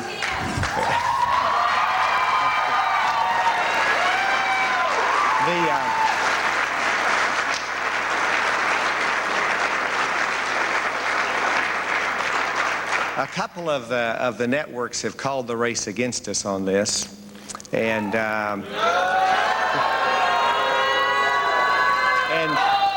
of course we know they're never wrong.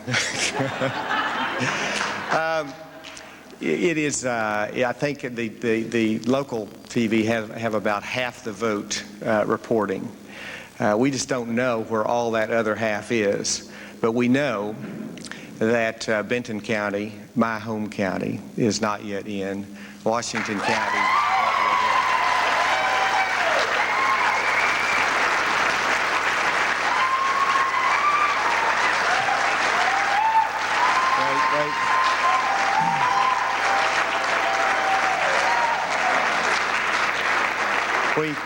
We think we're going to do pretty good up there.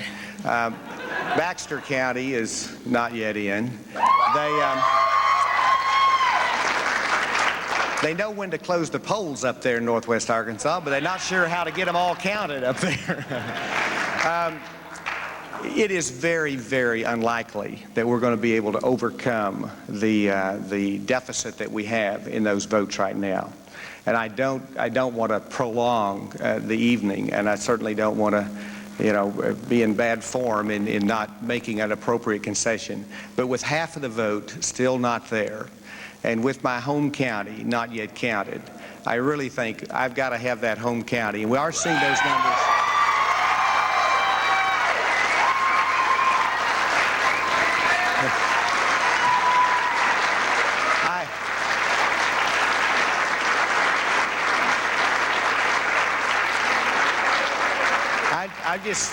I'm just not sure how Benton County'd feel if we conceded before they had their say in this thing. So we'll give a few more minutes, and we'll come back down after a while. And listen, it's a long night, and if some of you need to leave, believe me, we understand that. Some of you've got children here or babysitters, but we're going to be around for a while, and we'll come back down a little bit later and hopefully have a little more news. Thank you very much.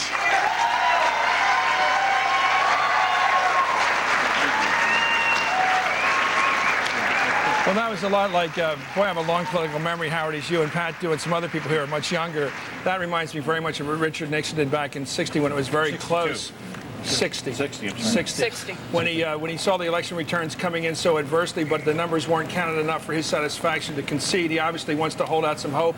But he did say a couple of moments ago, Tim Hutchinson, the senator, that it would take an amazing turnaround for him to win it at this point. I think that's fine. I understand why a guy would do that. Your whole career's ready to go. Give it a couple more minutes, Howard. And also, the White House has fingertip feel of everything that's going on everywhere in the country. Don't forget, earlier tonight, it was the White House, it was George Bush who called Catherine Harris down in Florida and told her she'd won.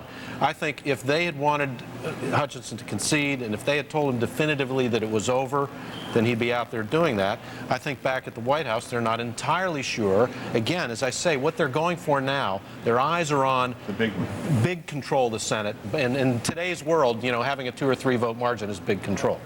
Well, I feel for the guy because I think, these guys do come to the Senate with the idea of building a career. And then to have it wiped out, apparently it's because of that woman he's with. That was the woman he married after getting rid of his wife. Right. Well, new wife. It's family values. At least he married. Okay, let's go. Right now we can add Georgia, Maryland, to New Hampshire, North Carolina, and Florida. All states where the Republicans are celebrating tonight. In that Georgia race, Republican Saxby Chambliss has declared victory in his race against incumbent Democrat Max Cleland. That's a pickup for the GOP in the U.S. Senate. And another upset in Maryland. This is a big one if you look at the whole year. Kathleen Kennedy Townsend has conceded the race for governor to Bob Ehrlich, the Republican. That's 6 of our Big Ten states remain officially undecided. Here they are. Arkansas, as you just saw, no concession there from Tim Hutchinson. Colorado, we're beginning to hear that may be a win for the Republicans, but we don't know yet. Louisiana, that's going to be a long night apparently. Minnesota, Missouri, and South Dakota, those big three states in that same part of the country. In Arkansas, Republican Tim Hutchinson appears to be in serious trouble, although he is so far not conceding yet, at least not for a few moments tonight.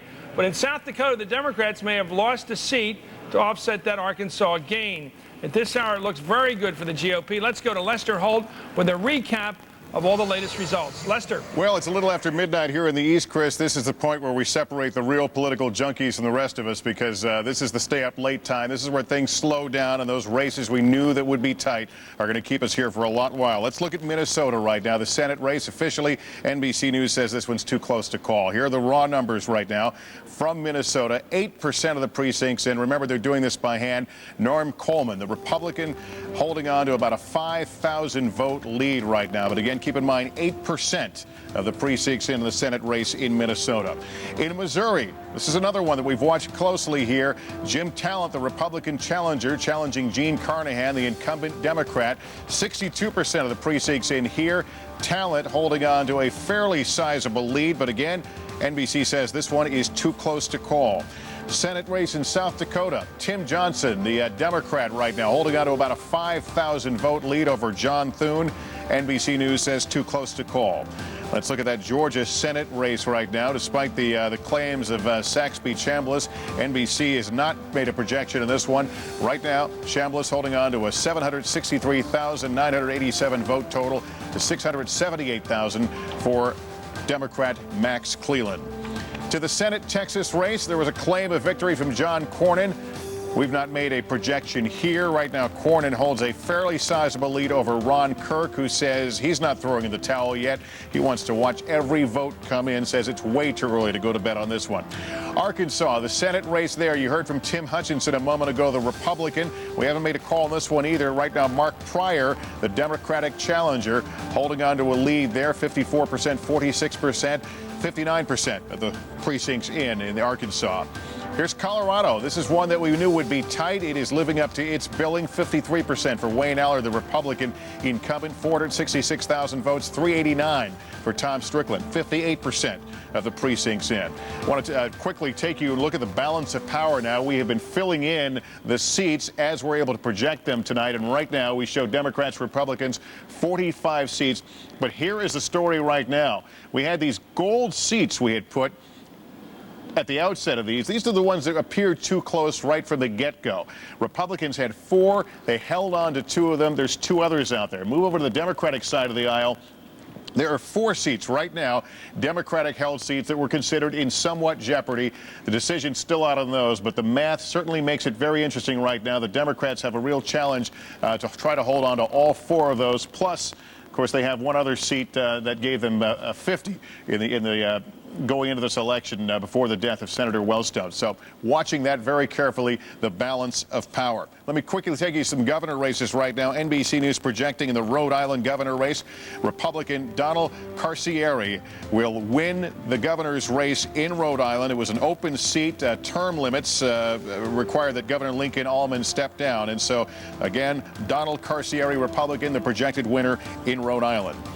In Alabama, this one is too close to call right now. The incumbent Democratic Governor Don Siegelman been dogged by ethics issues during this campaign. Republican Bob Riley, the challenger. You see it right there, 49%, 91% in. NBC News says this one's too close to call. In Maine, the governor's race also determined too close to call. John Baldacci, 120,000 votes. Peter Ciancetti, 100,000 votes, 54% in.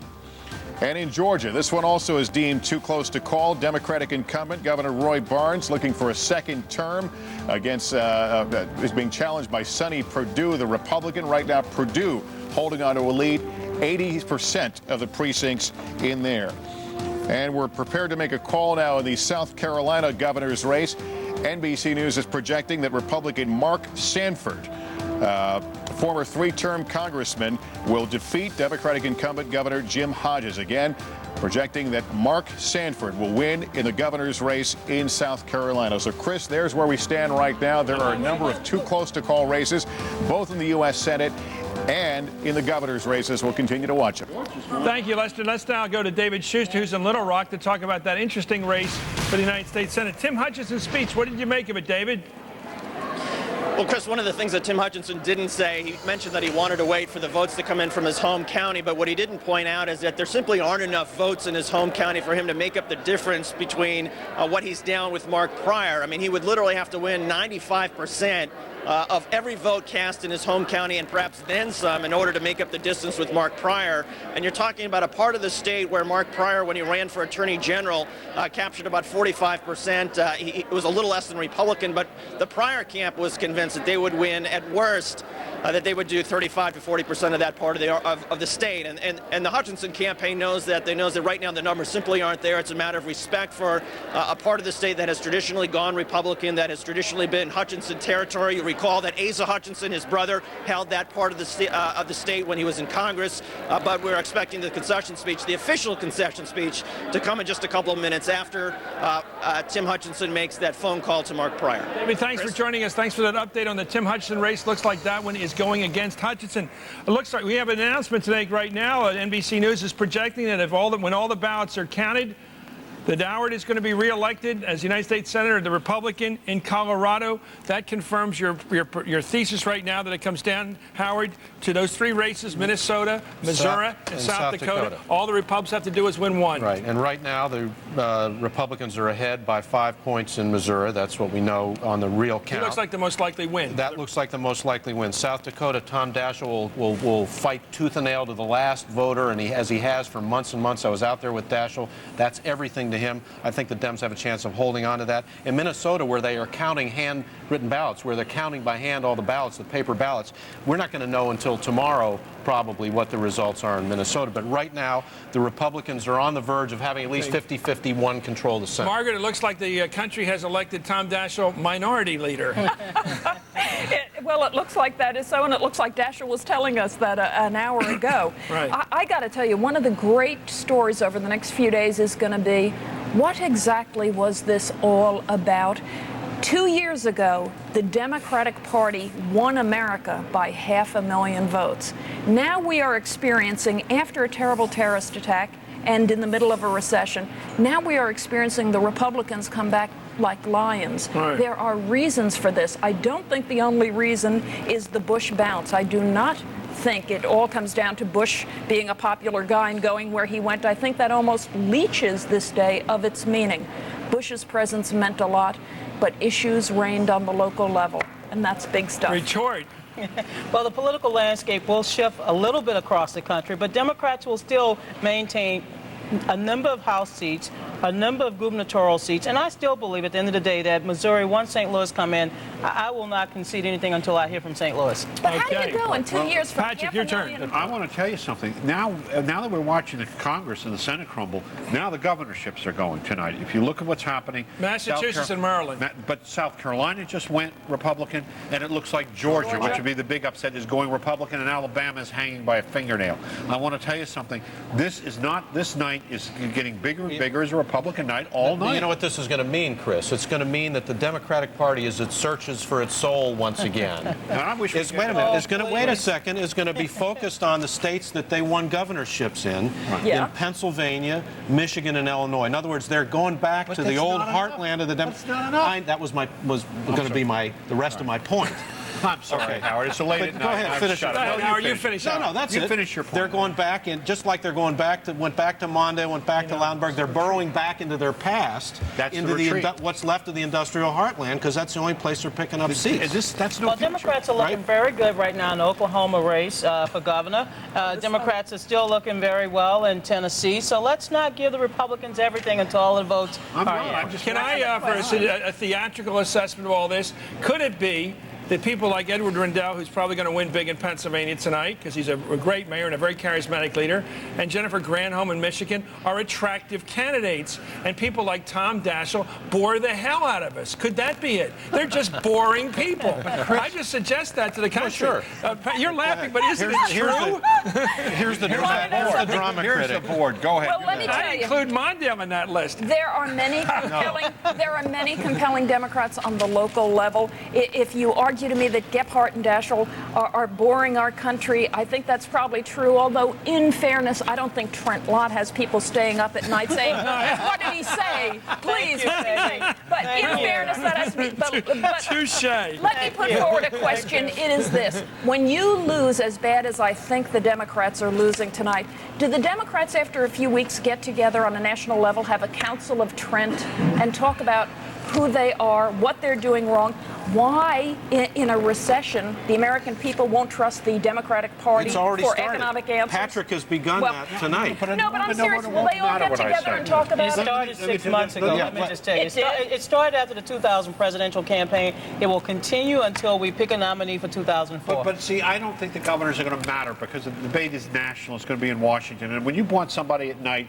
on hardball talk about nationalists, you're not going to reach out to the gut. Well, you will, Ray Dell. No, I got to tell you, I'm already thinking. I can't wait to get Jennifer Granholm on this show. Yeah, I know can't you wait. But your exception. What we're going to have is who's the spokesman on the Hill for the Democrats. You know, it's so hard to get state politicians into the national. That's why they're so attractive as new faces. See, the thing you said earlier, Pat, that you have to gamble and you're rewarded for gambling in politics. This What happened this time, based on the history, Gephardt and Daschle didn't gamble, and because of their cautiousness, it's costing them. But give me a minute. We only need a minute for Howard. If Mary Landrieu wins but doesn't get 50%, we're looking at it right now. What's that mean to this complication? What that means is that there's going to be $100 million spent in Louisiana between today and December 7th when they have the runoff between Mary Landrieu and probably Susie Farrell, who is the White House's preferred Republican candidate in the runoff. And explain, they have that sort of Napoleonic code down there. You have to have about 50% It was designed to protect the Democrats originally. Right. You know, you have to get 50% or you have to have a runoff, and that's It's their own version of democracy in It Louisiana. means that we'll have Cajun turkey. And this is Louisiana here, so ask Donna. Louisiana doesn't have the same democracy the rest of us have. They have their own.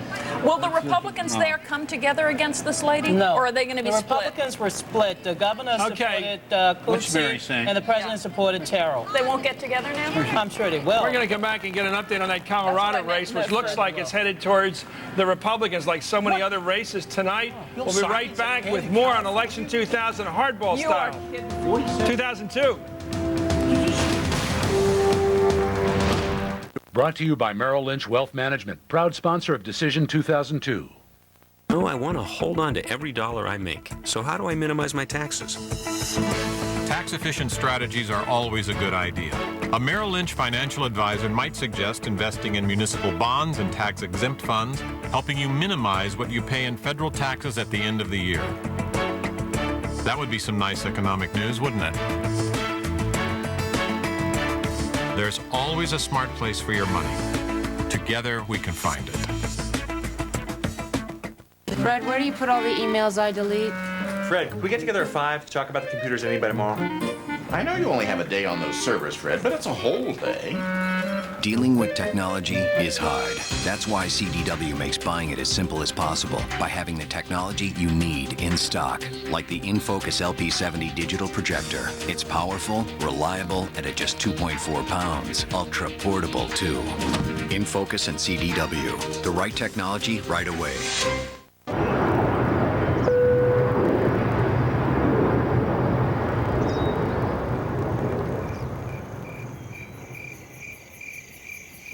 Baymont Inns and Suites. Worth checking into. Plastic holds the promise of a better world, taking medicine to new heights and giving our lives greater comfort. It's in the packaging that protects us and a pacemaker to empower us, every day touching every generation. From the ambulance to the emergency room, it puts the answers in our hands and hope in our hearts. For a safer, more brilliant tomorrow, plastics make it possible. The Revolution Massaging Showerhead from Moen. Get water to spin, twist, and twirl. It will reinvent your whole day. The Revolution Massaging Showerhead from Moen. Buy it for looks, buy it for life. If you thought these guys were big, look who else is joining the Hardball College Tour. Does Hillary Clinton have plans beyond the Senate? Find out when she goes one-on-one with Chris. Then Jack Welch on the future of corporate America and a rare TV appearance by Al Gore. It's all coming soon to the Hardball College Tour, only on America's news channel, MSNBC.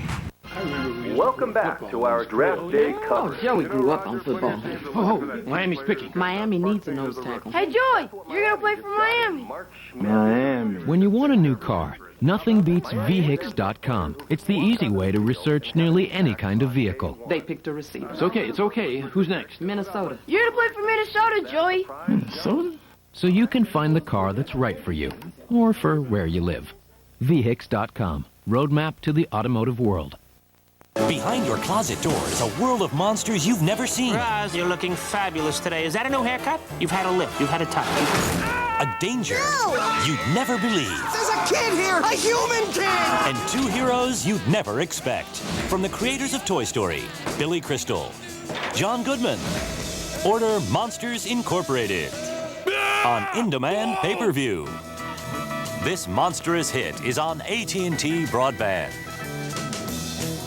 In this race, the polls... There's Norm Coleman speaking in Minneapolis about the race that's very close out there. Let's hear him. We were in Elbow Lake at 1 o'clock in the morning, and folks are showing up to cheer us on. That's a good thing.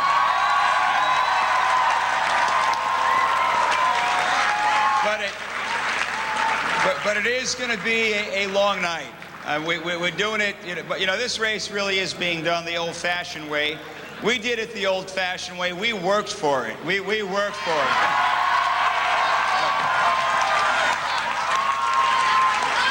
But the Republican way, right? We worked for it.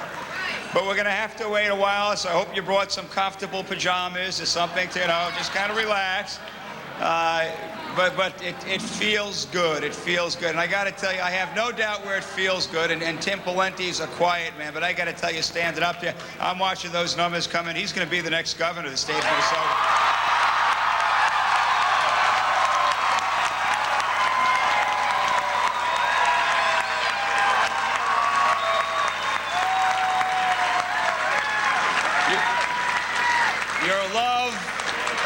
Your love, your passion, your energy, and your prayers have carried us so far. We have gone through a very difficult election. The great tragedy of the loss of our senator, Senator Wellstone, and his family, and the families of others, and we all mourn for that. We all mourn, and we miss Paul Wellstone. We do. And we were on bended knee. And okay. We were in prayer. Looks like Norm Coleman is optimistic, but he hasn't basically declared victory. Very much like Tim Hutchinson did not declare his own defeat. If you look at the numbers of the United States Senate, it's very interesting right now. That race is obviously close with a very good possibility that the Republican Norm Coleman can beat the veteran Walter Mondale. However, it really comes down, as Howard pointed out, to three races. If you look at what's happened tonight, Georgia has gone from a Democratic seat because of the defeat of Max Cleland to a Republican seat, it looks like now.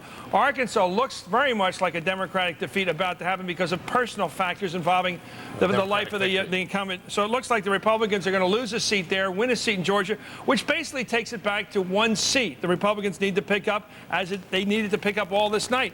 Howard, it looks like all they got to do, as you point out, is win Minnesota, South Dakota, or Missouri, and Missouri's the easiest shot. The thing here is now that there are no more Democratic seats, there are no more Republican seats vulnerable on the table. The only three left on the table are Democratic seats that are at risk. That's why the odds favor the Republicans picking up at least one of those three and thus getting that 50-50 tie, which would give them control of the Senate. I would give them an advantage right now. It looks to me like they got a very good shot of winning in Missouri, just that one state. Right. That would make it 50-50. And then, as I was saying earlier, then the Republicans, their eyes get big. They go for the other two. They go for Minnesota and South Dakota. And then they go for Louisiana if Mary Landrieu doesn't get the 50%. Then you're talking about $50 million spent in a month in Louisiana, which would make everybody in Louisiana very happy, right? Can I ask an historic question of our panel? When's the last time a sitting president had his party take over a House of Congress in a midterm election? Take over? Take over? Teddy Roosevelt? Teddy Roosevelt? Is that how far you have to go back, 100 years? I think so. I only went back to Harry Truman for my numbers, so I really don't know. I don't think that was the case either. Donna, this is amazing for the Republican Party. If they do go on and win the Senate tonight in a midterm election when you're supposed to lose seats, they may end up with both houses of Congress backing the president. Not since the last century. Not since the century before. Well, again, I think the votes need to come in St. Louis for me to concede that state. I think the Democrats are still holding on to everything that I expected the Democrats to hold on to. And look, if we go into a runoff situation in Louisiana, I do believe that Mary Landrieu, with broad support in Orleans and Jefferson Parish in the southern part of the state, with John Breaux campaigning at her side, I think Mary will be able to pull it off. But that still doesn't keep you the Senate, though. Well, we gotta hold on to Missouri. You got to run the table right now to win this thing. No, we gotta hold on to Missouri, South Dakota, Minnesota. I agree with Howard's assessment. We gotta hold on to those three seats. What makes this important historically is if you look at the history, every time it's the first election after a presidential election, the average is that the president's party loses an average of 22 seats and loses an average of 2 Senate seats. Bush is defying the numbers big time in the House. They may pick up a seat or two, we don't really know, and he looks like he's defying the odds on the Senate What side you've been waiting for, I now give you the chance. Patrick Caddell, tell me what the biggest indictment is against the Democrats for losing this one. No, let me just give you an example. Besides the corporate corruption, you take the environmental issue, which is very powerful in this country, and which gets, though, the same thing. Arianna Huffington's book about pigs in a trough here. It's about $190 million the energy companies, she points out, have given the Republicans in the last decade, right? In states like Texas, you have these laws on toxic waste. People really care. Suburban Republicans care about these issues. In California, they care about these issues. The Democrats, you've got a very right-wing, very extremist group in the White House and around the White House on this issue, on an issue that moves the middle. And the Democrats let this issue go. Why in this election? Because they take so much money from the polluters. You cannot get in bed with the people and give up your issues for money alone. Won't do it, because they'll get more money, and they believe in what they're doing, and that's the price we're paying here. But the problem is, Pat, you're wrong about the Democrats in the Senate because they defeated the Alaska. I'm talking about the campaign. The whole question of going into the Alaska wilderness, they defeated it. So I'm talking about the wilderness. I'm talking about is a camp. You asked me about campaign issues. Campaign issues extend nationally and locally, not just one place. Okay. And you never heard it. And every one of those groups spent millions of dollars to try to take the Democrats out, and some of them succeeded. Okay, let's go to Jack Chestnut, who's in Denver, Colorado, in the headquarters of Wayne Howard, apparently the re-elected senator from that state on the Republican ticket. Jack. Well, there was definitely a buzz that went through the room when we projected not too long ago that Wayne Allard had won re-election, and just within the last minute, the Associated Press has also reported that Senator Wayne Allard, Republican from Colorado, has been re-elected to the U.S. Senate. There's a lot of anticipation here, but I can tell you I just also got off the phone with the campaign officials for Tom Strickland, the Democratic challenger. They say without any hesitation they're not ready to throw in the towel yet. They say that there are a number of precincts in some of the big city counties which have not reported in yet, and they're standing by waiting to hear more of the unofficial vote to come in. So at the moment, nobody's claiming victory and nobody's conceding defeat in this race. Jack, this is the second time that Tom Strickland is going against Senator Howard. Isn't it easier to figure out how the votes are going to go throughout the evening if you've done it twice? Well, you'd think so. The folks with the Allard campaign felt very confident earlier in the evening, and they say that this is, again, what caused this big vote. They had a big voter turnout in the primarily Republican counties in the state, agricultural areas in the northeastern part of the state, and down in Colorado Springs, where Allard has a great deal of support. And they say that's what's doing it. Now, the Strickland folks, they're not ready to say it's over yet. In fact, they're predicting that this count will go on into the early morning hours. Okay, thanks a lot, Jack Chestnut, who's with the Howard campaign. It looks like the winning campaign in Colorado. I'm going to get back and start with you. I want to go back to Donna and talk about the Democratic Party coming out of this. And I'm not going to come at you. I'm going to give you all the time you want. The Democratic Party came into this race with high ambitions to knock off the president's brother in Florida. That was the declared purpose of Terry McAuliffe, the chairman of your party. Now, you're not going to do that tonight. You came in with the other ambition of taking over the House of Representatives, although you were not so much optimistic as hopeful about that race. We haven't gotten those returns tonight, but it seems like that's unlikely to happen. You came in with the idea you would clearly keep the United States Senate in your control. Failure on all three counts. Who's going to pay the price? Terry McAuliffe? Tom Daschle? The knives will be out. Let's not kid ourselves. Oh, no Who's going to question. get hit? Well, I don't know who's going to get hit because I don't know if the Democratic Party has had a big hit tonight because we seem to. I know, honey. Look, I understand what you have to say, and I admire your doing it. I admire your standing it. No, first of all, I've been involved in campaigns where you have to go until 2, 3 in the morning before you can figure out who won the race. Look, Democrats are doing quite well at the state level. I still believe that at the congressional level, based on what I'm receiving right now, we're doing quite well. Just got confirming information. NBC News is now projecting that Tim Hutchinson will lose that race in Arkansas, which means, as Howard has been saying all night, it's dead even right now. One vote separates the dead even in terms of the impacts tonight, in terms of losses by the two parties. It's now clear that there's one seat the Republicans have to win in these 3 tight races in the Midwest to take over the U.S. Senate. Back with more Hardball and its coverage of 2002 election.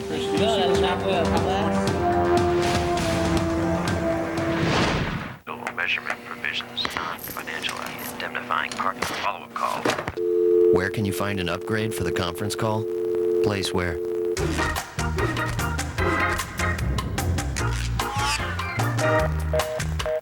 Okay, let's say this is your car and you get into an accident. Oh boy. If you take it to an Allstate recommended repair shop, they'll fix it, so you're pretty happy. You're like, woo, I'm pretty happy. Even better, Allstate guarantees the workmanship for as long as you own the car, which means if even the smallest thing goes wrong, you don't have to pay for it. So you're still happy. You're like, woo, I'm still happy. So there you go, the Allstate Lifetime Repair Guarantee. Call for yourself and find out how the right hands make all the difference. During the Suzuki year-end clearance, you'll get the best prices of the year. Start with 0 down, 0% financing for 5 years, and now for a limited time, you'll also get $1,000 customer cash for the best price all year on the hot new Aereo, the XL7 SUV, and every '02 model.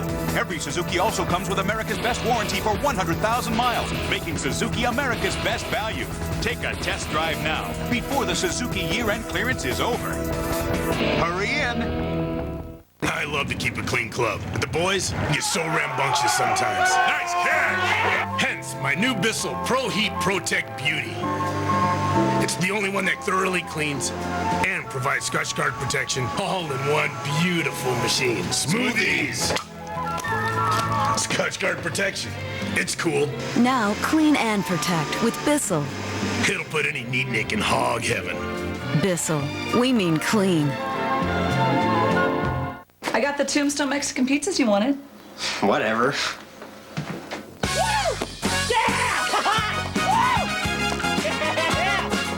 Tombstone Mexican-style pizzas. Some moms just get it. What do you want on your tombstone? A chance at world glory. A new tradition in women's international soccer. The Women's Gold Cup. Featuring Mia Hamm, Brendy Chastain, Cindy Parlow, and Allie Wagner. These are only a few of the women that are more than ready to give their all for their country for the chance to compete in the World Cup China 2003. The Women's Gold Cup. Watch Fox Sports World on AT&T Digital Cable Channel 401. To order, call 1-866-GO-CABLE. Life can be hard and anything can happen. To get me where I am today, I have help, family, friends, mentors, that helped me make the right decision. You can help too. Be a mentor. Be a big brother. Be a big sister. You can make a difference in someone's life.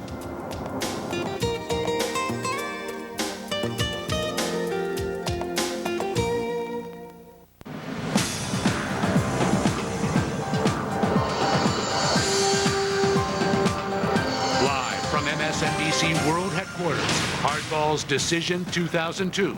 Here again is Chris Matthews. Well, it's 12:30 on the East Coast, and we're back with our coverage of the 2002 mid-presidential term elections. Let's go right now to MSNBC's Lester Holt for some more numbers.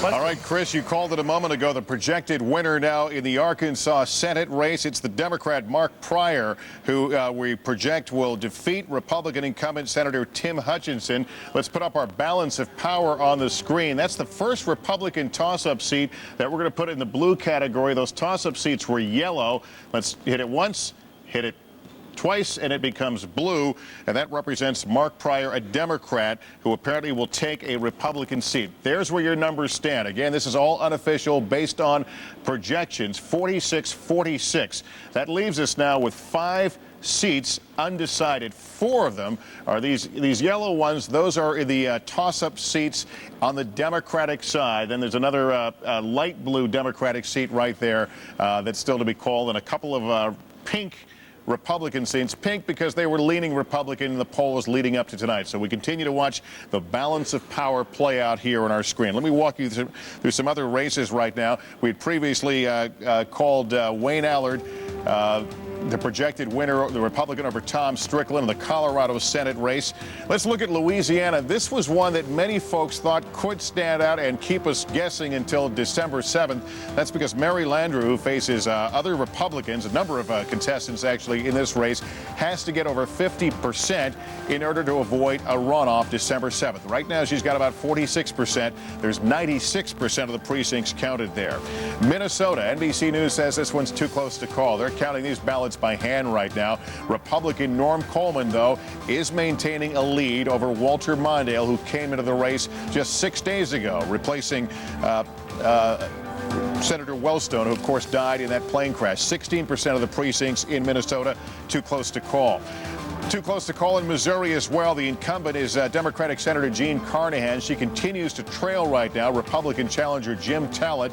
He's got 710,000 votes. She's got 629. 71% of the precincts in Missouri. Take a look at South Dakota. This one also too close to call. Tim Johnson, the Democratic incumbent, John Thune, the challenger. They're separated by about 4,000 votes right now, 62% in. The Georgia Senate race, 84% of the precincts in here. Representative Saxby Chambliss, 824,000 votes, 729,000 for Max Cleland right now. It is close. The Senate Texas race. Here's how things stand right now. John Cornyn, the Republican, he's claimed victory. It's not been projected by NBC News yet. He's got 56%, about 1.5 million votes to 1.1 for Democrat Ron Kirk, who says he's not ready to cash in just yet. They're watching the numbers in Texas. Here's what it looks like in Michigan. More than half the precincts in. This is the governor's race, I should point. And NBC News projects that Jennifer Granholm wins the Michigan governor's seat. The Democrat, 54% again of the precincts in. In the Iowa governor's race, NBC News projecting that the Democrat, Governor Tom Vilsack, will win re-election. Right now, the raw numbers show him up 53-44, 83% of the precincts in. South Dakota governor race, NBC News projecting that Republican Mike Rounds will win the governor's seat, 62% of the precincts in South Dakota. Chris, send it back to you. Okay, thanks, Lester. Let's go right now to St. Louis, Missouri, where Jean Carnahan, the incumbent Democratic senator, is about to speak. Here she is, Jean Carnahan. But I know many of you have been here for hours all evening. And if you wanted to go home and watch it on the TV, you can. If you want to stay with me and wait it out, you can do that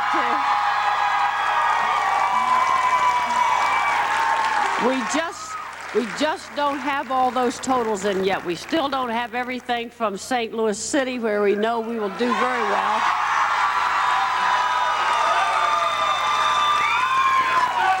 And we just got numbers from Kansas City that were very, very good. So,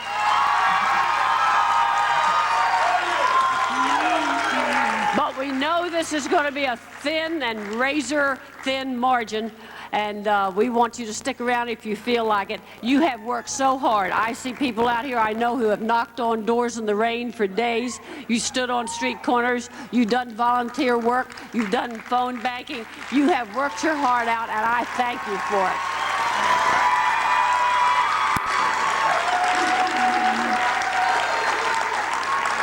It is so heartwarming to see these wonderful faces out here who have been with me every step of the way. God bless you. Let's hang in there, and we're hoping for a victory real soon. Okay, that was Jean Carnahan holding on to what looks like she's behind about 6 points, but not giving up yet, hoping to get her strong vote coming out of the city of St. Louis. Let's go down to an old friend in South Carolina, Lindsey Graham. I guess I got to call you Senator, Lindsey. Congratulations. You can call me anything you want. Well, I always like it when our alumni does well in hardball, but you'll be back as a senator. Tell me about that race down there. Well, the margin of victory is astounding. We're at 11 and climbing. We framed it on our terms. It's about helping President Bush's agenda. If you like Senator Thurman's conservative politics, you would like mine. And I think those two issues dominated, a conservative replacing a conservative. And President Bush was very popular. That was a huge impact on this race. We're a conservative bunch here at NBC. We were going to announce that at 7 o'clock tonight. That's only about 5.5 hours ago. Why did you hold us up all night? Or did you have it in the bag and we didn't know about it? Well, you know, the way they report, the first hour and a half, you know, Senator Thurman is in better shape than I was at 9 o'clock. The first hour and a half, we were behind. Yeah. And all the precincts were coming in from the Democratic areas, and about 9:30, it was just a floodgates let loose. And but 50 years of me and you on hardball, buddy. It's coming up. More years to go. That's the Strom Thurmond life plan. Let me ask you about the President of the United States, the Commander-in-Chief. You know, he's been underestimated by a lot of people, sometimes by me. Here he is, it looks like the leader of a party that's won in Florida, won in South Carolina, won the governorship down there, won it in Georgia, won the Senate seat apparently in Georgia, won in North Carolina, won in Massachusetts the governorship, won the governorship of Maryland, won the governorship, catch this, of Vermont. Oh, my God. Yes, they have a socialist congressman, but now they got a Republican governor up there. What is the story? That means you're left of center, I guess, when you mix the two together. How in the world does this come about? Well, the red states, I understand. You know, when Bush wins big time in South Carolina and Georgia, we've been dealt a good hand. But the places you just named, that kind of, I don't know, there's a quality to the president that reaches across party lines, and I think there was a coattail effect all over the country for Republican candidates. The blue states you just named really surprised me. Here's the other side of the story, Chris. Republicans have no excuses. We got to deliver. Yeah. Well, what do you mean by that? If you'd managed to pull, as United States Senator, an effective majority, which means in this case winning one more seat tonight, as Howard Fineman's pointed out, if you win in Missouri, you win in, I should say Missouri. Most people say Missouri. I try to be nice to the southern part of the state. And you win in Minnesota, you win in South Dakota. Any one of those three, according to the analysis just done by Howard Fineman, you're controlling the U.S. Senate because you got Dick Cheney as the tiebreaker. What are you going to do with that majority power? Well, number one, we're going to confirm judges. Dennis Shedd, a South Carolina District Court judge nominated for the Court of Appeals, was Senator Thurman's last request to the Senate. A great guy, was Judiciary Chief Counsel, and they crashed him out. Liberal special Well, let's see if you can break that filibuster. But it's great having you on the show. Please come back as a Senator-elect Lindsey Graham. Let's go right now to Arkansas, to Tim Hutchinson. He has another statement.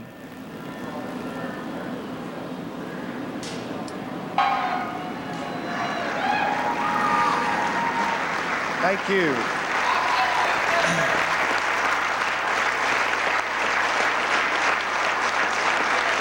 Well, you are hearty souls to still be here at 20 till midnight, and thank you for staying. I placed a call.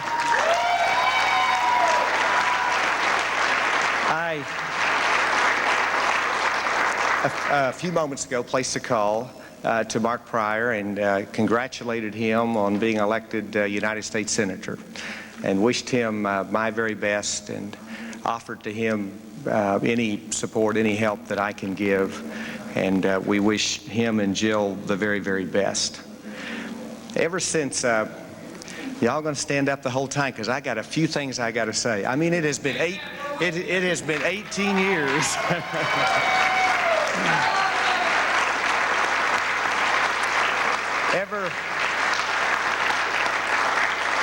Ever since at the age of 14, I heard Ronald Reagan lay out his conservative manifesto in 1964 in his speech, A Time for Choosing, I have wanted to make a difference. And ladies and gentlemen, we together have made a difference.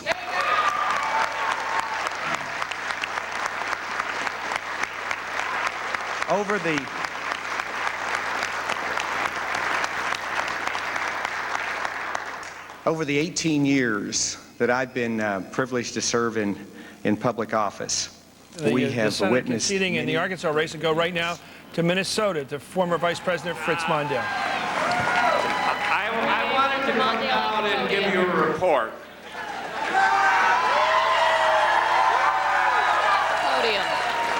more than 8% of the votes have been counted in the Senate race, and some of the best-looking precincts you ever saw in your life have yet to report.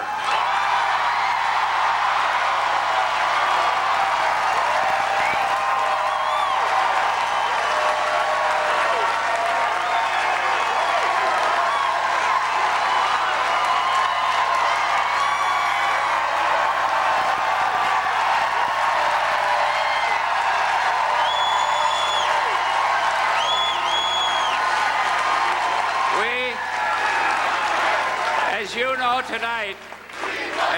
tonight,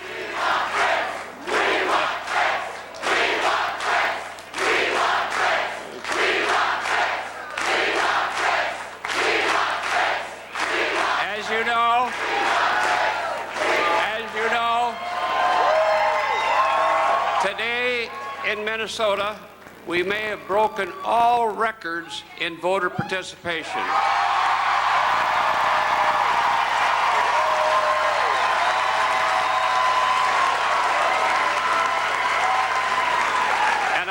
A lot of people to thank for this.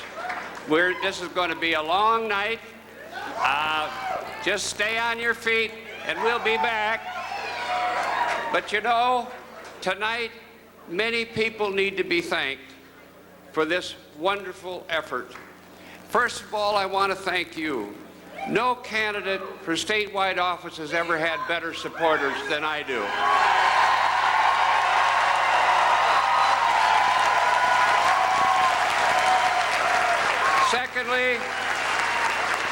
Secondly, I want to thank Jeff Blodgett. Come up here, Jeff.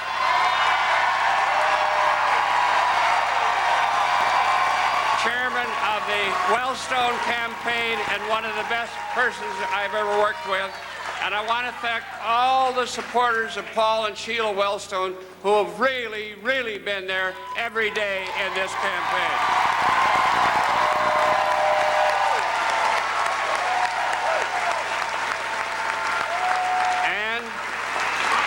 I want to thank Paul and Sheila Wellstone for being one of the most magnificent influences for decency in our state and in our nation.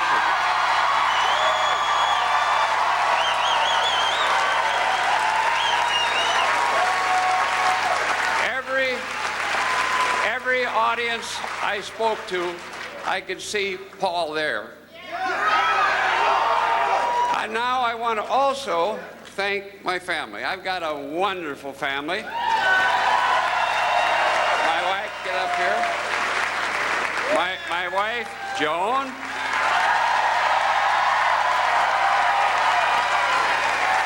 Ted and Pam, Amanda, Louis, Barrett, give them a hand. Eleanor and Paul. Okay, come back here, everybody. Thanks for coming back.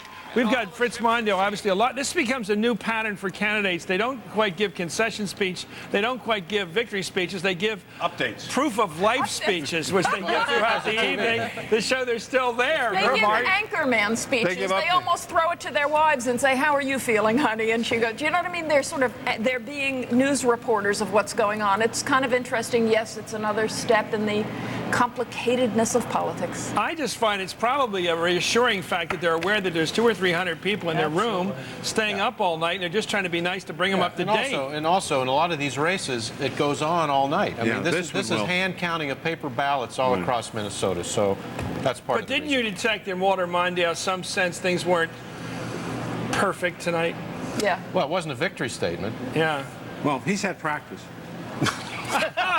You are so cruel. We're going to come. That was the cruelest line of the night. We're going to go back and talk about Pat's new state of California, where it's shaping up as a very close race for California governor, where no one expected it to be close. We're also going to hear from the Speaker of the House, Dennis Hastert, from his home area of Illinois. Back with more of Hardball's coverage of election 2002. For up-to-the-minute results of all your local races, log on to MSNBC.com right now. And stay with America's news channel, MSNBC, for complete continuing coverage of Decision 2002, Hardball style. Brought to you by Merrill Lynch Wealth Management, proud sponsor of Decision 2002. focusing tonight on the races for the United States Senate because that is very much a close election tonight. As we pointed out tonight, it looks like about one seat's going to decide this tonight. The Republicans have a very good chance of picking up control of the United States Senate tonight, thanks to the tie-breaking constitutional ability of the Vice President of the United States, Dick Cheney. Let's go now to the House of Representatives right now to Speaker of the House, Dennis Hastert, who joins us from Illinois. Speaker Hastert, thank you very much for joining. It looks like, boy, you're sitting in a nice place. It looks like your party's going to pick up some seats as well as hold the House.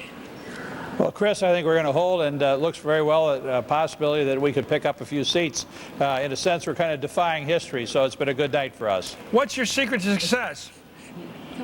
Well, I think we work hard. We have good candidates. We've tried to nationalize each one of these races around the country, not nationalize, individualize every one of these races around the country, and we've done some good things that people can talk about.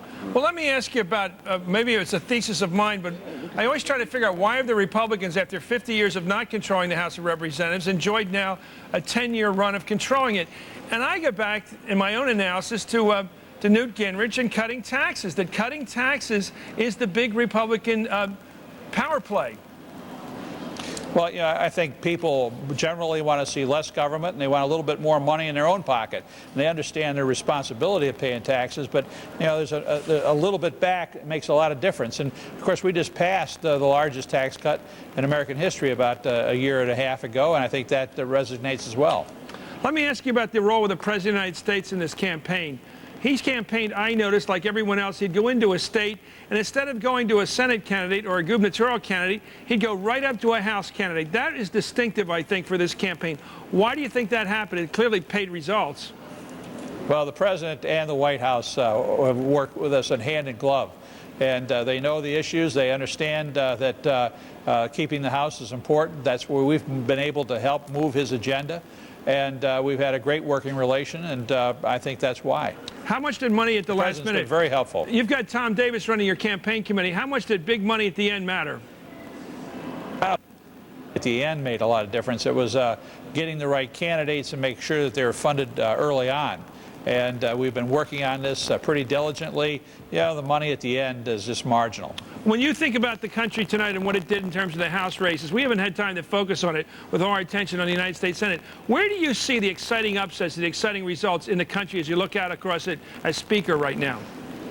Well, you know, we've had great candidates, and you know, I've been out on the road solid for the last almost 3 weeks, and you kind of adopt those candidates like your own children. Right. And it really hurts you when you see one of those candidates you think they have a lot of promise lose, but we're also picking up and we're winning some of those. So almost in every seat that has any ghost of a chance of winning, we had a good candidate and we worked hard. Well, it's great having you here. Congratulations, Mr. Speaker, for holding the House once again for the Republicans. And thanks for joining us from your district out in Illinois. Let's go to Dan Lothian right now for an update on the race that may be closer than expected in California. Dan Lothian is at Governor Gray Davis's headquarters in California. Dan, what is going on in that race out there?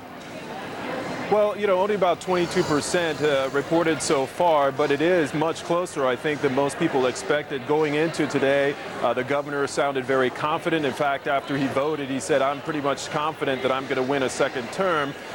He pointed out to the polls saying that they had roughly a 12 or so point lead, but it does appear much closer than expected, although it is still early in the evening. As you know, the governor collected about $68 million, an unprecedented amount of money in this sort of race, spent about $50 million in television ads, mostly negative ads, and Simon made light of all this money that the governor was able to raise and said this is a time to change. He blamed the governor for everything from the power crisis to the state's poor economy. And then the governor, on the other hand, was saying Simon is this person who has no experience and you should stick with a program that has been working. But we will see how the voters have spoken tonight. Certainly at this point, though, it seems like it's pretty close. Have you got an indication of where those votes are coming from? It's 46-46 to the numbers we're looking at right now with a pretty hefty amount of returns in. Doesn't that still look possible that Bill Simon could pull the upset of the night by defeating the governor of California?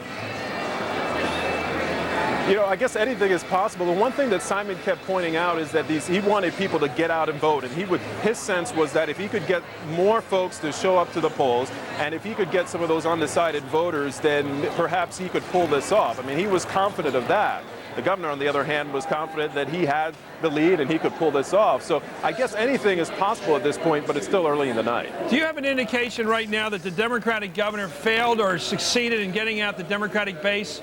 Or did he overlook that and simply raise the money, spend the money on television ads?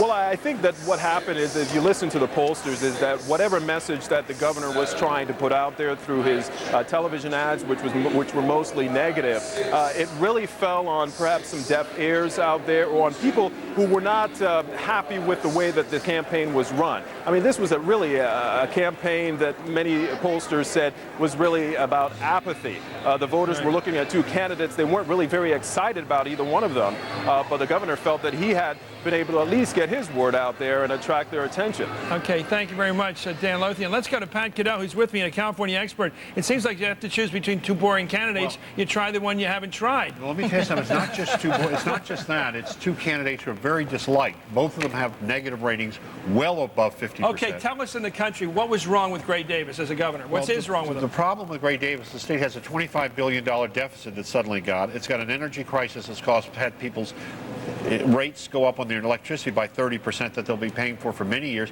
And people also believe that the $60 million that he raised in campaign funds, that he turned the governorship into a cash and carry business. Now, Simon, on the other hand, is considered basically be kind of fool, who is conceded by Republicans as, including some of your friends, Stu Spencer, I think, described it as the single dumbest Republican campaign in history, and has been out there ever since Reardon lost. Now, the polls have shown Davis ahead in double digits all week, except for one thing, the turnout. And what tonight is happening is we have 35 million people in California. People dislike both of them. A lot of liberal Democrats are frustrated with Davis because they think he's favored business, whatever. The problem tonight is, with 25% of the vote in, there are less than 2 million votes cast, with 20-some million people registered in the state. There are less than 2 million votes been cast at 25%. Everybody said if Simon was to have a chance, it would depend on atrocious turnout. This may be the lowest turnout in the history of history. It sounds like nobody had a really good reason to go out and vote. They didn't like either one of them, but the Republicans win in such an environment, as you all know, and everybody here knows that. When nobody cares, Republicans vote. Anyway, three tight races: Minnesota, Missouri, and South Dakota. We're going to cover them all because they're going to decide tonight who controls the United States Senate and whether George W. Bush is the big winner in the trifecta. Back with more hardball coverage of the election 2002.